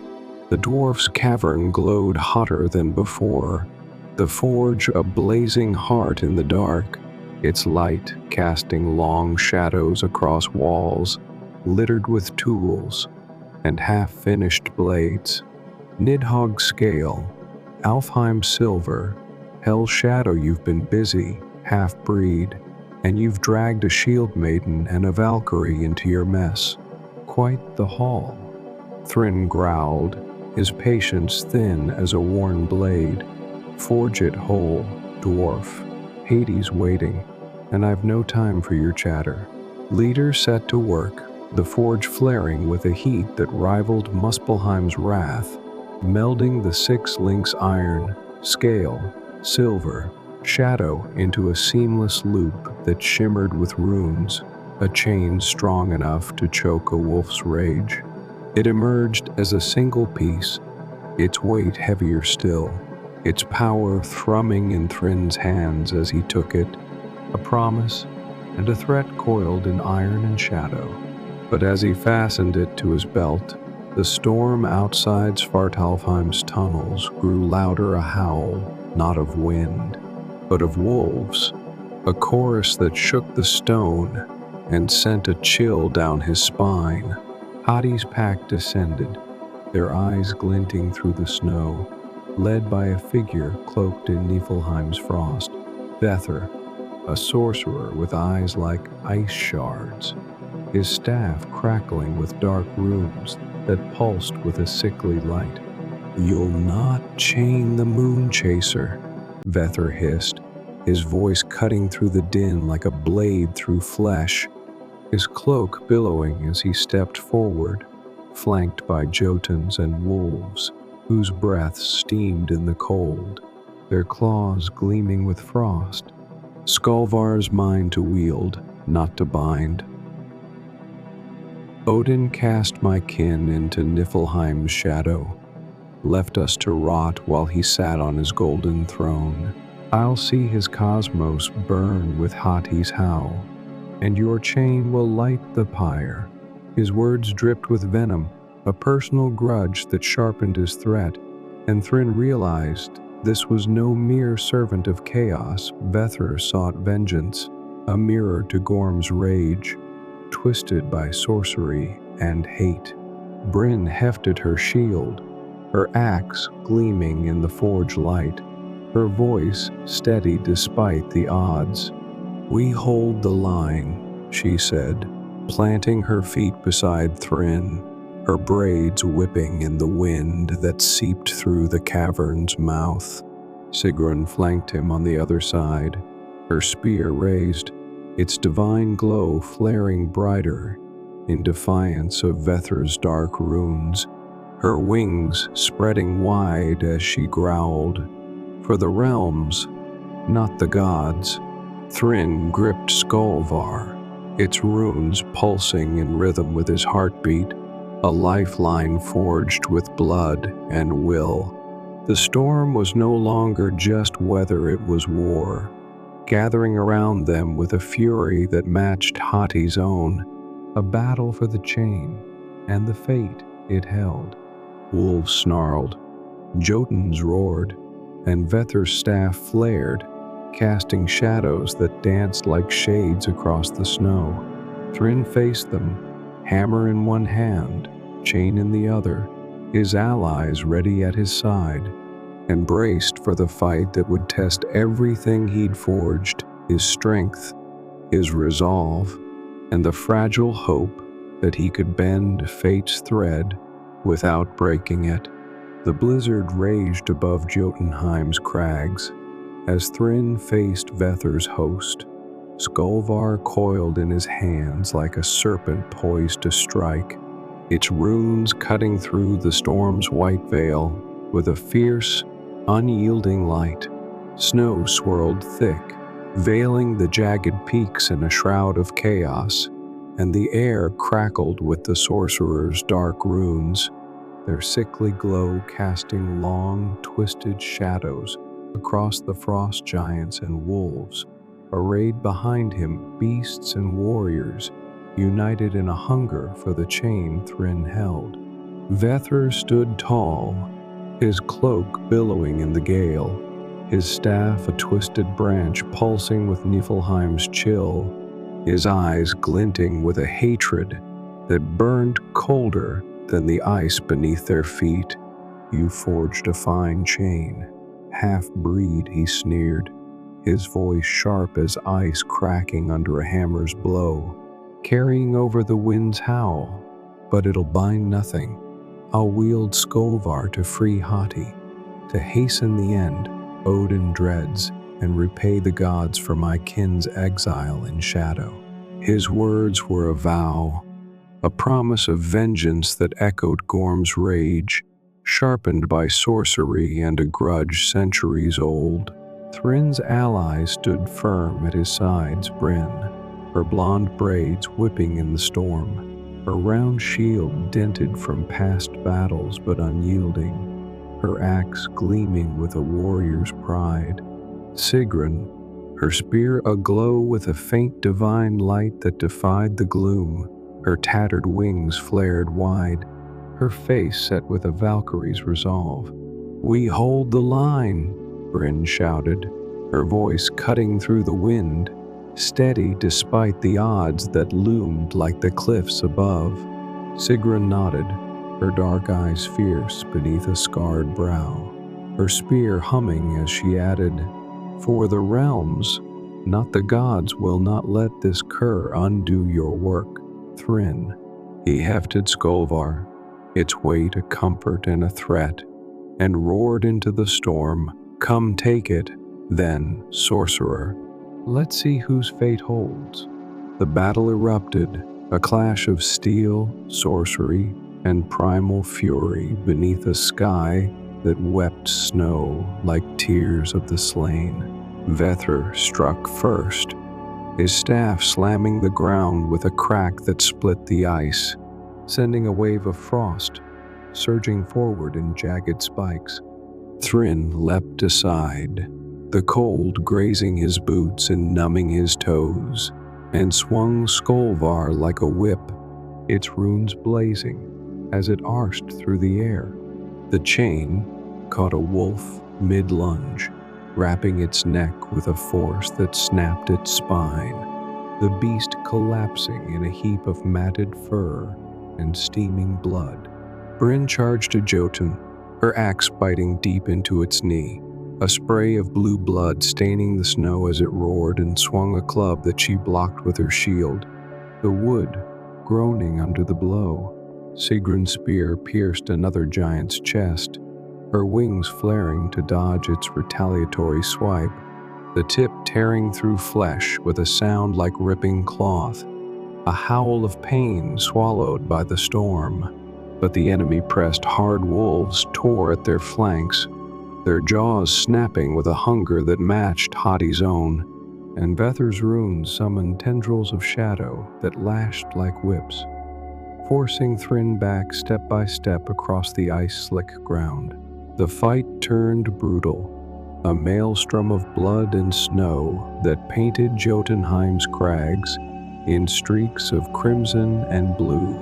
A wolf lunged at Bryn, its teeth sinking into her arm, wrenching her shield away with a snarl that drowned her cry of pain. Before Thrym could reach her, a Jotun's club descended, crushing her skull with a sickening crunch, her body crumpling into the drift like a broken doll, her golden braids splayed across the snow, stained red. "Bryn!" Thrym bellowed, rage drowning his grief in a tide of fire that surged through his giant blood, and he hurled Skolvar at the giant, its links entangling its legs with a force that brought it crashing down. He charged, hammer smashing its face, bone shattering under the blow, blood spraying hot against the cold, a primal roar tearing from his throat as he avenged her fall. Sigrun fought on, her spear a blur of light and steel, piercing wolves and Jotuns alike. But Vethr's sorcery struck a shadow tendril, snaked through her guard, piercing her chest with a wet thud, and she fell, wings folding like broken sails, her last breath a curse on the gods who'd forsaken her spear clattering beside her in the snow. Alone now, Thrym faced Vethr, his ally's blood staining the ice, his breath ragged with exhaustion and loss, the storm howling their requiem above. The sorcerer laughed, a sound like ice splintering, and raised his staff, a bolt of frost arcing toward Thrym's shoulder, striking with a force that numbed his arm and sent Skolvar slipping from his grasp to clatter onto the ground. Vethr lunged for it, his fingers brushing its runes with a greed that twisted his face. But desperation surged through Thrym, his giant blood roared, a primal tide that drowned his pain, and he tackled the sorcerer, slamming him into the ice with a crack that echoed through the storm. They grappled, fists and claws tearing at each other, Thrym's hammer lost in the snow, until he seized a fallen wolf's fang, jagged and sharp as a dagger, and drove it into Vethr's throat with a force born of rage and grief. The sorcerer gurgled, eyes wide with shock, blood bubbling from the wound as his staff cracked, its dark runes fading into silence. And he stilled, his vengeance extinguished in a pool of crimson that steamed in the cold. Thrym staggered to his feet, reclaiming Skolvar with hands slick with blood, its weight heavier now with Brynn and Sigrun's loss, a burden that pressed against his soul as much as his body. The remaining wolves howled, retreating into the storm's embrace, their eyes glinting with fear or respect, but a deeper roar shook the crag's haughty, drawn by the chaos, its wounded flank still bearing the sixth link. Thrym had driven into it, its howl a promise of retribution that cut through the wind. Thrym turned, bloodied and alone, the chain his only ally now, and braced himself for the true battle that loomed, its shadow stretching across the snow like fate's unyielding hand. Hati burst from the storm like a shadow given form, its massive frame shaking the ground with each step, its fur matted with blood and frost where Thrym's earlier blow had struck a wound that glistened wetly in the storm's dim light, the embedded link glowing faintly against its dark hide. Its eyes burned like twin moons, filled with a hate that pierced Thrym's soul, and its jaws snapped with a hunger that promised oblivion. Teeth, gleaming sharp as swords, in a maw wide enough to swallow him whole. The blizzard howled around them, snow blinding his vision, wind tearing at his cloak with a fury that matched the wolf's own.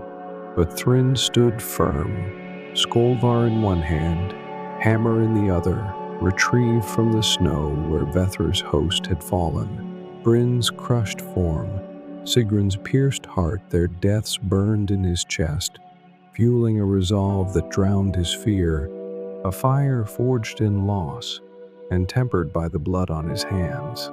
"This ends now," he roared, his voice lost to the gale, a vow to himself and the realms as he charged the wolf that would devour the moon.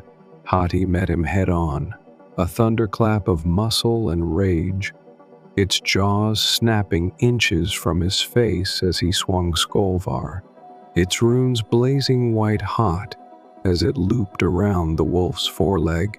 He yanked hard, pulling Hati off balance, the beast's claws gouging the ice with a screech as it stumbled, and followed with his hammer, striking its jaw with a crack that echoed like thunder through the storm.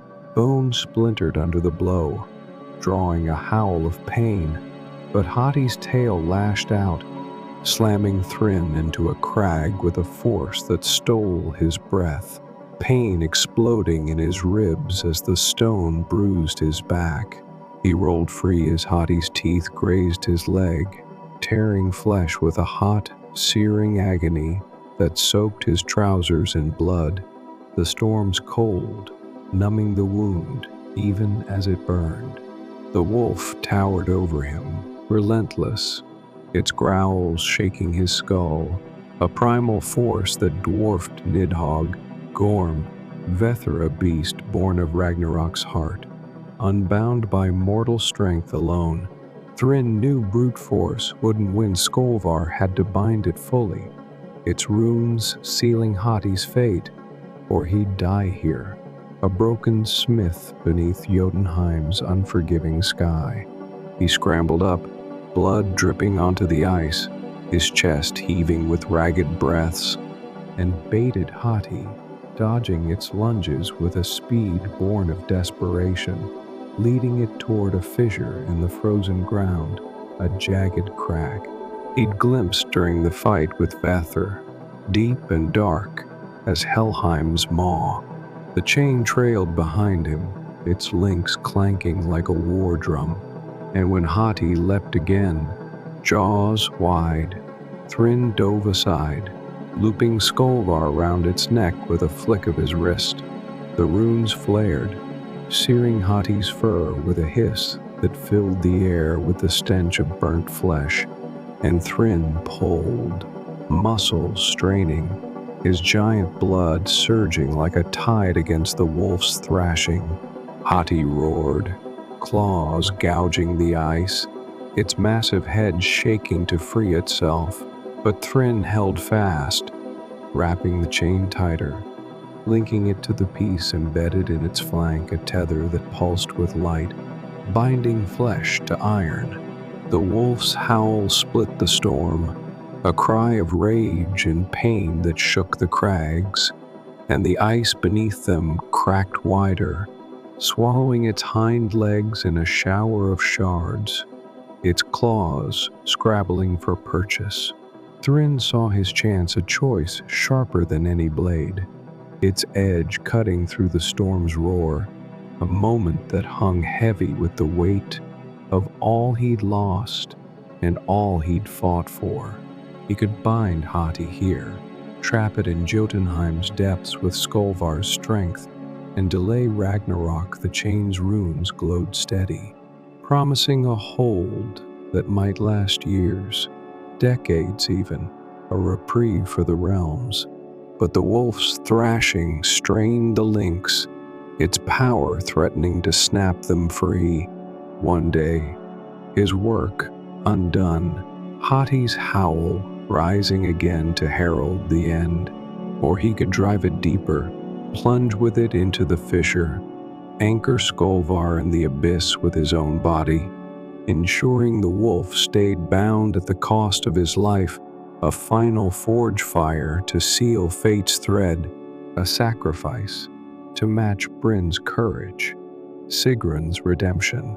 His pride screamed to live, to walk free from the storm, to hammer out a life beyond the chain's burden, but their faces flashed before him. Bryn's warm smile as she joined him, Sigrun's fierce nod in Helheim, the realms he'd crossed with their blood on his hands. Freedom was a lie if it left Hati unbound, if it cost the world he'd fought to save. He tightened Skolvar, its runes flaring white-hot, a beacon in the storm, and leapt on too. Hati's back, hammer raised high, his breath a ragged prayer to no god but his own will.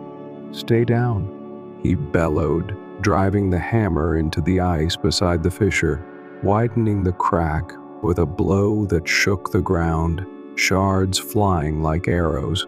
Hati clawed at him, teeth snapping inches from his face, its hot breath searing his skin.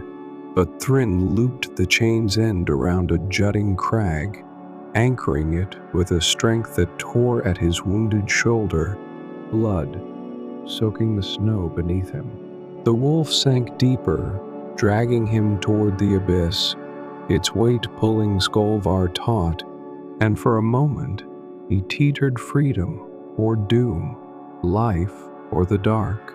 His giant blood roared, his heart pounded with the forge fire he'd carried since Hrimskol, and he released the chain, rolling free as Hati plummeted into the fissure, its howl fading into a distant echo as the ice groaned and closed over it, sealing the wolf in Jotunheim's depths with Skolvar's light.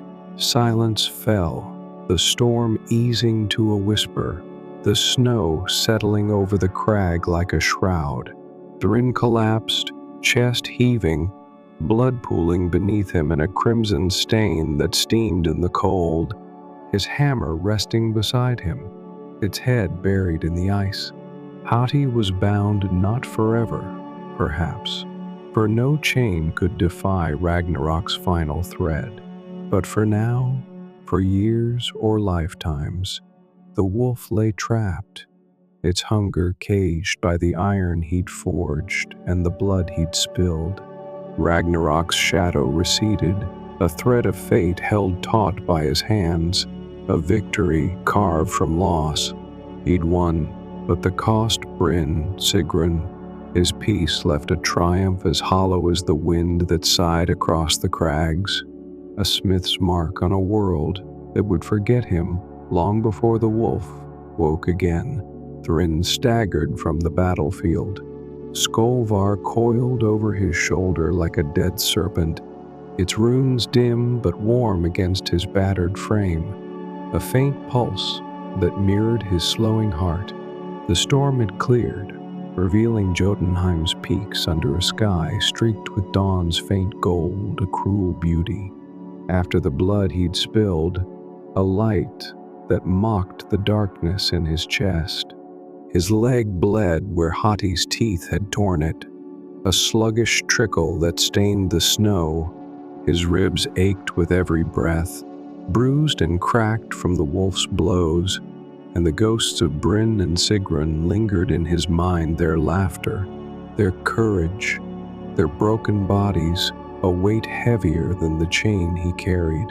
He'd bound Hati, delayed Ragnarok's fire, but freedom felt distant, a dream drowned in loss, a forge gone cold without the spark of those who'd stood with him.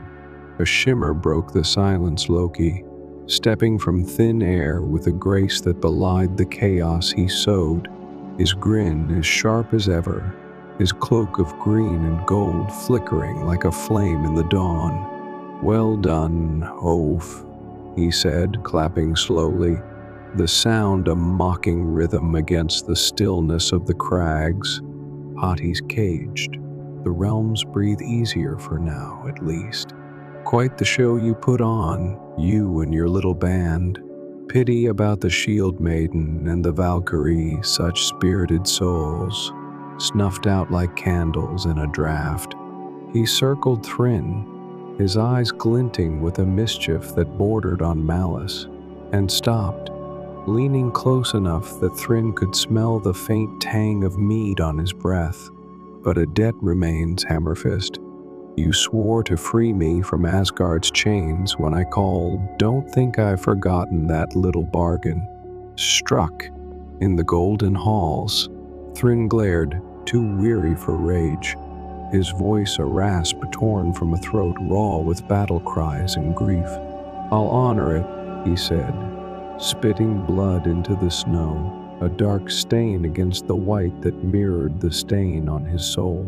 "But not today, trickster. Leave me be. I've paid enough for your map," Loki chuckled, stepping back with a theatrical bow, his cloak flaring as if caught in an unseen wind. "Oh, I will for now," he said, his grin widening. "Enjoy your victory, such as it is savor the quiet before the horns sound again. We'll meet when the time's ripe." and I'll call that debt with interest. Farewell, half-giant." He vanished in a ripple of light, leaving a faint echo of laughter that lingered like a shadow on Thrin's resolve. A noose he couldn't see but felt tightening with every step. He limped to Bifrost's edge, calling Heimdall's name into the dawn, his voice a broken thing that barely carried over the wind. The bridge flared, its colors muted now, and carried him back to Midgard, the golden arc depositing him on the plains near Hrimskal, the village's smoke, a faint plume against the horizon. He trudged toward it, the forge's glow a dim beacon through the snow, and the gods watched. He felt their gaze, heavy and silent. Odin's ravens circled high, their cries faint but sharp, a reminder of the Allfather's eye on a tool he'd used and now discarded. No thanks came, no divine reprieve, just the cold and the chain, the debt and the loss. He'd been their hammer, striking where they willed, and now he was spent, a half-giant with blood on his hands and a future tethered by Loki's whim. Freedom was an illusion, a forge fire snuffed by the weight of what he'd done, yet he'd carved a mark on fate's thread, however fleeting a mark bought with Bryn's life, Sigrun's wings, and the peace he'd never reclaim. Thrin returned to Hrimskal under a sky, gray with unshed snow, the village unchanged huts huddled against the cold, their thatched roofs sagging under drifts, the forge's smoke curling upward like a sigh from the earth. He carried Skolvar, its runes quiet now, coiled at his side, and his hammer, its head stained with blood and frost, a testament to the battles it had won. The villagers stared as he passed, their whispers sharper than before. Kinslayer, Wolfbinder, God-touched, a chorus of awe and fear that followed him like shadows, their eyes wide, beneath hoods and scarves. He ignored them, his steps heavy with exhaustion and loss, trudging to the forge that had been his cage and his cradle, its stone walls blackened by years of soot, its heat a faint pulse against the cold that gripped him. There, he knelt, digging a shallow pit in the frozen earth, with hands that trembled not from the chill, but from the weight of all he'd lost, and buried the hammer, its handle jutting like a marker, a grave for the tool that had forged his path through realms and blood. Skolvar he kept, its links a reminder of his strength and his curse, a chain he couldn't shed, though its purpose was spent. He stood, gazing north where the cliffs met the void, the path he'd taken to Svartalfheim months ago, now a distant memory, blurred by snow and shadow. He'd saved the realms Hati lay bound. Ragnarok delayed, but the victory was bittersweet, laced with a loss that hollowed him out like a blade gutting a fish. Bryn's laugh as they'd crossed Jotunheim's wilds, Sigrun's fierce resolve in Helheim's fog, even Gorm's brutal pride all gone, their echoes a weight on his soul heavier than the chain at his hip. Loki's debt loomed, a shadow yet to fall, its shape unknown but inevitable, and the gods' silence mocked his sacrifice, their ravens circling high with cries that pierced the stillness, Hugin and Munin, watching, weighing a debt unpaid. The earth trembled faintly beneath his feet, Yggdrasil's roots sighing with a reprieve they hadn't foreseen, a ripple through the cosmos that spoke of Hati's binding, but it brought him no joy, only a quiet that ached with absence. The wind whispered no prophecies now, just a cold, empty song that carried across the plains, its notes weaving through the snow that fell in soft, relentless flakes.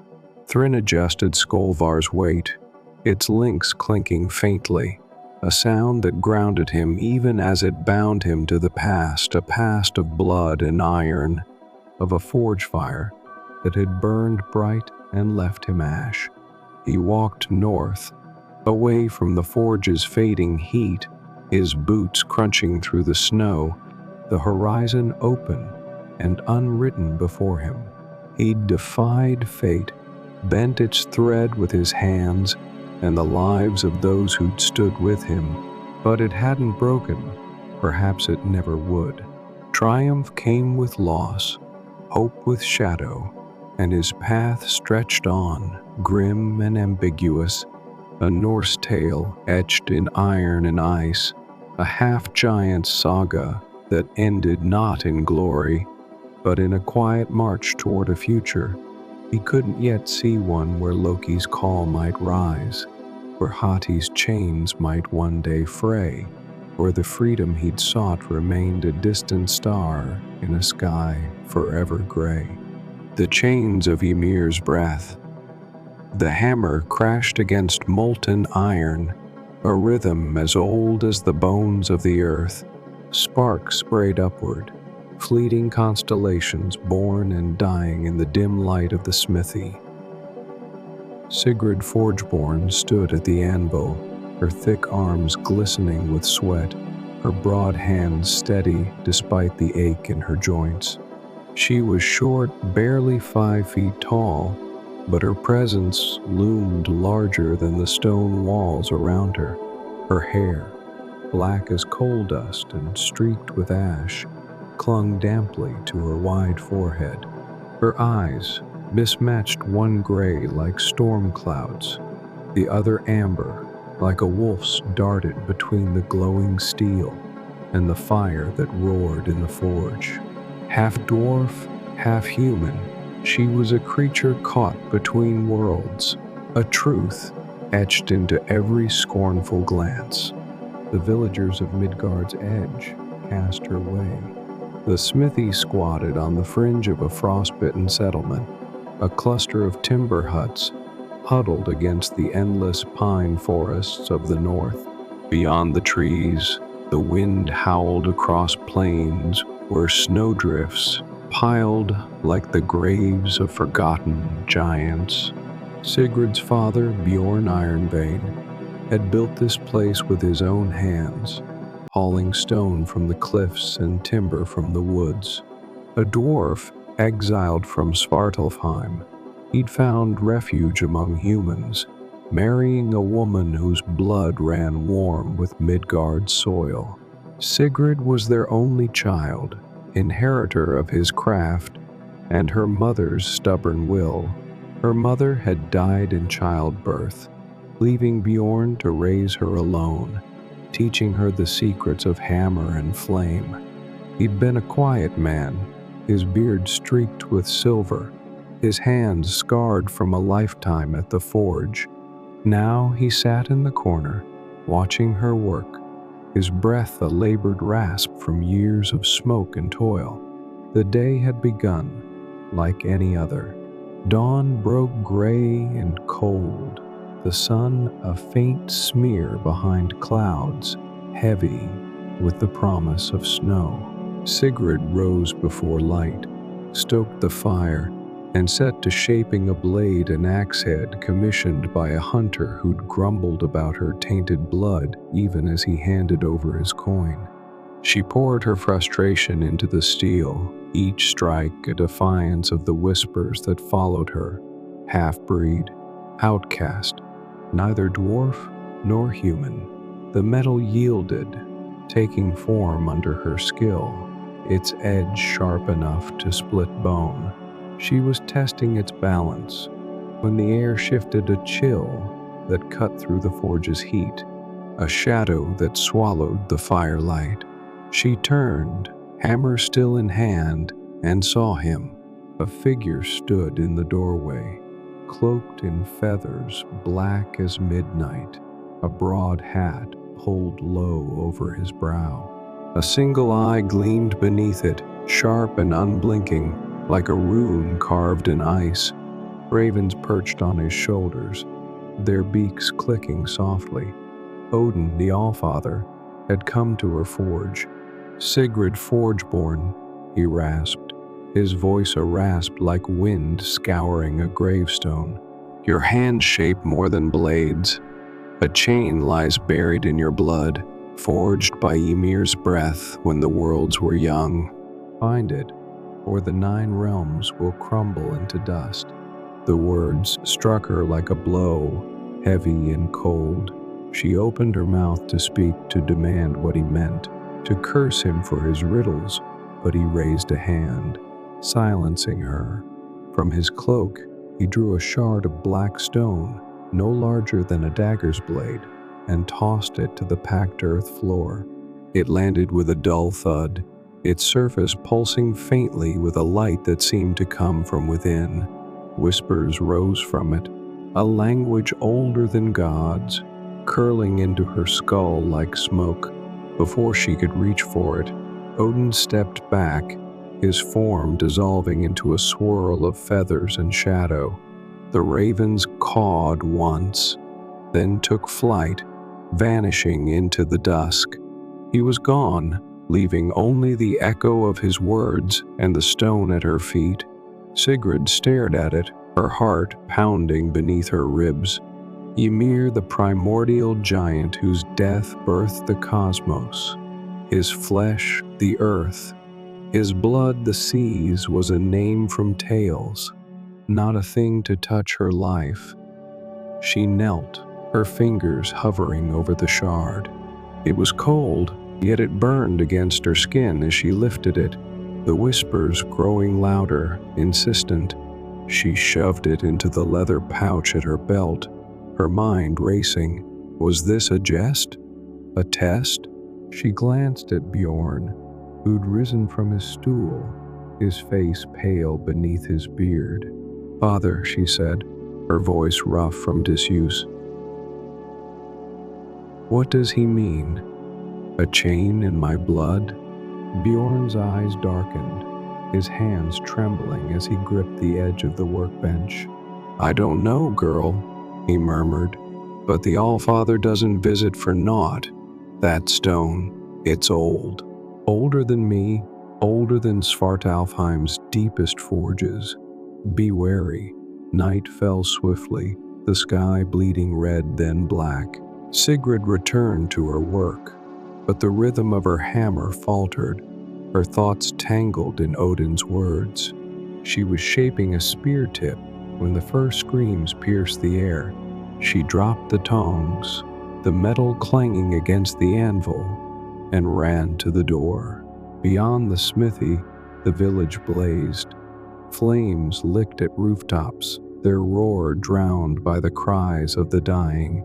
Raiders poured from the fog, tall figures, clad in bone and iron, their faces painted with ash, their axes dripping crimson. They moved with purpose, cutting down anyone in their path. Sigrid grabbed her hammer, its weight a comfort in her hands, and charged into the chaos. She swung, crushing a raider's skull, the crack of bone lost in the din. Another came at her, his blade slashing toward her chest. She ducked, driving her hammer into his knee, then his jaw as he fell. Blood sprayed, hot and coppery, but she pressed on, searching for Bjorn. She found him near the smithy, an axe buried in his chest, his eyes wide with shock. He reached for her, his voice a gurgle. "The shard, it's yours. Keep it safe. Father," she roared, dropping to her knees beside him, but his hand fell limp, his breath stilled. The raiders closed in, their laughter a guttural chant. Sigrid snatched the shard from her pouch, clutching it as she fled into the forest, flames at her back, her father's blood on her hands. The whispers grew into a scream, a song of rage and ruin, and she knew whatever this chain was, it had claimed her life as its own. The forest swallowed Sigrid whole, its shadows a shroud over her grief. Pine needles crunched beneath her boots, brittle from the frost that glazed Midgard's wilds. Her breath clouded in the air, sharp and ragged. As she stumbled onward, the shard of black stone a cold weight against her hip. The screams of her village faded into the wind's mournful howl, replaced by the whispers that pulsed from the relic urgent, insistent, a language she couldn't grasp but felt in her bones. Her father's blood still stained her hands, dark and sticky, a mark she couldn't scrub away. Bjorn was gone, the smithy ash, and Odin's cryptic command echoed in her skull.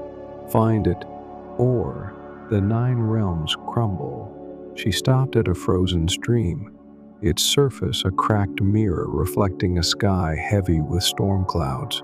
Her reflection stared back, wild hair matted with soot, mismatched eyes wide with fury and fear.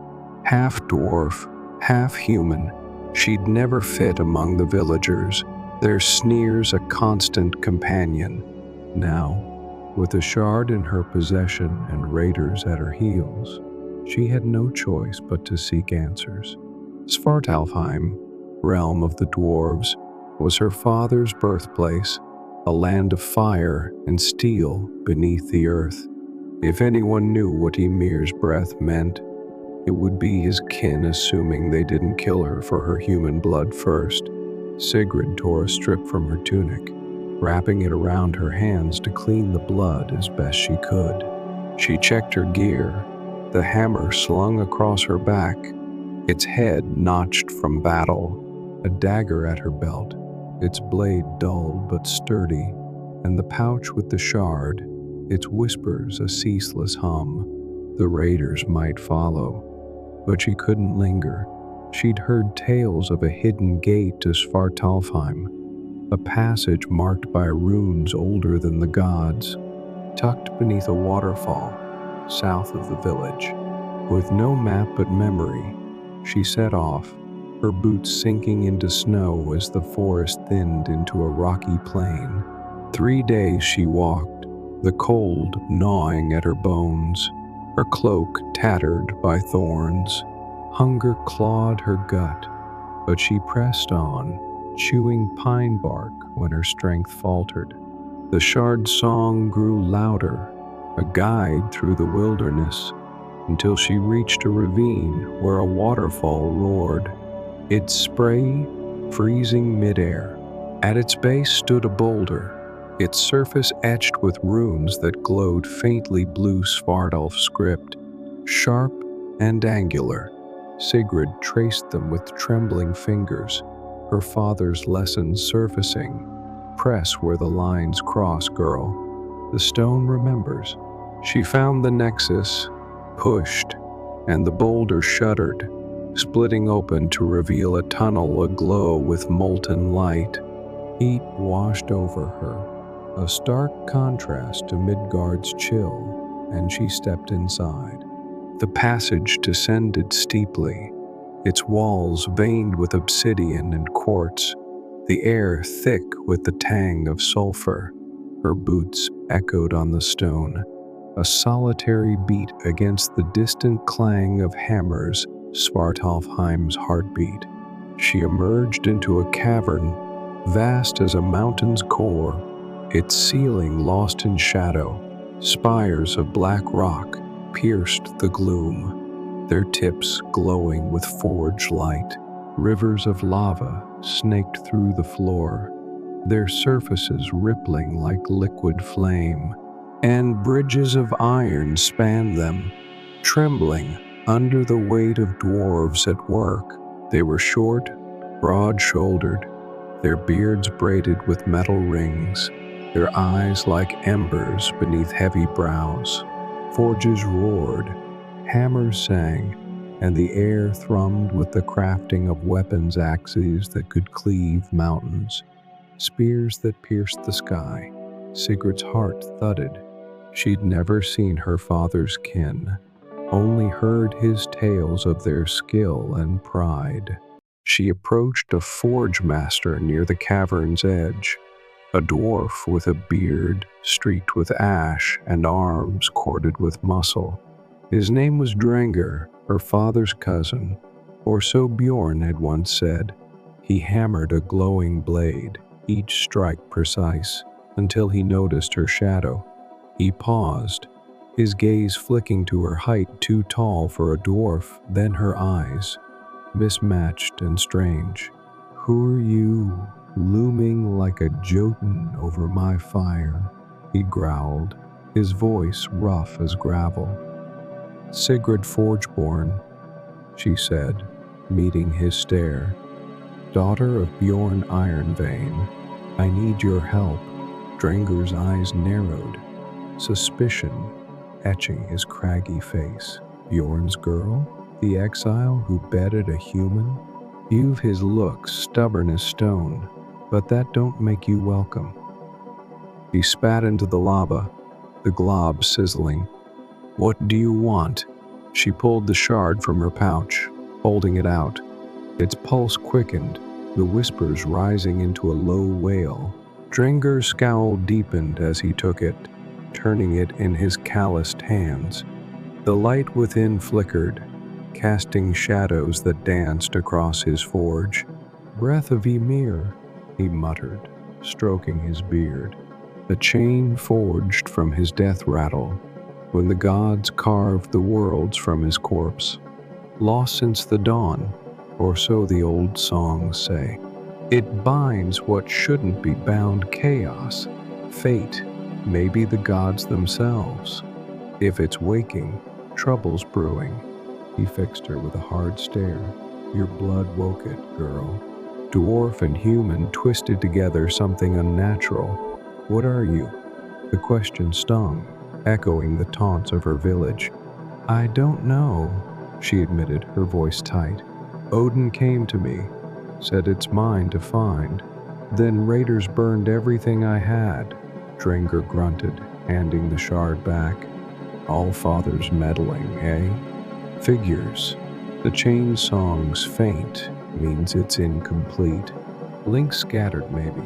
This piece calls to Jotunheim, land of giants. There's a frost seer there, old as Ymir's bones. She'll know more." Before Sigrid could reply, the cavern trembled. A crack split the floor, and the lava surged, spitting embers. Dwarves shouted, dropping their tools as the ground heaved again. From the molten river burst a lindworm, scales black as night, eyes like twin furnaces, its body coiling longer than a longship. Its roar shattered stone, dust raining from the ceiling, and the dwarves scattered, some grabbing spears, others fleeing to the bridges. Sigrid gripped her hammer, her pulse racing.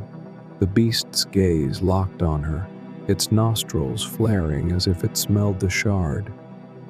Drengr cursed beside her, drawing a short axe. "It's come for that damned stone," he snarled. "Fight or run, girl, your choice." She didn't run. The lindworm's roar shook the cavern, a sound like mountains splitting asunder. Sigrid skidded across the stone floor, her boots scraping as she dodged its snapping jaws. Heat blasted from its maw, singeing the edges of her cloak and filling the air with the stench of charred wool. The beast towered over her, its scales gleaming like polished obsidian, each one larger than a shield and edged with a dull red glow where lava had kissed them. Its eyes burned with a furnace's fury, twin orbs of molten yellow that tracked her every move. The shard at her hip pulsed wildly, its whispers rising into a frantic chant, as if it knew the creature had come for it. Sigrid tightened her grip on her hammer, its familiar weight a lifeline in the chaos. Around her, Svartalfheim's cavern churned with panicked dwarves shouting orders, their voices drowned by the clatter of dropped tools and the crackle of splitting rock. Drengur stood at her side, his short axe raised, his beard bristling with defiance.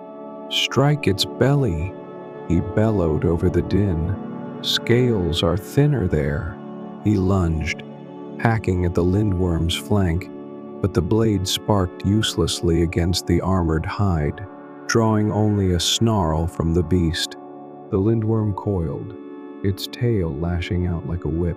Sigrid ducked, the air whooshing overhead as the spiked tip smashed into a forge, sending molten iron spraying. She rolled to her feet, heart hammering, and scanned the creature for weakness. Its underbelly shimmered faintly, less guarded than the rest, but reaching it meant closing the distance, risking those jaws that could crush stone. The beast reared, its head slamming into an obsidian spire, and shards rained down, one slicing her cheek. Blood trickled warm against her skin, but she ignored it, her focus narrowing to the fight. She darted forward, feinting left as the lindworm struck again. Its teeth grazed her shoulder, tearing fabric and leaving a shallow gash, but she twisted free, sliding beneath its bulk. The heat was unbearable, sweat stung her eyes, and the air seared her lungs, but she spotted the gap Drengur had meant. The scales there were smaller, softer, a dull gray against the black. She swung her hammer upward with all her strength, the blow landing with a wet crunch. The lindworm shrieked, rearing back, and black blood oozed from the wound, hissing as it hit the stone. Again, Drengur roared, charging in to distract it. He struck its snout, drawing its attention, and Sigrid seized the chance. She leapt onto a fallen slab of rock, gaining height, and brought her hammer down a second time. The impact jarred her arms, reverberating through her bones, but the scales cracked, more blood spilling forth. The lindworm thrashed, its tail sweeping wide, and caught Drengur square in the chest. He flew backward, crashing into a pile of ingots with a grunt, his axe skittering away. Sigrid cursed under her breath, her mismatched eyes flicking to her cousin, then back to the beast. It was weakening, its movements slower, its roars ragged, but it wasn't done. She needed an opening, a killing blow. The lindworm lunged again, slower this time, and she saw it, a gap beneath its jaw where the scales parted, exposing flesh. She dropped her hammer, it was too heavy for precision now, and drew her dagger, the one Bjorn had forged years ago. Its edge dulled, but still sharp enough. With a shout, she ran straight at it, ducking under its snapping maw, and drove the blade upward into the soft spot. The lindworm's scream was deafening, a sound that rattled her skull. She twisted the dagger, feeling muscle give way, and hot blood sprayed over her hands, her face, her chest. The beast convulsed, its coils slamming into the cavern walls, cracking stone and toppling forges. Sigrid yanked the blade free and stumbled back as it collapsed, its massive body thudding to the ground, the light in its eyes fading to ash. The cavern fell silent, but for the drip of blood and the crackle of dying fires. She stood there, panting, the dagger trembling in her grip.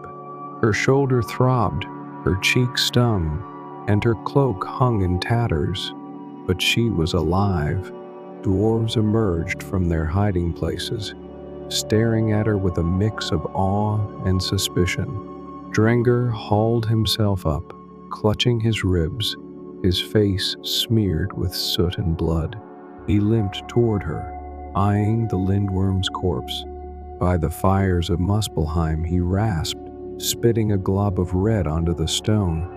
"You've got Bjorn's fire in you, girl, and then some. Never seen a half-breed fight like that." Sigrid wiped her dagger on her sleeve, her breath steadying. "Didn't have a choice," she said, her voice hoarse. She retrieved her hammer, its head streaked with the beast's blood, and turned to Drengokter. "The shard it drew that thing here. You said it calls to Jotunheim. Tell me more." He nodded, wincing as he straightened. "Aye, it's tied to the chain. Ymir's breath wasn't just his death, it was his will, bound into links to cage the wild things. Fenrir, Searcher, maybe worse. That shard's one piece, but it's restless, wants its kin. The frost seer in Jotunheim, she's a giantess, old as the roots of Yggdrasil. She reads fates in ice and bone. If anyone knows where the rest lie, it's her." Sigurd's jaw tightened. Jotunheim, land of giants, a realm of ice and ruin. She'd hoped for answers here, not another journey, but the shard's song pulsed in agreement, tugging her northward. "How do I get there?" she asked. Drengr gestured to a tunnel at the cavern's edge, its mouth framed with runes. Bifrost's gate lies that way. Heimdall guards it, and he don't like strangers. But you've earned my kin's respect, such as it is. He rummaged in a chest by his forge, pulling out a cloak woven with shimmering threads, runes of warmth etched into the fabric, and a dagger, its blade etched with Svartalf script that glowed faintly. "Take these. The cloak will keep the cold at bay. The dagger's for what the cloak can't stop, betrayal's a cold blade too." She took them, the cloak heavy across her shoulders, the dagger a sleek weight at her belt. "Why help me?" she asked, suspicion flickering in her chest. Trust came hard after Odin's riddles and her village's fall. Drengr shrugged, a grim smile tugging his lips. "You're Bjorn's blood, half or not, and that shard's trouble I don't want lingering here.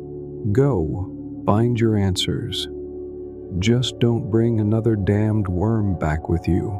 The tunnel from Svartalfheim stretched long and narrow, its walls slick with molten sheen, the air heavy with the scent of scorched stone. Sigrid's boots echoed against the floor, a steady thud that matched the pounding of her heart.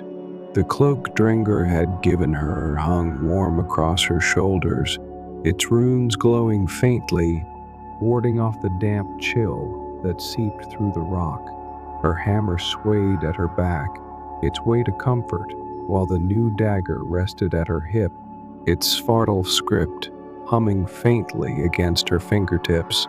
The shard in her pouch pulsed with a rhythm she couldn't ignore, its whispers urging her onward toward Jotunheim, toward the frost seer, toward answers she wasn't sure she wanted. The passage widened, and light spilled ahead, a kaleidoscope of colors that danced like flames on water. She stepped out onto a ledge overlooking the void, and there it was, the Bifrost, a bridge of fire and ice, arcing into the infinite dark. Its surface shimmered reds bleeding into blues, golds threading through purples, each hue alive, pulsing with the heartbeat of the cosmos. Far below, the roots of Yggdrasil twisted through the blackness, their bark glinting like veins of silver. Above, stars burned cold and distant, framed by the faint outline of Asgard's spires. Golden and unreachable, the air thrummed with power, a vibration that sank into her bones, and for a moment, Sigrid stood still, awed by the beauty and terror of it all. She took a breath, steeling herself, and stepped onto the bridge. The surface was solid yet shifting, warm beneath her boots one moment, frigid the next. Colors swirled around her, blinding, and the wind howled a chorus of voices that might have been the gods themselves, or the echoes of the dead. Her mismatched eyes watered, but she pressed forward, the shard song her guide. Halfway across, the air thickened, and a figure emerged from the haze, a giant of a man, his armor gleaming white, his horns slung across his broad back. Heimdall, the watcher of the Bifrost, stood before her, his golden eyes piercing through her like spears of light. "Half-blood," he said, his voice rolling like thunder across the bridge. "I see you, Sigrid Forgeborn, daughter of dwarf and man, bearer of Ymir's shard. The Allfather watches, but my sight reaches further. That stone threatens the roots of Yggdrasil, the balance of the Nine. Why do you cross?" Sigrid met his gaze, her jaw tight. "Odin sent me," she said, her words clipped. "Told me to find a chain forged by Ymir's breath, or the realm's fall. I'm headed to Jotunheim, the Frost Seer knows its truth." Heimdall's eyes narrowed, his hand resting on the hilt of a sword. She hadn't noticed until now. "The Allfather's will is a tangled thread," he rumbled. "I see the shard's song, hear its call to the Icelands. But I see you too, distrust in your heart, blood on your hands. Fate spares no one, not even those it chooses. Pass, but mark my words, what you seek may break more than it binds." He stepped aside, the bridge trembling faintly beneath his weight, and Sigrid nodded, her throat dry. She didn't trust Odin Heimdall's warning, only deepened that, but she had no choice. She walked past him, feeling his gaze on her back, until the colors swallowed her again. The Bifrost stretched on, endless and dizzying, until it dipped downward, depositing her onto a slab of ice-crusted stone. Jotunheim sprawled before her, a land of jagged peaks and howling winds, its sky a bruised gray streaked with veins of frost. The cold hit her like a fist, cutting through even Drenger's cloak. Snow swirled around her, stinging her face, and the ground crunched underfoot, a mix of ice and shattered rock. In the distance, mountains loomed black and cruel, their summits lost in clouds, while closer, skeletal trees clawed at the air, their branches stripped by centuries of wind. The shard pulsed, its whispers sharper now, tugging her toward a valley carved between two peaks. She trudged forward, her breath fogging, her shoulder aching from the lindworm's bite. Hours passed, the light dimming as the storm thickened, until she spotted a cave, a dark maw in a glacier's side, its entrance framed by icicles, sharp as spears. She ducked inside, grateful for the shelter, though the cold lingered, seeping into her bones. The cave stretched deep, its walls glistening with frost, and a faint blue glow emanated from within. Sigrid followed it, her hand on her dagger, until the passage opened into a chamber vast and still. At its center sat a giantess, her form towering even-seated, her skin pale as snow, her eyes like frozen lakes, beneath brows of white. Braids of silver hair trailed to the floor, tangled with shards of ice, and her robes woven from some shimmering hide rustled as she shifted. "The Frost Seer, you bear Ymir's chain," she said, her voice a low rumble that echoed off the ice. I felt its waking in the frost, heard its song in the wind. A binding forged to cage chaos, Fenrir's jaws, Surtur's flames, the end itself. Your blood, dwarf and man, stirred it from slumber. "Why do you come?" Sigrid stepped closer, the shard heavy in her pouch. "Odin told me to find it," she said, her voice steady despite the giantess's presence.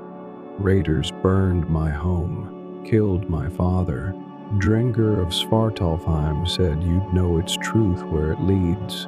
The Frostseer's gaze bore into her, unblinking, and Sigrid felt exposed, as if her soul lay bare. The Allfather sees much, but reveals little, the giantess murmured. That shard is one link of three, scattered when the gods feared its power. It binds what should not be bound beasts, fates, even divinity. Your blood woke it, a key forged in your making. The second lies in Alfheim, guarded by light and riddles. The third waits in Helheim, beneath the roots, where death gnaws at life. Find them, or Ragnarok creeps closer. Sigrid's chest tightened. 3 realms, 3 links. Odin hadn't mentioned that. Why me? She asked, her voice rough. I'm no hero, no god, just a smith. The Frostseer leaned forward, her braids clinking like glass. Fate does not choose heroes, it chooses tools. Your blood is old, tangled with Ymir's own, a thread from the dawn. You are neither dwarf nor human, but both, and that makes you the lock and the key. Beware. Sigrid Forgeborn, the chain song draws more than you. Chaos stirs, and the gods play their games. She waved a hand, and the ice behind her shimmered, forming a rune that glowed blue, a jagged spiral. Take this mark, she said. It will guide you to Alfheim's gate. But know this, each link claims a price. What will you pay when the end comes? Sigrid traced the rune onto her cloak with her dagger's tip, its glow fading into the fabric. The shard pulsed, eager, and she felt its pull shift toward Alfheim now, a realm of light and illusion. She nodded to the Frostseer, words failing her, and turned back to the storm. The Bifrost colors swallowed Sigrid again, a whirlwind of fire and ice that spat her out onto a field of golden grass. She stumbled, her boots sinking into soil soft as a whisper, and blinked against the sudden light. Alfheim stretched before her, a realm of endless dawn, rolling hills bathed in amber glow, trees with leaves like spun glass, their branches swaying in a breeze that carried the scent of honey and dew.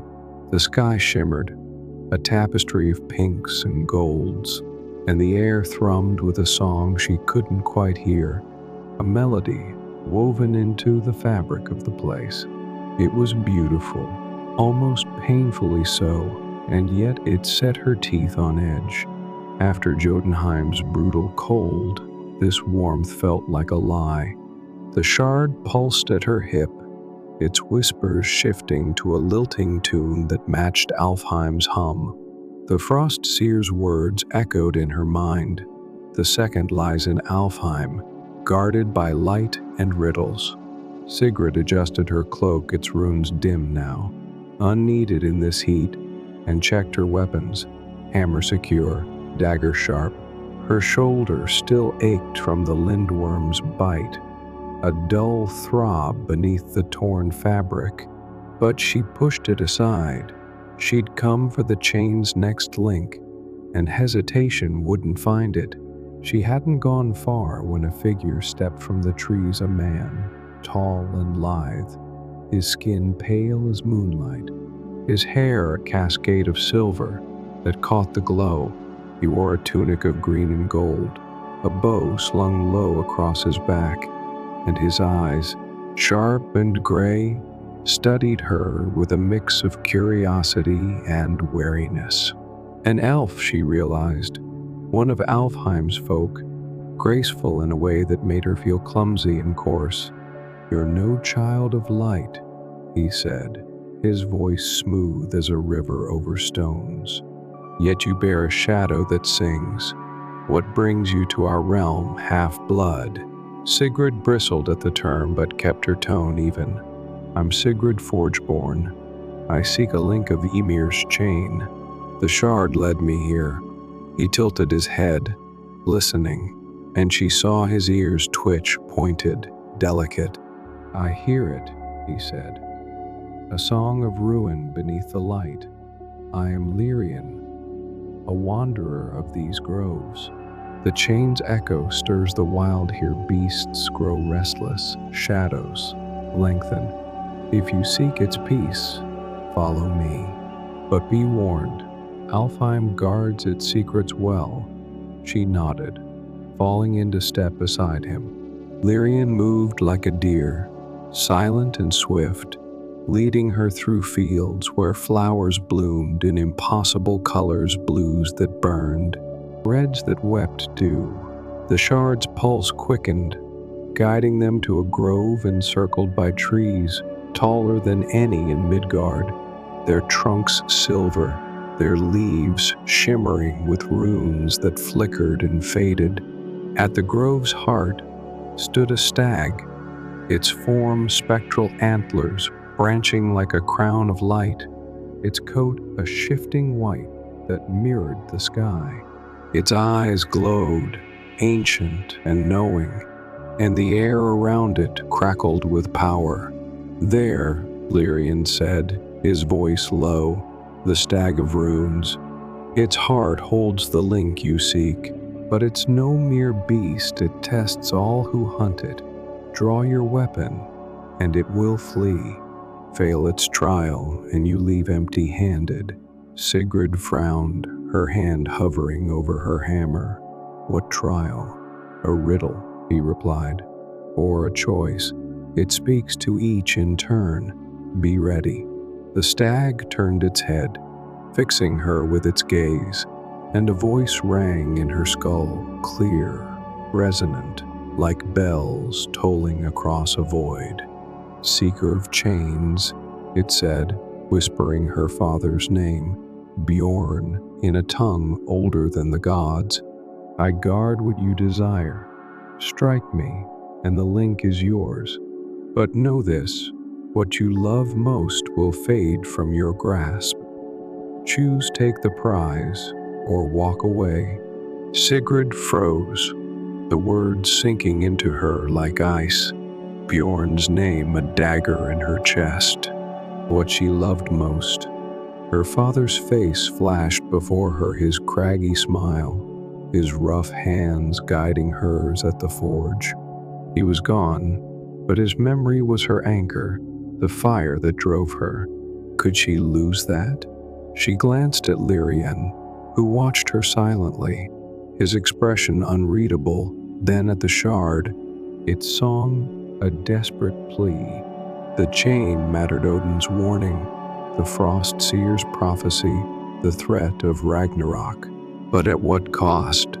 "I need it," she muttered, more to herself than the stag. For him, for everything they took. She drew her hammer, its weight steadying her trembling hands, and stepped forward. The stag didn't flee, it stood, waiting, its light pulsing. She swung, a single, clean strike to its chest, and the hammer sank in as if through mist. The stag shuddered, a cry like breaking glass echoing through the grove, and collapsed, its form dissolving into motes of light. A silver link clattered to the ground, small and perfect, its surface etched with runes that glowed faintly blue. Sigrid knelt, lifting it. The shard in her pouch sang in harmony, the two pieces yearning to join, but a hollow ache bloomed in her chest. She closed her eyes, reaching for Bjorn's face, his beard, his laugh, the way he'd hum off key while forging. It was gone. A blur remained, a shadow without detail, and panic clawed at her throat. She could hear his voice, feel his presence, but his image had slipped away, stolen by the stag's price. "No," she whispered, her fists clenching around the link. "No, you can't take him." Lyrian approached, his hand resting lightly on her shoulder. "Alfheim's gifts come with thorns," he said softly. "You paid what it asked. The chain grows stronger. She shoved the link into her pouch, her breath ragged. It wasn't a gift, she snapped, rising to her feet. It was a theft. What's next? Where's the third? He studied her, his gray eyes softening. Helheim, he said, the realm of the dead, beneath Yggdrasil's roots. The final link waits there, guarded by shadows darker than this. I'll guide you to the gate. I owe you that much, for what you've lost. The gate to Helheim loomed at the edge of Alfheim's light, a jagged tear in the earth where Yggdrasil's roots twisted downward into shadow. Sigrid stood beside Lyrien, the silver link from the stag heavy in her pouch, its runes cold against her fingers. The shard's song had deepened, a dirge that matched the ache in her chest where her father's face should have been. She could still hear his voice, gruff, steady, teaching her the forge, but his image was a void, stolen by Alfheim's price. The loss gnawed at her, a wound she couldn't mend, but she buried it beneath the fire of her resolve. 2 links claimed, 1 remained. Helheim awaited. Lyrien pointed to the chasm, his silver hair glinting faintly in the fading glow. The path lies there, he said, his voice tight, beneath the world tree's roots where the dead dwell. I can take you no further. Alfheim's light doesn't pierce that dark. Be wary, Sigrid. Hel guards her realm fiercely, and her hound, Garm, hungers for blood. Sigrid nodded, her mismatched eyes tracing the roots thick as longships, their bark cracked and oozing a sap that smelled of rot. You've guided me this far, she said. That's enough. Go back to your groves. He hesitated, his gray gaze lingering on her. You're not what I expected, he murmured. A smith with a warrior's heart, carrying a chain that could unmake us all. If you survive, seek me in Alfheim. The light owes you a debt. She grunted, unsure if she believed him, and turned to the gate. The air grew heavy as she approached, thick with the scent of damp earth and decay. The roots parted slightly, a maw wide enough to swallow her, and she stepped through, her boots sinking into mud. Darkness closed around her. Alfheim's glow snuffed out, and the descent began a winding path down a tunnel of roots and stone, the walls slick with moisture, the air colder with every step. Her cloak's runes flickered, offering faint warmth, but the chill seeped into her bones, a weight that pressed against her lungs. The shard pulsed, its whispers a guide through the gloom. Hours passed or minutes. Time twisted here, and the tunnel opened into a vast, shadowed plain. Helheim sprawled before her, a realm of gray fog and silence. The ground was ash and bone, crunching underfoot, and a river wound through it, its waters black and sluggish, filled with shapes that moaned faintly, souls of the dishonored dead, drifting in torment. She glimpsed faces in the current villagers from her home, their eyes hollow, their hands reaching as if to pull her down. Sigrid shook them off, her jaw tight, and pressed on. In the distance, a hall rose from the mist, its roof thatched with shields, its walls dark and sagging. The air tasted of despair, and Sigrid's breath fogged, her heart thudding against the quiet. She followed the shard's pull toward the hall, her hammer in hand, its weight a shield against the stillness. The fog thickened, clinging to her like damp hands, and whispers not the shards brushed her ears. Lost, unworthy, stay.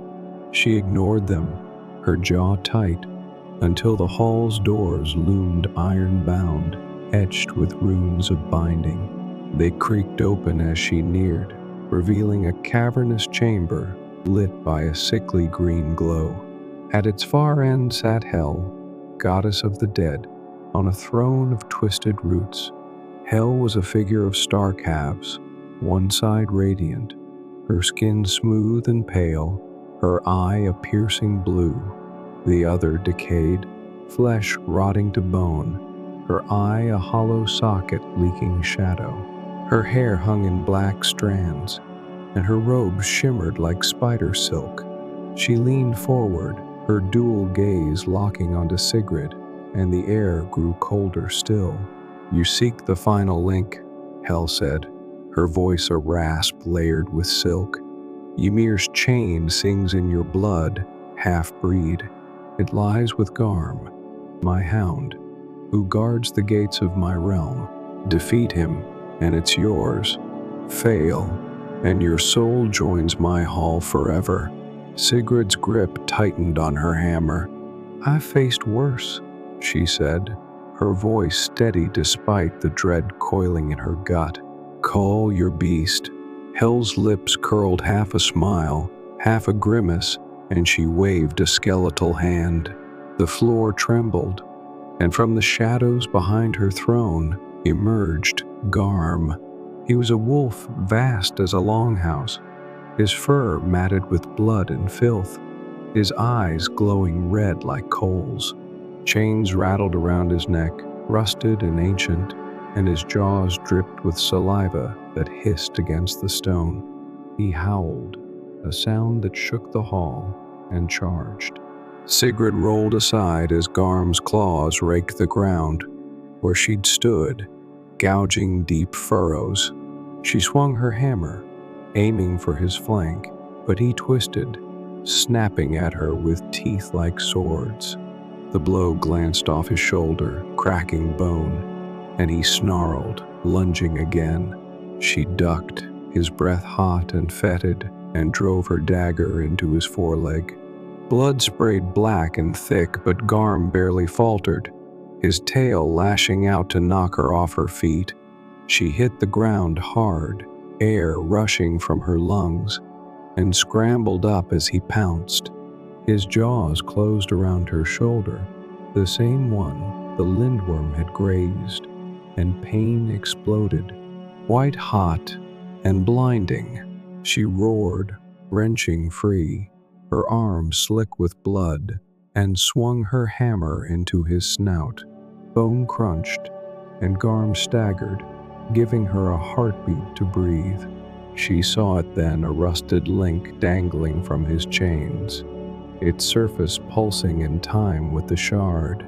"There you are," she muttered, and charged. Garm met her, rearing up, but she slid beneath him, her hammer striking his chest. He howled, collapsing onto her, his weight crushing. She gasped, pinned, and fumbled for her dagger. With a desperate thrust, she drove it into his eye, twisting until he convulsed and went still. His bulk slumped, the hall silent but for her ragged breaths. Sigrid shoved him off, her shoulders screaming, and pried the rusted link from his chains. It was heavy, pitted with age, but it sang with the shard's tune. She clutched it, blood dripping from her arm, and faced Hel.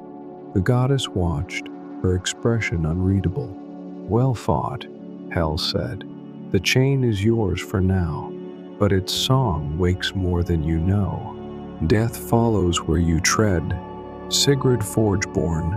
The climb from Helheim was a blur of pain and shadow, Sigrid's boots slipping on Yggdrasil's roots as she hauled herself upward. Her shoulder throbbed, the wound from Garm a ragged mess of torn flesh and clotting blood, seeping through her cloak.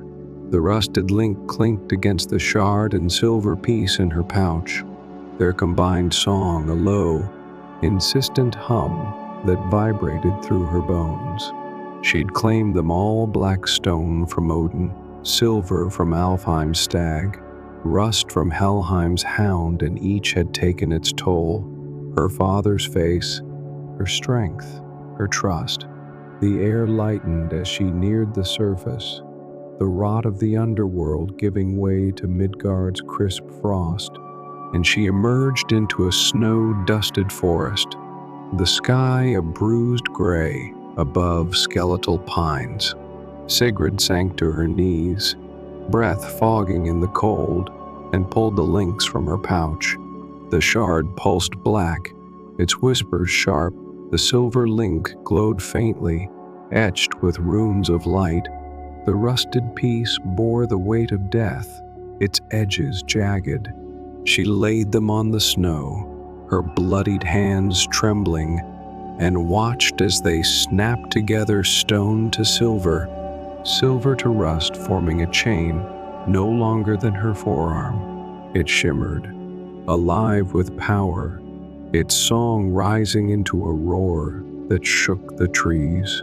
Snow fell in clumps, and the ground trembled faintly, as if Midgard itself felt the awakening. She clutched it, the metal cold yet burning against her skin, and stood. Her village lay in ashes miles away, but the chain's pull drew her elsewhere toward a clearing she knew, a place where standing stones ringed a frozen pond. Odin had found her once, she'd find him now. Her steps were slow, her body protesting, but the fire in her chest burned hotter than her wounds. She'd crossed realms, faced beasts, paid prices whatever the Allfather wanted. She'd demand answers. The clearing came into view as dusk bled into the sky, the stones stark against the snow, their surfaces carved with runes older than memory. Ravens circled overhead, their caws a harsh chorus, and Sigrid felt the air shift a weight, a presence.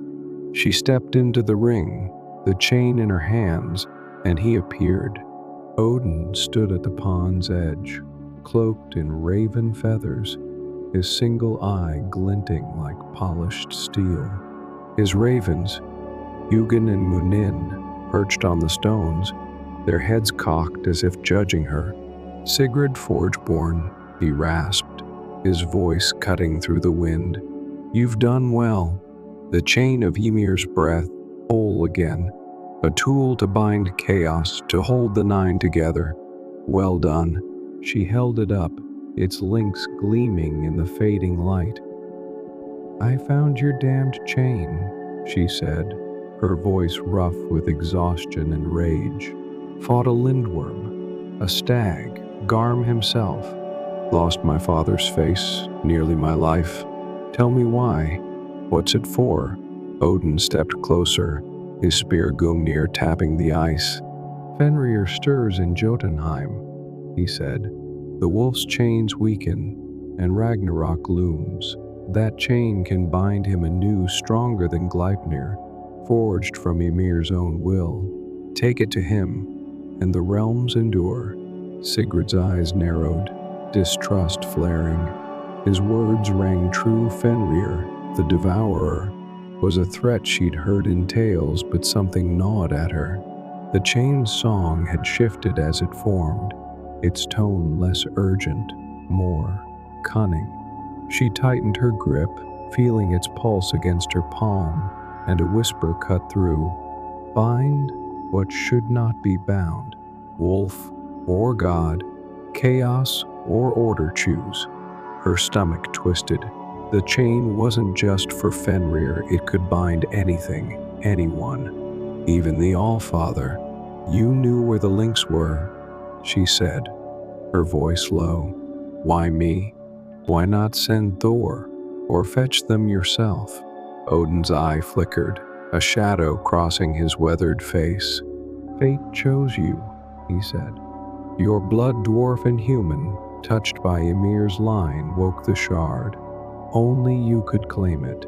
The chain hummed, and Sigrid's breath caught as the whispers grew clearer. A voice older than Odin's, cold as the void. She stepped back, her hammer shifting on her back, her mind racing. "You're lying," she said. "This isn't about Fenrir alone. What do you want it for?"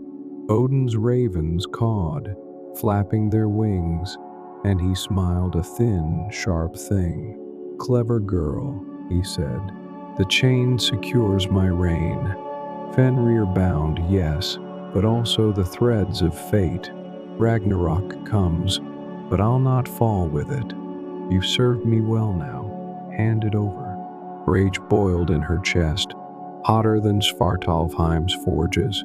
She'd been a pawn, her village burned, her father dead, all to draw her into his game. The chain could bind him, end his schemes, but she'd need to act fast. She lunged, swinging the chain like a whip, its links snapping toward his throat. Odin raised Gungnir, deflecting it with a flash of light, and the ravens took flight, shrieking. He laughed, a sound like breaking ice. "You'd defy me?" he said, stepping forward. "A half-breed smith against the Allfather? Bold but foolish." Sigrid ducked as Gungnir thrust toward her, its tip grazing her cloak. She swung her hammer, aiming for his knee, but he sidestepped, faster than she'd expected. The chain dangled from her hand. It sung a scream now, and she saw her chance loop it around him, bind him like a beast. She feinted with the hammer, then lashed out with the chain, catching his arm. It tightened, runes flaring, and Odin grunted, his eye widening. "Enough," a voice thundered, and the air split. Heimdall appeared, his sword drawn, his golden eyes blazing. He struck the chain with a single blow, shattering its hold, and Sigrid stumbled back, the links falling to the snow. Odin straightened, his expression dark, and Heimdall turned to her. "You overstep," he said, his voice a growl. "The chain's power threatens all, not just him. Leave it and go." Sigrid glared, her breath ragged. "He used me," she spat, "burned my life for this." Heimdall's gaze softened, but his stance didn't waver. "And you done make the realms for vengeance? The chain stays here, Odin's will or not." Odin smirked, retrieving the chain with a flick of his hand. "Wise choice, Watcher," he said, then vanished in a swirl of feathers, the ravens following.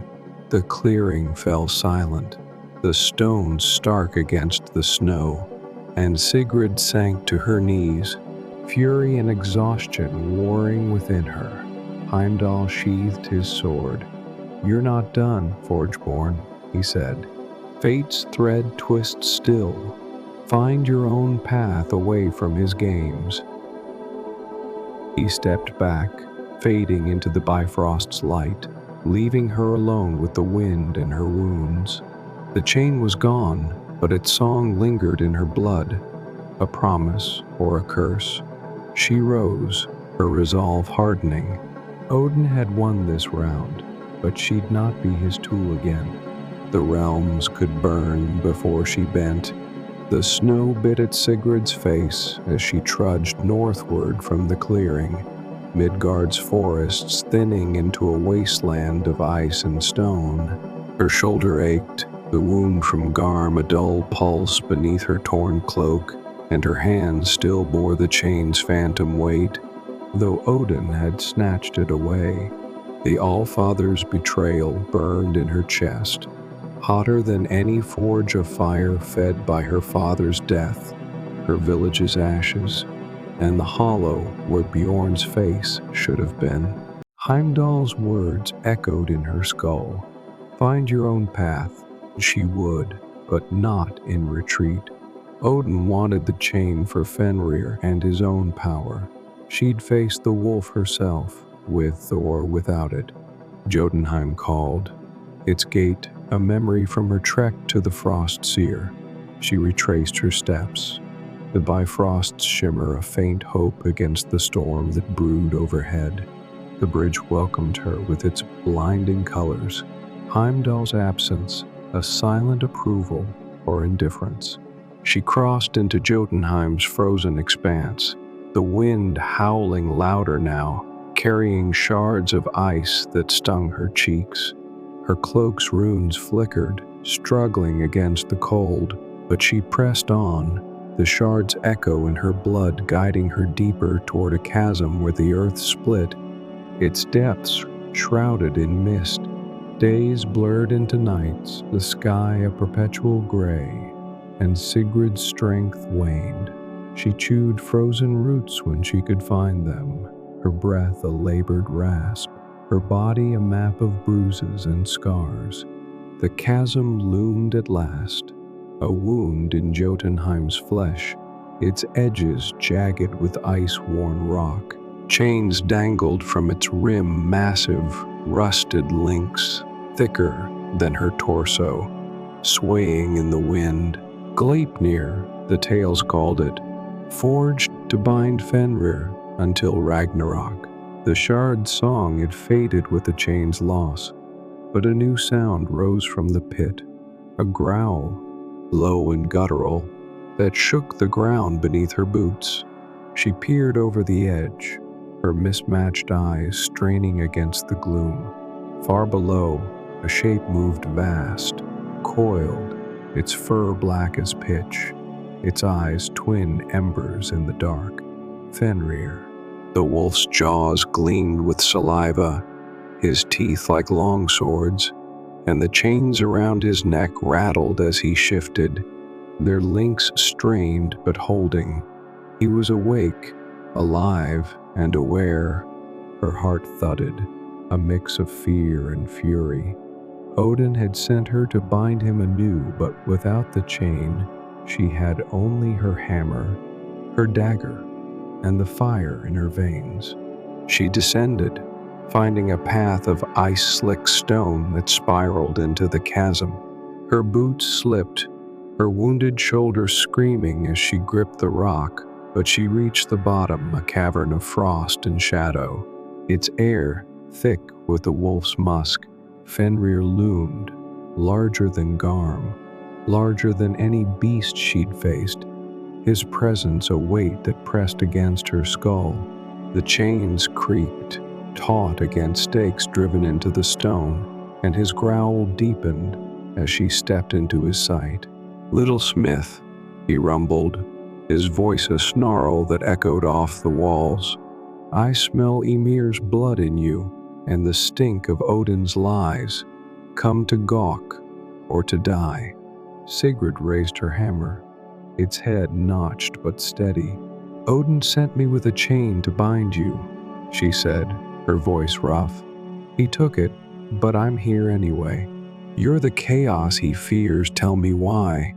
Fenrir laughed, a sound like boulders crashing. "The All-Father fears the end I bring Ragnarok, when I'll tear his throat and feast on his bones. Gleipnir holds me, but its threads fray. He sought Ymir's chain to delay his doom, not yours.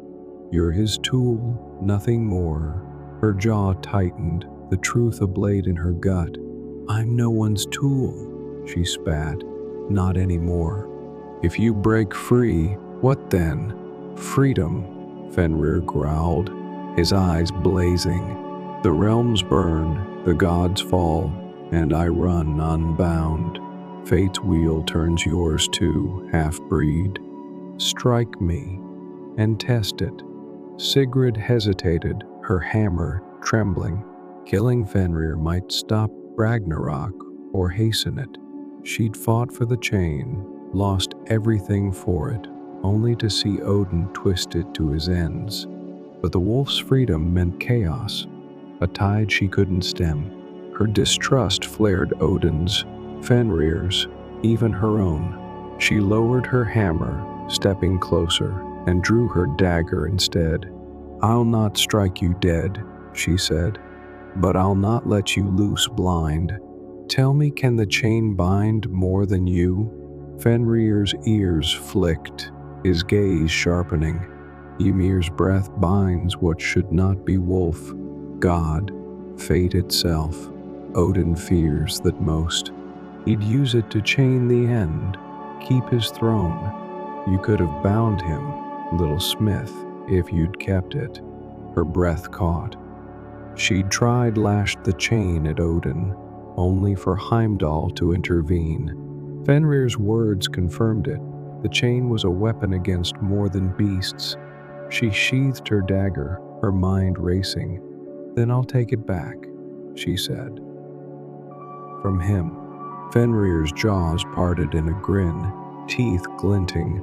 Bold words. "He'll not part with it easily. Come closer, test your mettle, or flee like the rest." She stepped forward, heart pounding, and stopped just beyond his reach. The chains groaned, their links stretching, and Fenrir lunged, testing her, not striking. She held her ground, staring into his eyes, and he settled back, a rumble in his throat. "You fire," he said, "more than Odin's pawns. Go, then hunt your chain. When I break free, I'll find you too." Sigrid nodded, backing away, her boots crunching on ice. She climbed the chasm's path, her shoulder burning, her resolve hardening. Fenrir's lair faded below, his growl a promise in the wind. She'd faced him, lived, and learned Odin's game wasn't over. The chain could bind him, end his reign, and she'd reclaim it, not for the realms, but for herself. Jotunheim's storm raged as she emerged, the Bifrost her next step, and she marched into it, a smith turned warrior, her fate her own to forge. The Bifrost spat Sigrid out into a storm of wind and color, her boots sinking into soft earth, as Jotunheim's ice gave way to Vanaheim's wild beauty. She stumbled, her shoulder a throbbing knot of pain, and caught herself against a tree, its bark smooth, its leaves a vivid green that shimmered with dew. The air here was warm, thick with the scent of blooming flowers and the distant crash of waves. Rolling hills stretched before her, dotted with groves and streams, their waters glinting gold in a sun that hung low and gentle. After Helheim's rot and Jotunheim's cruelty, Vanaheim felt like a balm, but Sigrid's guard stayed up. Beauty could hide blades. Fenrir's words gnawed at her. Ymir's breath binds what should not be wolf, god, fate itself. The chain wasn't just for the wolf, it was Odin's leash on the cosmos, a tool to defy Ragnarok and cling to power. She'd lashed it at him, felt it tighten, only for Heimdall to rip it away. Her hands flexed, missing its weight, and her resolve hardened. She'd reclaim it not to bind Fenrir, but to bind the Allfather. He'd burned her life to ash. She'd forge his ruin in return. She needed allies. Svartalfheim's dwarves might aid her. Drangr owed her that much, but they were far, and time pressed. Vanaheim offered another chance. Freyja, goddess of the Vanir, a rival to Odin's schemes. Tales spoke of her strength, her magic, her defiance. If anyone could stand against the Allfather, it was her. Sigrid trudged onward, her cloak tattered, her hammer a steady weight at her back. The shard's echo lingered in her blood, a faint hum now, guiding her toward a hall rumored to rise from the wilds. Freyja's seat, Sesrumnir. The journey took hours, her wounds slowing her, hunger gnawing her gut. She plucked berries from bushes, their juice tart on her tongue, and drank from a stream, its water cold and clear. The hall emerged at last, a sprawling structure of timber and gold, its roof thatched with feathers that gleamed like fire. Cats prowled its steps, their eyes sharp, and warriors tall, fair, clad in green, stood guard, their spears tipped with amber. Sigrid approached, her head high despite her battered state, and the guards parted, sensing something in her gaze. Inside, The hall glowed with warmth, its walls hung with tapestries of battles and harvests.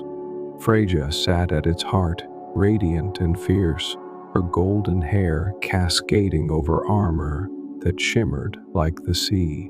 A necklace of amber and gold brisingamen gleamed at her throat, and her eyes, green as the groves, fixed on Sigrid with a mix of curiosity and steel. "You're no Vanir," Freyja said, her voice rich and commanding. "A smith, bloodied and bold, stinking of Helheim and Jotunheim. What brings you to my hall?" Sigrid stepped forward, her boots leaving muddy prints on the polished floor. "I'm Sigrid Forgeborn," she said, her voice rough but steady, half dwarf, half human. "Odin sent me to find Ymir's chain, 3 links to bind Fenrir. I claimed them, lost everything for it, and he took it to bind fate itself, not just the wolf. I want it back to bind him." Freyja leaned forward, her eyes narrowing. "The Allfather's greed knows no bounds," she murmured. "Ymir's chain, a relic of creation, forged to cage chaos. I felt its waking, a ripple through the realms. You say he'd use it to cheat Ragnarok?" Sigrid nodded, her jaw tight. "Fenrir told me. Odin fears the end, wants to hold his throne when the fires come. I tried to chain him, Heimdall stopped me. I need help to take it back." Freyja rose, her presence filling the hall, and paced, her cats trailing her steps. "Odin's played this game before," she said, her voice hardening as she recalled a memory of a bitter day centuries past when the Allfather had betrayed her folk in the war between Aesir and Vanir, promising peace only to seize their magic, tricked the Vanir, hoarded power, twisted fate with his runes and ravens. The chain could bind him, end his meddling. But it's in Asgard now, guarded by his will and Heimdall's sight. Why should I risk my folk for your vengeance? Because it's not just mine, Sigrid said, stepping closer. He'll bind you to your magic, your realm. Fenrir breaks free either way, but Odin chained means one less god to fight when Ragnarok dawns. Freyja stopped, her gaze piercing. "You fire, Smith, and truth. I've no love for Odin's yoke. His Aesir stole much from us. If we reclaim the chain, I'd wield it with you. But it's no small feat. Asgard's walls are high, its warriors fierce." Sigrid's mismatched eyes met hers, unflinching. "I've faced worse with less. Give me a chance, and I'll forge a way." Freyja smiled, sharp and bright. "Then we're allies, Sigrid Forgeborn. Rest here, your wounds need tending, your strength rebuilt. We'll plan, gather what we need. Odin's trick unravels, and we'll be the ones to pull the thread." The Bifrost shimmered beneath Sigrid's boots, its colors swirling like a storm as she and Freyja crossed from Vanaheim's wilds back to Svartalfheim's molten depths. The golden cloak Freyja had given her fluttered in the bridge's strange winds, its threads, light yet warm, a stark contrast to the tattered runes of her old one. Her shoulder ached, the stitches pulling with each step, but the mead and rest in Sessrumnir had steadied her. Beside her, Freyja moved with purpose, her armor glinting, Brisingamen glowing at her throat like a captured star. The goddess's presence was a wildfire fierce, uncontainable, and Sigrid felt its heat, a spark to her own resolve. They emerged into Svartalfheim's cavern, the air blasting them with sulfur and smoke. The spires of obsidian loomed, their tips aglow with forge light, and the rivers of lava hissed, casting shadows that danced across the stone. Hammers rang in the distance, a rhythm Sigrid knew in her bones, and dwarves bustled at their work, bearded figures hunched over anvils, their eyes like embers. The lindworm's corpse still lay where she'd felled it, its scales dull now, picked over for crafting. Sigrid's chest tightened at the sight, her first victory here, a mark of her fire. Freyja's voice cut through the clangor. "Where's Dringar Ironvein?" she called, her tone sharp but carrying the weight of divinity. A dwarf paused, hammer mid-strike, and pointed to a forge near the cavern's heart, its flames roaring higher than the rest. Sigrid led the way, her boots steady on the iron bridges, the heat a welcome sting against her skin. Dringar stood at his anvil, shaping a spearhead, his beard streaked with soot, his arms corded with muscle. He glanced up as they approached, his eyes narrowing at Sigrid, then widening at Freyja. "Back already, girl?" he grunted, setting the spear aside. "And with a goddess, no less. What trouble have you dragged to my forge now?" Sigrid met his gaze, her mismatched eyes unflinching. "Odin's trouble," she said. "I found the chain 3 links, like you said, bound it together, but he took it. Wants to chain fate, not just Fenrir. I'm taking it back to bind him instead." Dringar's brows shot up, and he spat into the lava, the glob sizzling. Ymir's breath turned on the Allfather, bold as brass, half-breed. "Thought you'd be dead by now, not plotting treason." Freyja stepped forward, her presence silencing the nearby hammers. "It's no treason when Odin betrays the realms," she said. "He'd use the chain to defy Ragnarok, keep his throne while the rest burn. We need your forges, dwarf weapons, armor, something to match Asgard's might." Dringar scratched his beard, eyeing her warily. "Veneer meddling in Aesir games," he muttered. "And you, Sigrid kin or not, you've a knack for chaos. Why should I risk my folk for this?" "Because he'll come for you too," Sigrid said, her voice rough. "Chains Svartalfheim's craft, bind your freedom.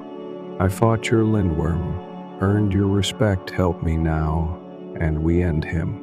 He stared at her, then chuckled, a gravelly sound. "Aye, you've got Bjorn's stubborn streak, and his fire killed that worm good. All right, I'm in. What do you need?" Freyja unrolled a scrap of hide, its surface marked with runes and sketches. "The chain's in Asgard," she said. "We'll storm the Bifrost, draw Heimdall out. I'll cloak us with glamour, but we need steel spears to pierce their shields, blades to cut their ranks, and something for the chain, reforge it, make it ours." Drengar grinned, cracking his knuckles. "Reforge Ymir's breath? That's a tale worth telling. Bring it here, and I'll work it. For now, spears and blades. Aye, my kin'll craft 'em sharp as hell's teeth." Sigrid nodded, stepping to the anvil. "I'll help," she said. "Know the hammer better than most." Drengar handed her a pair of tongs, and she gripped them, the familiar weight grounding her. The forge roared as they set to work, Sigrid pulling molten iron from the flames, Drengar shaping it with strikes that rang like thunder. Freyja watched, her magic weaving into the air, runes flaring on the metal as it cooled wards of strength, edges that wouldn't dull.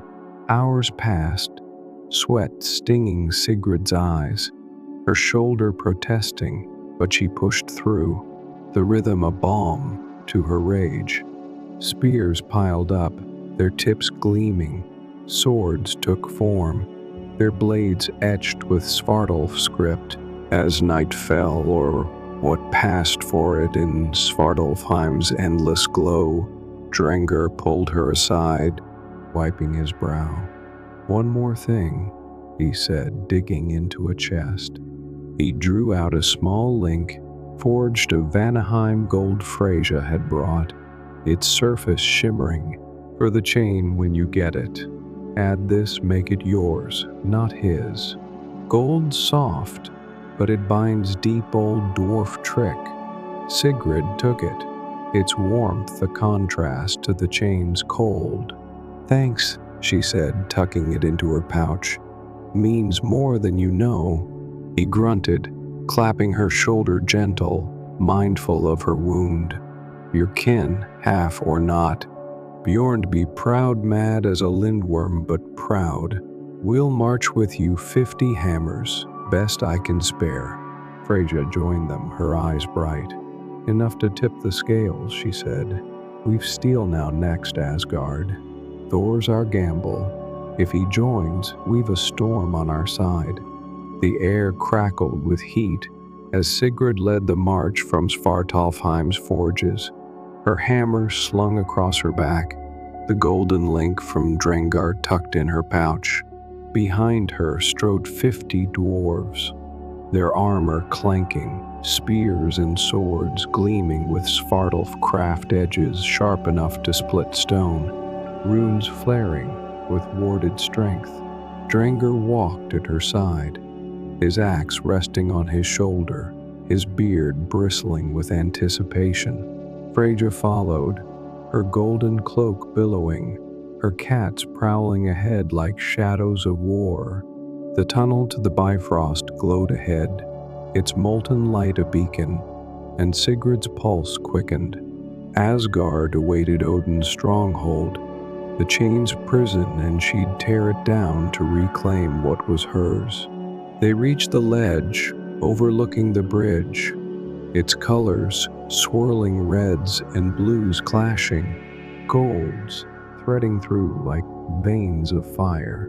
The void yawned below, Yggdrasil's roots twisting into the dark, and Asgard's spires pierced the sky above, golden and unyielding. Freyja raised her hands, her voice a chant that wove through the air, and a glamour shimmered into being, a veil of mist and light that cloaked their approach, bending Heimdall's sight. Move swiftly, she said, her green eyes sharp. The Watcher's eyes are keen, even through my magic. Sigrid stepped onto the Bifrost, the surface shifting beneath her boots, warm then cold, alive with power. The dwarves followed, their steps a steady drumbeat, and Freyja's cats darted ahead, silent as ghosts. The bridge stretched endless, its colors blinding, but Sigrid kept her gaze forward, her shoulder aching, her resolve a blade. Halfway across, the air thickened, and Heimdall appeared, his white armor gleaming, his horn at his hip, his golden eyes cutting through the glamour like a spear. Freyja, he rumbled, his sword drawn, you'd storm Asgard with dwarves and a half-breed? The chain's not yours to claim. Freyja stepped forward, her magic flaring, a shield of light between them. Odin twists fate for his throne, she said. The chain binds more than Fenrir, it's his leash on us all. Stand aside, Watcher, or fall with him. Heimdall's gaze flicked to Sigrid, piercing. You again, he said, defiant to the end. I spared you once, don't test me twice. Sigrid gripped her hammer, her voice rough. Spare me nothing. He burned my life for that chain, I'll take it back, and him with it. Heimdall raised his sword, but before he could strike, thunder rolled across the bridge, a sound that shook the colors themselves. A figure landed between them, broad, red-haired, his hammer, Mjolnir, crackling with lightning. Thor, son of Odin, towered over them, his blue eyes stormy, his armor dented from battles uncounted. Hold, Heimdall, Thor boomed, his voice a clap of thunder. What's this madness? Freyja, dwarves, a mortal, why the Bifrost? Freyja lowered her shield. her tone steady. "Your father's lies, Thor. Ymir's chain he sent her, she nodded to Sigrid, to claim it for Fenrir. But he'd bind fate itself. Keep his reign when Ragnarok comes. We're here to stop him." Thor's brow furrowed, his grip tightening on Mjolnir as a memory flickered a time. Odin had sent him against Jotunheim's frost giants, promising glory, only to leave him stranded for days. A pawn in a larger scheme. Odin's no saint, he muttered, but this, binding fate, he'd not, he would. Sigrid cut in, stepping forward. "I faced Fenrir, saw his chains fraying. Odin took the chain from me, admitted it's for his power. You're his son, but you're not his pawn. Help us, or watch him chain you too." Thor stared at her, then at Heimdall, his jaw working. "Fathers kept secrets before," he said, his voice low. "Hoarded wisdom, played games. If this is true," he turned to Heimdall. "Stand down. I'll hear them out in Asgard." Heimdall's eyes flashed, but he lowered his sword. "Your call, Thunderer," he said, "but I'll watch." Chaos follows her. The glamour faded, and they crossed the Bifrost unhindered, Asgard unfolding before them. Its gates rose golden, massive, flanked by statues of gods, long dead, their surfaces gleaming in a light that never dimmed. Beyond, halls of stone and gold stretched, their spires piercing clouds, and warriors patrolled, their armor clinking. Thor led them through, his presence a shield, the dwarves' spears glinting, Freyja's cats weaving through the ranks. Sigrid's heart pounded. Asgard was a fortress, Odin's seat, and she was an intruder with a hammer and a grudge. The gates of Valhalla crashed open under Thor's hammer, Mjolnir's thunder splitting the air as iron and gold buckled. Sigrid charged through beside him, her own hammer gripped tight, its notched head a promise of ruin. Freyja followed, her golden cloak flaring, her magic a shimmer that wove through the hall's shadows. Behind them, Drengr and his dwarves held the plaza, their spears clashing with Asgard's Einherjar warriors of the slain, their armor gleaming, their cries echoing off the spires. Ravens wheeled overhead, their caws a shrill alarm, and Sigrid's pulse roared in her ears. Odin waited within, the chain her prize, and she'd tear Valhalla apart to reach him. The hall stretched vast and cavernous, its ceiling lost in a haze of smoke and light. Pillars of carved oak rose like trees, their surfaces etched with tales of gods and giants, and a roof of shields gleamed 1,000 strong, rattling with each step. Long tables lined the floor, strewn with horns of mead and bones of feasts past. But the Einherjar were gone, drawn to the dwarves' fight outside. At the hall's far end loomed a throne, black stone veined with gold, its back a lattice of antlers, and there sat Odin, the Allfather, his presence a storm held in check. He rose as they approached, his raven-feathered cloak cooling around him, Ymir in one hand, the chain of Ymir's breath dangling from the other, its links black stone, silver, rust, gleamed in the torchlight, joined now by a faint shimmer, as if he'd begun to bend it to his will. His single eye burned, sharp and unyielding, and his ravens perched on the throne, their beaks clicking. "Freyja," he rasped, his voice ablaze through the silence. "Thor, and the half-breed smith. You bring war to my hall, why?" Thor stepped forward, Mjolnir crackling. "Your lies, father," he growled. The chain's not for Fenrir alone, you'd bind fate, cheat Ragnarok. I'll not stand for it. Odin's eye flicked to him, a flicker of surprise buried in its depths. You'd turn on me, son? For her? He gestured to Sigrid, the chain swaying. She's a tool, a spark to light my forge. The end comes, but I'll steer it. Sigrid surged past Thor, her hammer raised. You burned my village, she snarled. Killed my father, used me. I'm no tool, I'm your end. Odin laughed, a cold, jagged sound, and thrust Gungnir forward. Its tip flared, a rune of force that slammed into her chest, hurling her back. She crashed into a table, wood splintering, pain blooming across her ribs. Freyja countered, her hands weaving a net of golden light that lashed at Odin, but he deflected it with a sweep of the chain, its links humming with power. Thor roared, hurling Mjolnir, and the hammer struck the throne's arm, cracking stone, but Odin sidestepped, his spear thrusting again. Sigrid rolled to her feet, her breath ragged and charged.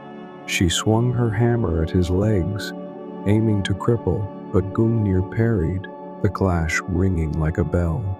Freyja flanked him, her magic coiling around his arm, slowing him, and Thor recalled Mjolnir, striking Odin's shoulder with a burst of lightning. The Allfather grunted, staggering, but his eye blazed, and he lashed the chain like a whip. It caught Freyja's wrist, runes flaring, and she cried out as it tightened, draining her strength. Enough, Thor bellowed, tackling Odin, his bulk pinning the god to the floor. Gungnir clattered away, and Sigrid seized her chance. She leapt onto the throne, snatching the chain from Odin's grasp, its links searing her palms. She looped it around his neck, pulling tight, and the runes glowed black, silver, rust a song of binding that drowned his curses.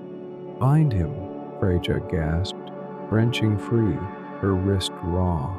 Sigrid yanked harder, the chain cutting into Odin's flesh, but he twisted, his hand clawing at her arm. His strength was unearthly, a god's fury, and she faltered, her wounded shoulder buckling. Thor pinned his arms, lightning sparking, and Freyja joined her magic reinforcing the chain's hold. Odin's eye widened, his voice a hiss. You doom us all, Fenrir rises. The end nears. Then face it, Sigrid spat, her voice raw. Not me. The chain tightened, its power surging, and Odin slumped, bound at last. The hall trembled, shields clattering from the roof, and a distant howl echoed Fenrir, stirring in Jotunheim. The hall of Valhalla erupted into a maelstrom of steel and blood, the Einherjar's war cries clashing with the dwarves' guttural roars.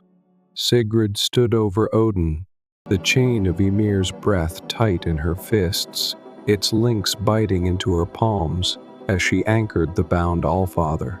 His single eye glared up at her, a storm of fury and cunning, but the chain held black stone, silver, rust its runes, flaring with a power that silenced his voice. Around her, the battle surged. Thor swung Mjolnir, lightning arcing to shatter shields. Freyja wove nets of golden light, ensnaring warriors. Drengr and his dwarves hacked through the ranks, their Svartalf forged spears, piercing armor like cloth. The air thrummed with chaos, shields clattering from the roof, pillars trembling as the hall itself seemed to groan. Sigrid's shoulder burned, Garm's wound weeping fresh blood under the strain, but she planted her boots firm, her hammer at her side. The Einherjar, Asgard's slain heroes, reborn to serve Odin, poured in, their numbers swelling, their eyes alight with a deathless zeal. A spear grazed her arm, its tip sparking against her cloak, and she swung her hammer in reflex, crushing the warrior's helm. He fell, only for another to take his place, their blades a relentless tide. She'd bound Odin, reclaimed the chain, but victory teetered on a blade's edge. Thor roared beside her, Mjolnir a blur as he felled 3 Einherjar in a single strike, their bodies crumpling like straw. "Hold the line," he bellowed, his red beard streaked with sweat and blood. "Father's down, we finish this now." Freyja flanked him, her magic faltering as exhaustion crept in. Her wrist still raw from the chain's earlier grip, she cast a shield of light over Sigrid, deflecting a volley of spears, and shouted, "The dwarves can't hold forever.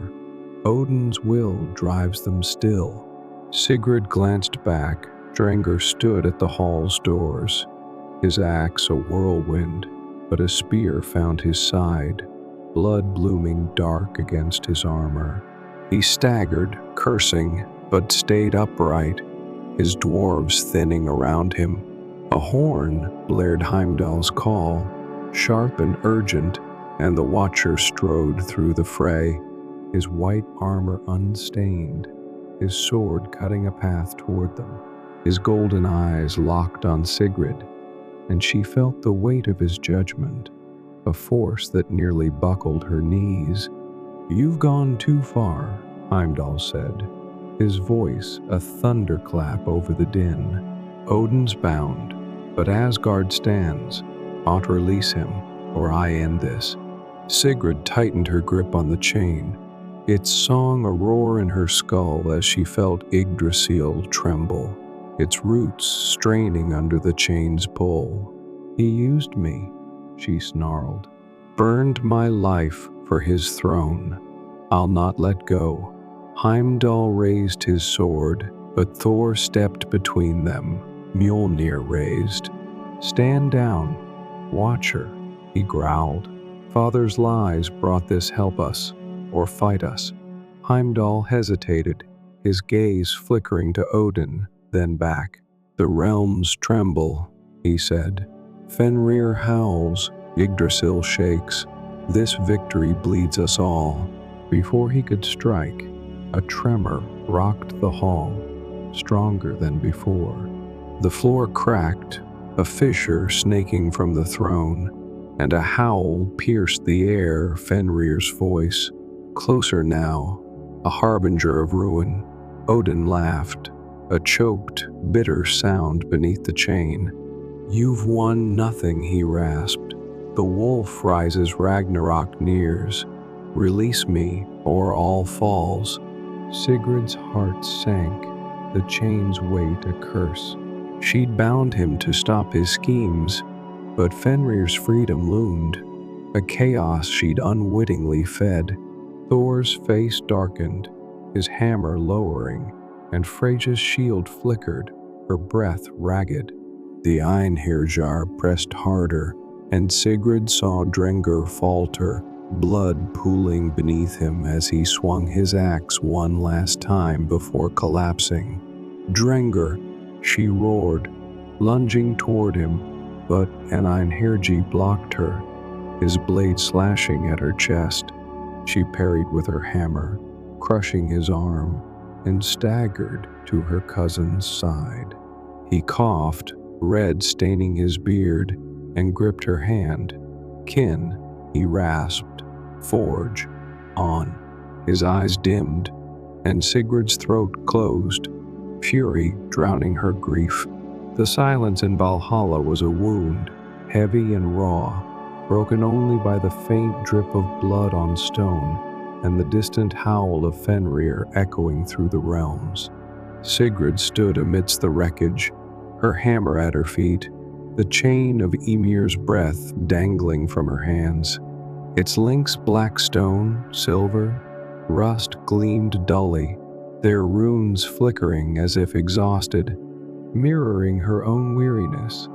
Odin lay bound at Heimdall's feet, his single eye glaring with a venom that promised retribution, though the chain silenced his voice.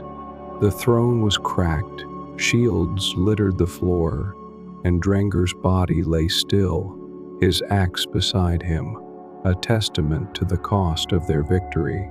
Freyja knelt nearby, her golden cloak stained with blood, her magic spent.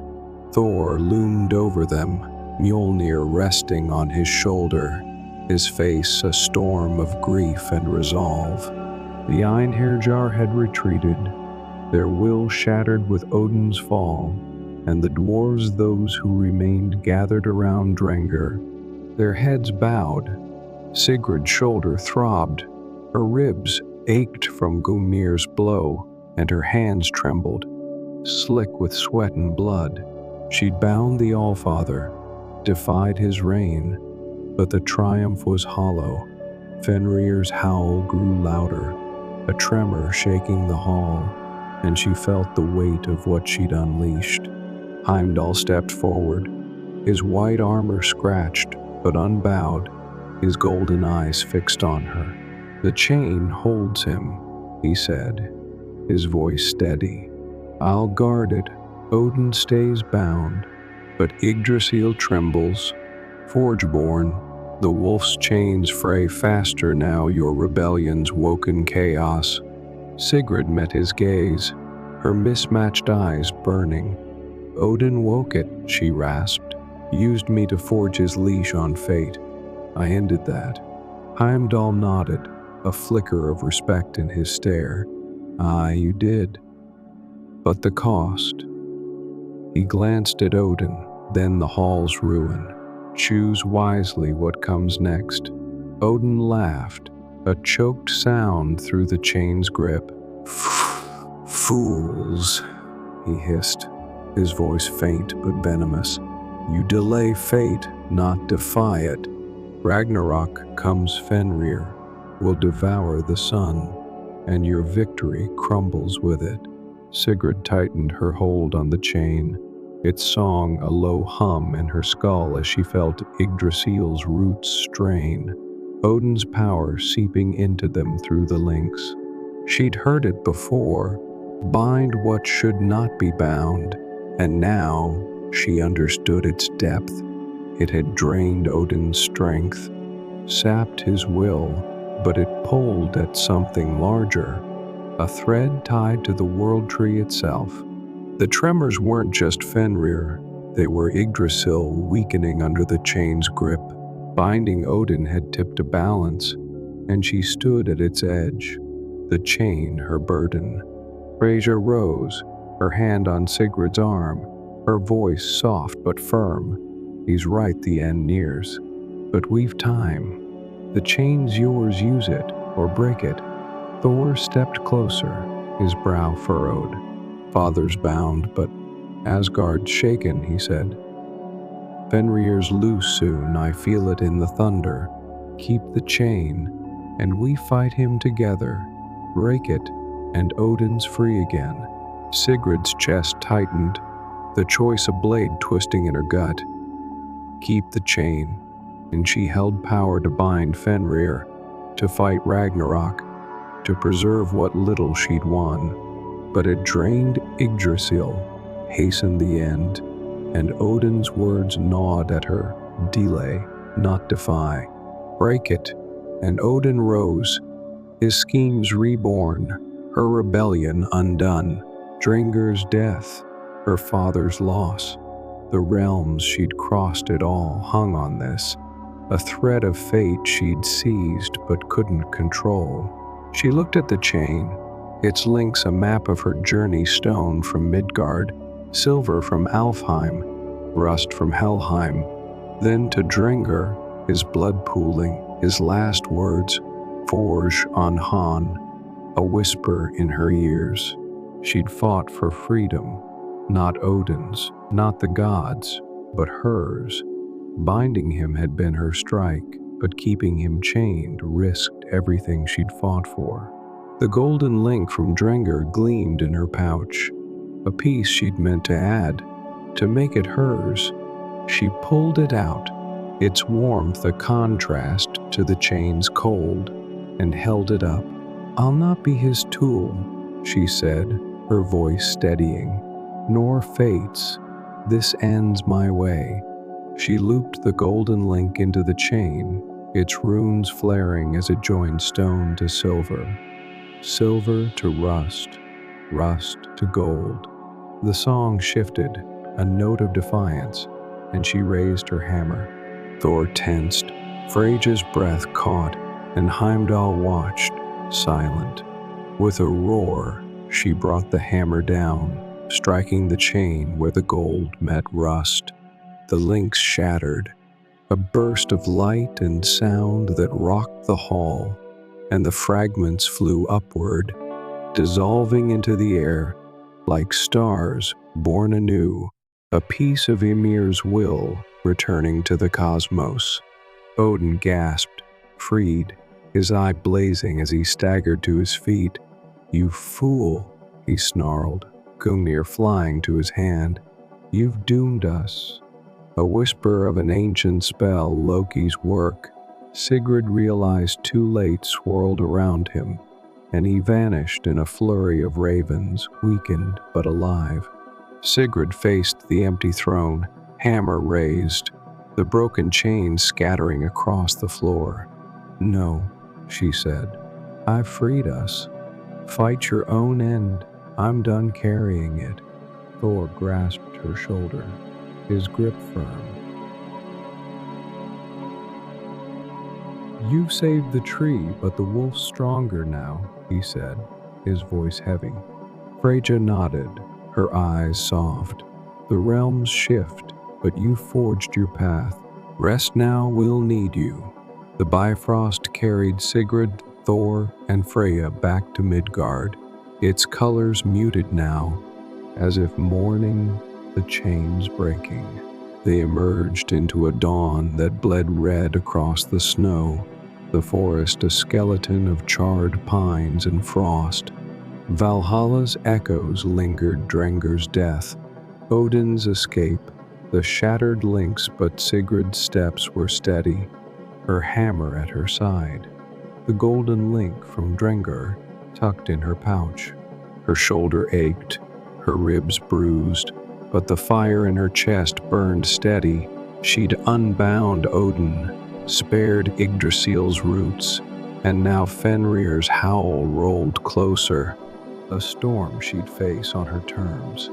Thor strode beside her, Mjolnir humming faintly, his face grim but resolute. "Father's free," he said, his voice low. "He'll regroup, scheme again, but the wolf's the threat now. I feel it thunder in the earth." Freyja nodded, her golden cloak tattered, her magic a faint glow.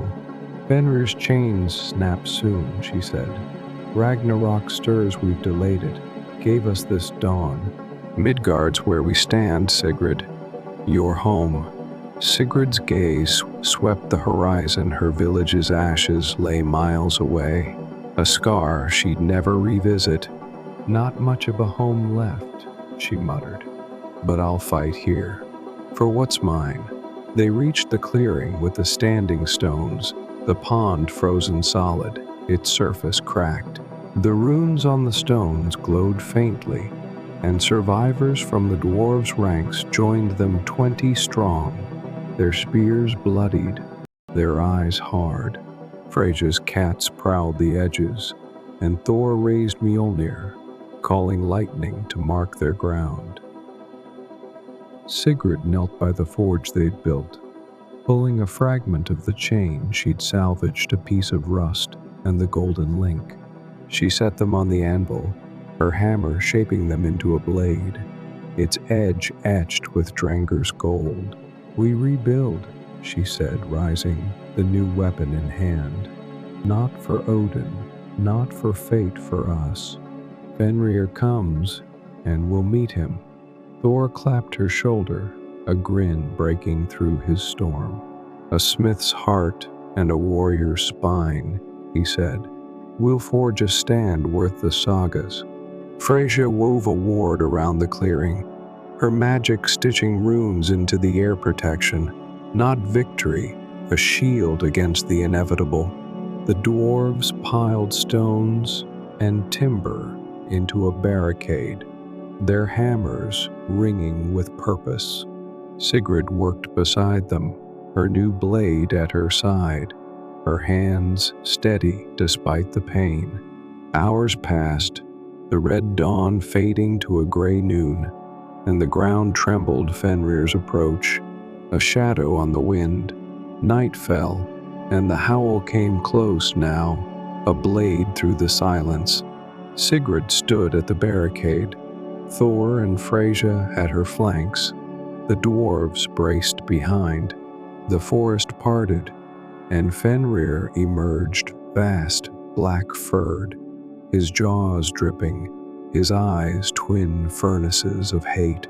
Gleipnir's remnants dangled from his neck, snapped and useless, and his growl shook the stones.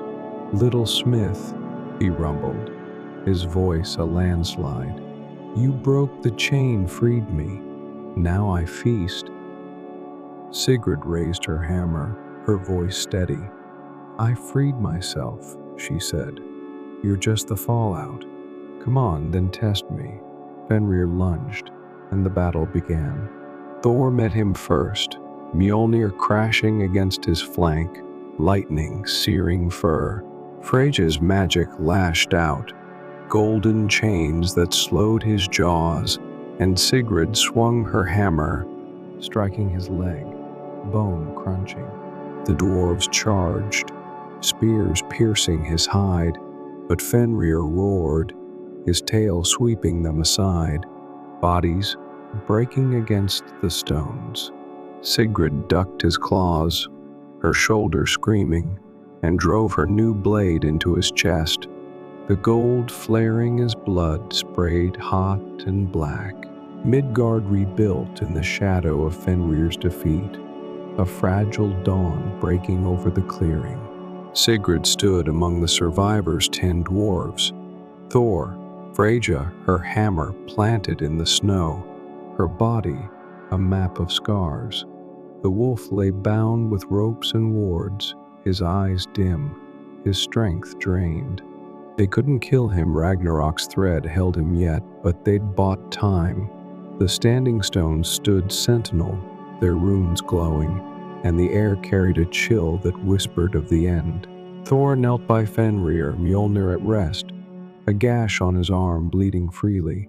"He'll rise again," he said, his voice heavy. "Father's free, plotting. This isn't over." Freyja nodded, her magic weaving a final ward over the wolf, her hands trembling. "Odin's weakened," she said, but Ragnarok loomed. Sigrid's choice delayed it, gave us this dawn. Sigrid looked at the golden blade in her hand, its edge dulled by Fenrir's blood. "Cost enough," she said. "I broke his chain, mine too. We'll face what comes." They fortified the clearing, Sigrid working the forge to craft blades for the dwarves, her hammer singing a song of defiance. Thor stayed, his thunder guarding the skies, and Freyja gifted her a rune of peace etched in gold, a fleeting hope. The dwarves reinforced the barricade, their spears a wall against the dark, and Midgard held, a scarred land breathing anew. Weeks passed, the snow deepening, and Sigrid found a rhythm forge. Fight, endure. Fenrir stirred once, his howl rattling the stones, but Thor's hammer and Freyja's wards kept him down.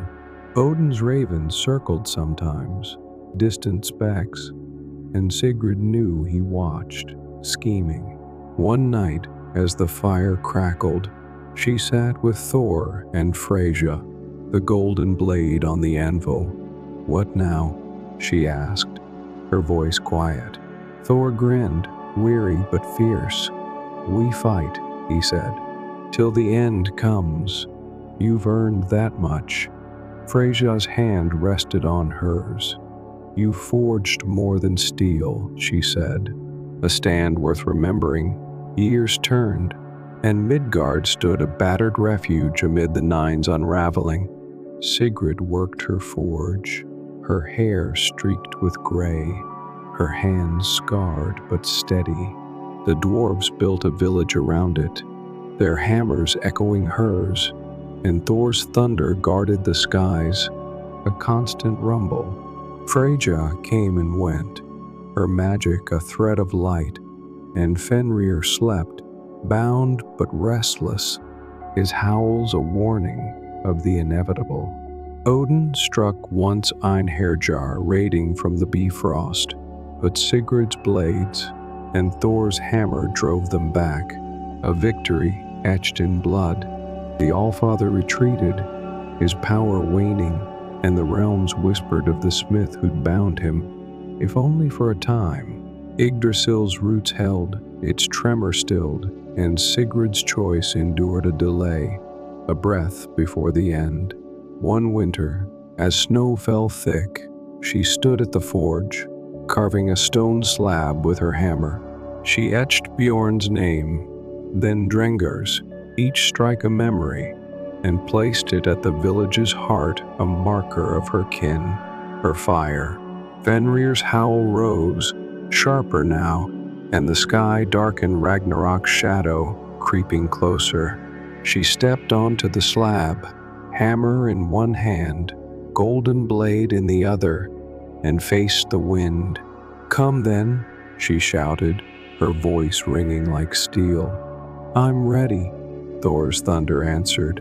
Freyja's light flared on the horizon, and the villagers stood behind her, their blades gleaming. The gods watched, silent, as Ymir's breath lingered in her steel, her fire, her will. She'd forged a life from ash, a stand from ruin, and when the end came, she'd meet it with the hammer's fall, a smith, a warrior, unbound.